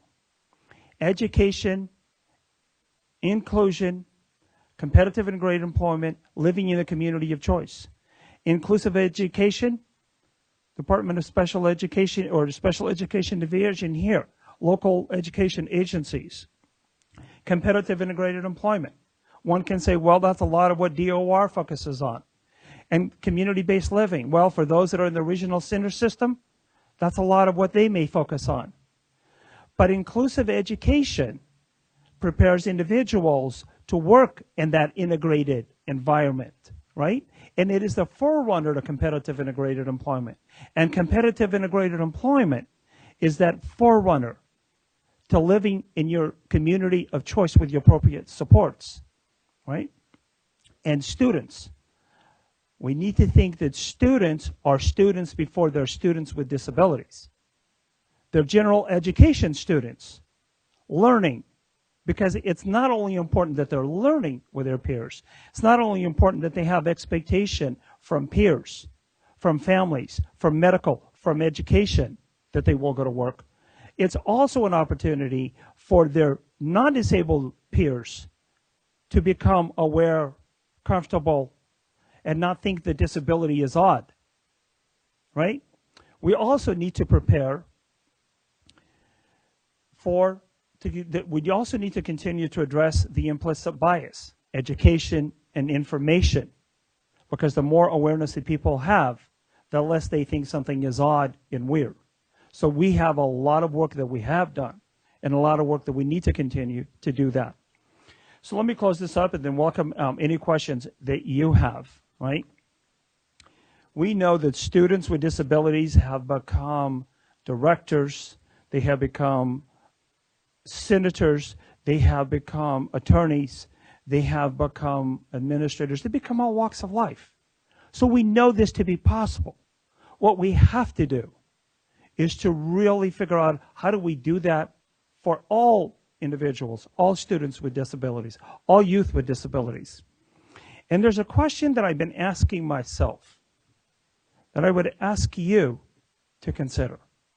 It's a question shaped in time. And the question is simply this. When you think of employment and inclusion and living in community of choice, ask yourself the question in this context. As an education system, what would you have said to a youth with most significant disability in the 60s? In 1960, what would you have said that to that child born with that disability? In 1980, as a 20-year-old, what did they say to their parents about growing up with a disability in the special education system? And in 2000, as a 40-year-old, what would they say about their professional and their personal efforts around employment, inclusion, and education? And in 2020, we're all preparing for the conversation in 20 years with that youth with the disability who is born tomorrow. Finally, I was at a forum that the governor put together for directors a number of weeks ago. And one of the presenters was from out of state and spent a considerable amount of time talking about different biases. And he said something I cannot get out of my head. I'm going to share it with you. You are California. Everyone is watching, whether they like it or not. And what you do matters. And we are counting on you. Thank you for the work you do. I'd like to open this up for any questions you have. Well, I need to take a deep breath. I feel like I was just in church. It really, I could have stood up a couple times if I thought it would have been appropriate and waved my hands in the air. You said some really, really powerful things, and I'll save my comments and make sure everyone else has a chance. Anyone have any questions or comments about this? April? So, Joe, how are you, my friend? Hi. I didn't know if you knew I was sitting on this advisory commission, but it's wonderful to see you. Thank you. Good to see you as well. And yes, I did. I just want to hug you for everything you just said. And I wanted to raise my hands up and scream too. So thank you. I love the two words that pop out, that stand out to me: co-ownership and person-centered planning. Person-centered planning is, if we could all be so fortunate to have our kids, when they're starting school, to have a person-centered plan every year as it changes to guide them. And, you know, that's what we built self-determination on when the law passed, if you recall. And so I just want to say thank you for recognizing that our youth, it's so important that they're fully included in every aspect. And that's, as you commented, socially, it's so important, and how they communicate and reaching their full potential. I know I can speak for myself, for my daughter, and I'm sure for many parents in the community that I communicate with, that our one fear, some of our fears, is what happens after high school, and the anxiety of are we doing enough? Are we doing everything to help them reach their potential? You know, when my daughter says to me at 16 now, and grabs my face in the morning and says, "Mommy, I want to be just like you." And, you know, she has Down syndrome and she's autistic on the spectrum. And I say, "You just got to keep reading." And I walk by the room and I hear her reading. And the fear is, you know, what's for her after high school? And many people with disabilities, they want a job, they want purpose, it's hope, and I'm doing everything in my power to help her reach her potential, because someday I believe with technology as it's changing right in front of us, that there will be so many more opportunities that we don't even know are yet there. She can go on YouTube and go on a computer and do things that I certainly cannot do. So I see it, and I'm hoping that you know, with technology, there'll be more opportunities for our kids to be fully included and have those resources available to help reach whatever their potential is. And I'll leave this with, for 23 years, I've run my own practice, and I do the hiring and the interviews, and I have yet to have someone with a disability come in and interview with me or give me an application. We currently have a very low unemployment rate, and when I look at 70% of people with disabilities that don't have a job, and I don't have anybody applying in my office, it tells me that we're not preparing our youth to go out there and apply, whether they have the skills or just not the confidence to apply for some of these jobs out there. And I wish I did have more people applying for positions with disabilities in my office. So thank you for being here. Yeah, April, thank you. And I should have warned you up front. I have no passion or commitment around these issues. And sometimes people say, "Joe, why do you get so passionate about this?" And it's really very simple. Here I am. I'm a person with a disability. I know what I have. I just want everybody else to have it. Right? It's that simple. But to pick up on your comments, April, I think we need to change our thinking as a society. I think we need to realize that employment is everybody's job. It's not just DOR's job or Amazon's job. It's everybody's job. And are we really thinking about employment for our youth with disabilities from day one? Do we believe they can go to work? Because if we don't, we're cheating them. And yes, I know that sounds a lot more simple than what it is, but what the heck? If we don't talk about it, we're not going to get started about it. Right? Why am I here? Because somebody believed I could go to work. That's why I'm here. And I think that's true for everybody else. And I think when I talk about action, how do we do that? How do we ensure that anyone that touches the life of a child with a significant disability says, yeah, you are going to go to work? The question is, doing what?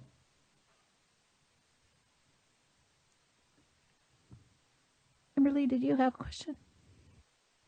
I think so. I'm trying to tease out my comments versus my question.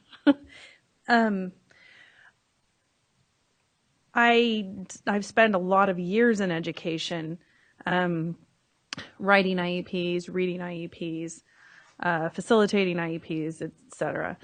Till I'm just sick of them in the format that they're in, quite frankly. And one thing that stands out to me is that we spend a lot of time talking about what you differentiated between hard and soft skills. We write IEPs for hard skills, which can be taught in a myriad of places, and we get lost in the weeds talking about where we might best teach that hard skill to a student. And I think if we thought about the soft skills as much as we thought about the hard skills, there's only one place to learn soft skills, and that's with your peers, period. There's only one way to learn how to be part of your community, and that's when you're part of your community, period. And I think that there's really kind of a revolution around the concept, I think, of really talking about IEPs in a completely different way that takes us away from the idea of just talking about those hard skills as if we can tease them out from the individual and not talk about the whole child. So I guess my question is this, how do we get this to our parents, I think most importantly, and our school systems to understand how to write around the idea of soft skills? Because I don't think that is a conversation that is done well in our school systems. And have you seen that done well somewhere, or is there a repository of information that we can kind of start drawing from? Because I'd love to be the voice of that in the work that I do now. Well, I think there's folks in this room that have a lot more expertise of where to find those models that you are asking for than I, and I'm sure that can be done. But I would suggest to you that everything you're saying is true. But I would also suggest to you that we need to think of life's path. And so when we talk about an IEP, is it to get to the end of K-12? Because that's not what an IEP is for me. It's to prepare me for a family-sustaining wage. Right? And if that's the case, and I'm going to go back to your comment about the soft skills. Where do you learn them? Yeah, with your peers. Where do we learn not to be weird? Well, because people understand us. I got a 3-year-old grandson. He doesn't care that I can't see. In fact, before he was 3, he had a little scratch on his ankle, and he wanted me to look at it, so he reached over, grabbed my finger, put it on his little scab on his ankle. Who taught him that? Okay? So to him, he's going to go, well, blind is blind. Yeah, so what's your point? My kids don't look at blind in any which way. Go try telling them a blind guy can't do something. Yeah, they'll roll their eyes at you and say, yeah, right. But that's the point. Right? My daughter's a hiring manager. If she had a blind person sitting across the desk from her, she could care less whether they're blind. Can you do the job is what she's going to care about. So I think we need to think about that. Yes, the IEP, but, you know, what's the purpose of an education? Isn't it for employment? Okay? Because otherwise, you know, still going to be in poverty.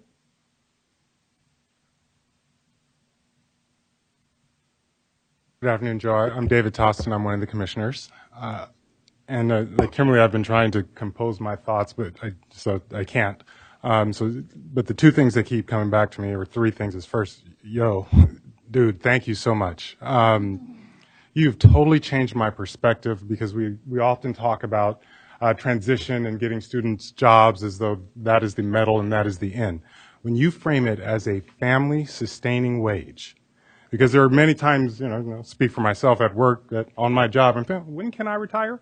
But there's never a moment when I'm not thinking about how can I sustain my family. And so putting that in that perspective, the job is a means to a life, a full and rich life that allows individuals with disabilities to have the same options that we all have and want in our dreams. So that's having a profound impact on me in terms of shifting my thoughts.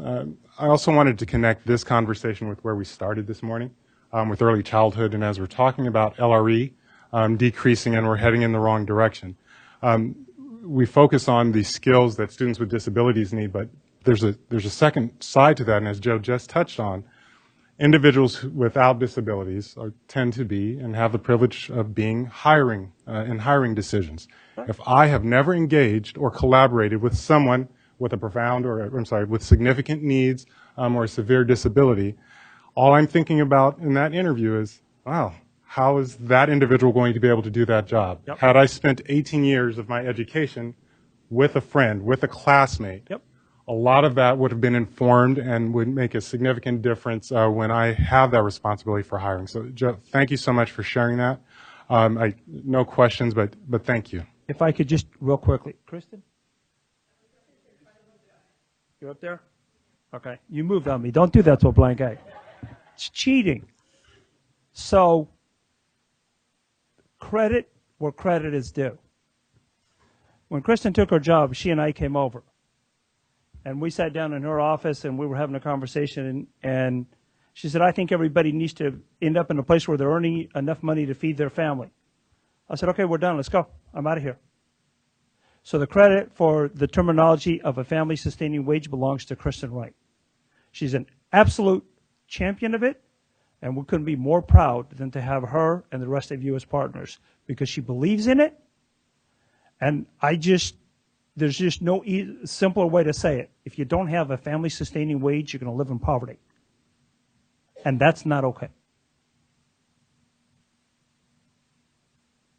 Well, Joe, this is Summer Harding, and I'm a person that's loath to think about myself crying in public, but I've been fighting back tears for quite a few minutes now, because there's a lot that you said that sort of reaches in and grabs a hold of your heart. And when you said that the reason why we're fighting for inclusion is because it really does prepare a person for living a life, and that's kind of everything.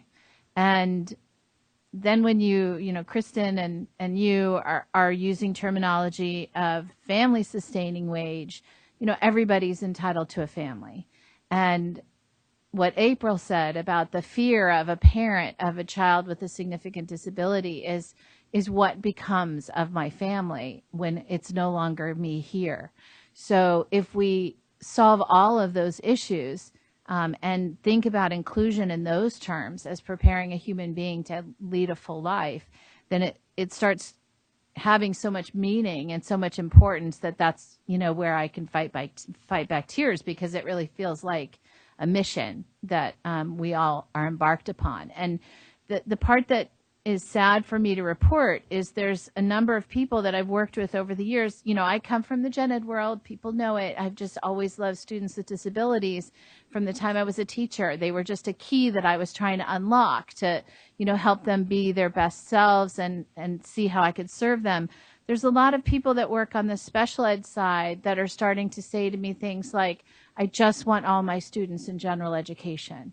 I'll bend over backwards to serve them in that population, but sequestering them away is just not serving them and not providing them all the opportunities for learning those soft skills. And most of these people that I know are in secondary, and so they're working with high school students that are just very deficient, I think, from their perception in the skills that they're going to need to know to leave them soon, you know, and leave that secondary setting. So, I come from the younger side, and, you know, I think about inclusion a little differently, but when you broaden it out to it, it doesn't stop at 12th grade. It stops at that child being able to become an adult that has a fully integrated and fulfilling life, and that includes employment.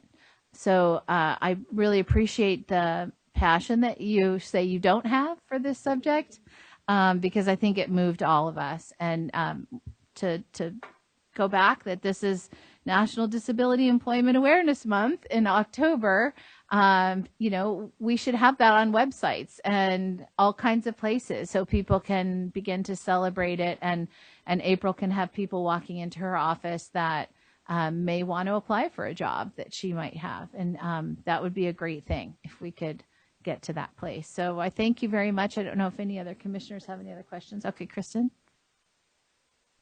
I too like the fact that we started the day talking about early childhood and early intervention and inclusive preschool, because to Joe's point, we're talking about resetting the system with the students who are going to be getting jobs and having family sustaining wages, if any of us have anything to do about it, in another 20 years from now. And so I feel a big responsibility. It's so much nicer to work in partnership with all of you and with Joe and his team, because this is lonely work sometimes. And if you're not battling a system, you have a lot of colleagues and friends who all feel the same way that you do. It's not if anymore. It becomes the how are we going to do this? So what I've experienced in the last few weeks, even with the momentum that's come out of some legislation and other things, is a truly all hands on deck approach from the work that that our superintendent's committed to, and that the governor and the governor's office and our new deputy, Sarah, really everyone is fairly in lockstep about not if, but how. And so this is the time for us to come up with solutions and ideas, and now we have the rationale, research, and will to support those things. And so I bring it back to you all in terms of, you know, you have a lot of depth of experience as parents and practitioners. You also have a lot of political savvy amongst you.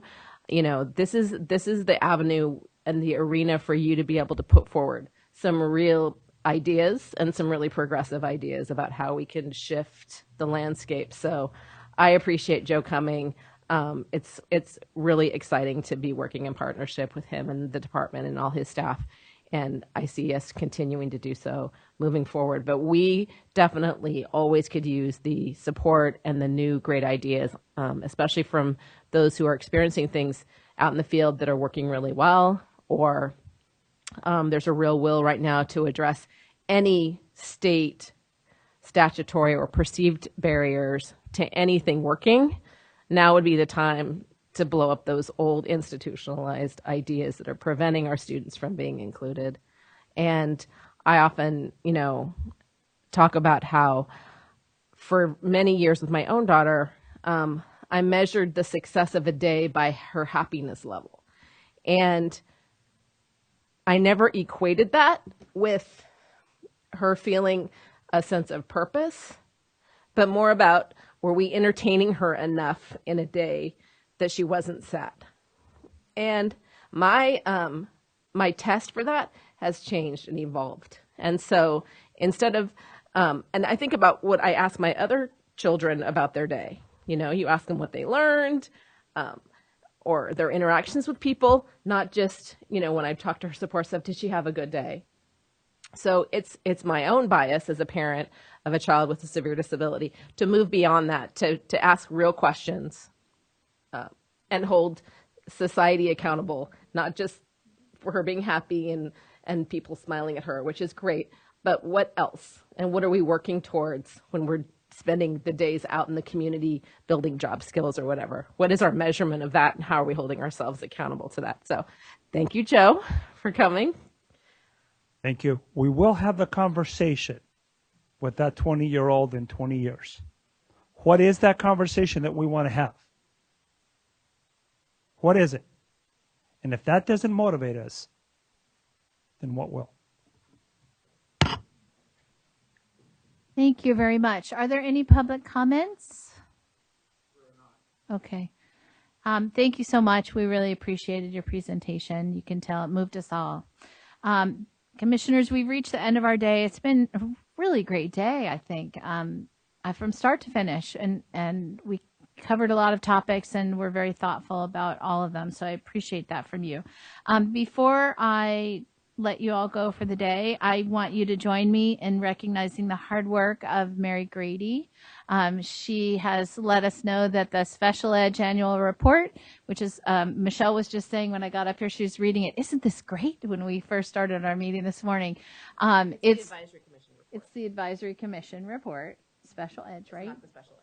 Oh, it's the Advisory Commission report. It's the EDGE, right? But the Advisory Commission is a whole separate thing. It looks similar, but it's a separate thing. Okay. But Mary does both. Mary does both, correct? She wants to make sure. Most importantly, she wanted me to make sure I let you know it's on the back table. So we want to make sure we get a copy before we go. Thank you, everybody. Rest up this afternoon, and we'll have another great day tomorrow. Thank you so much.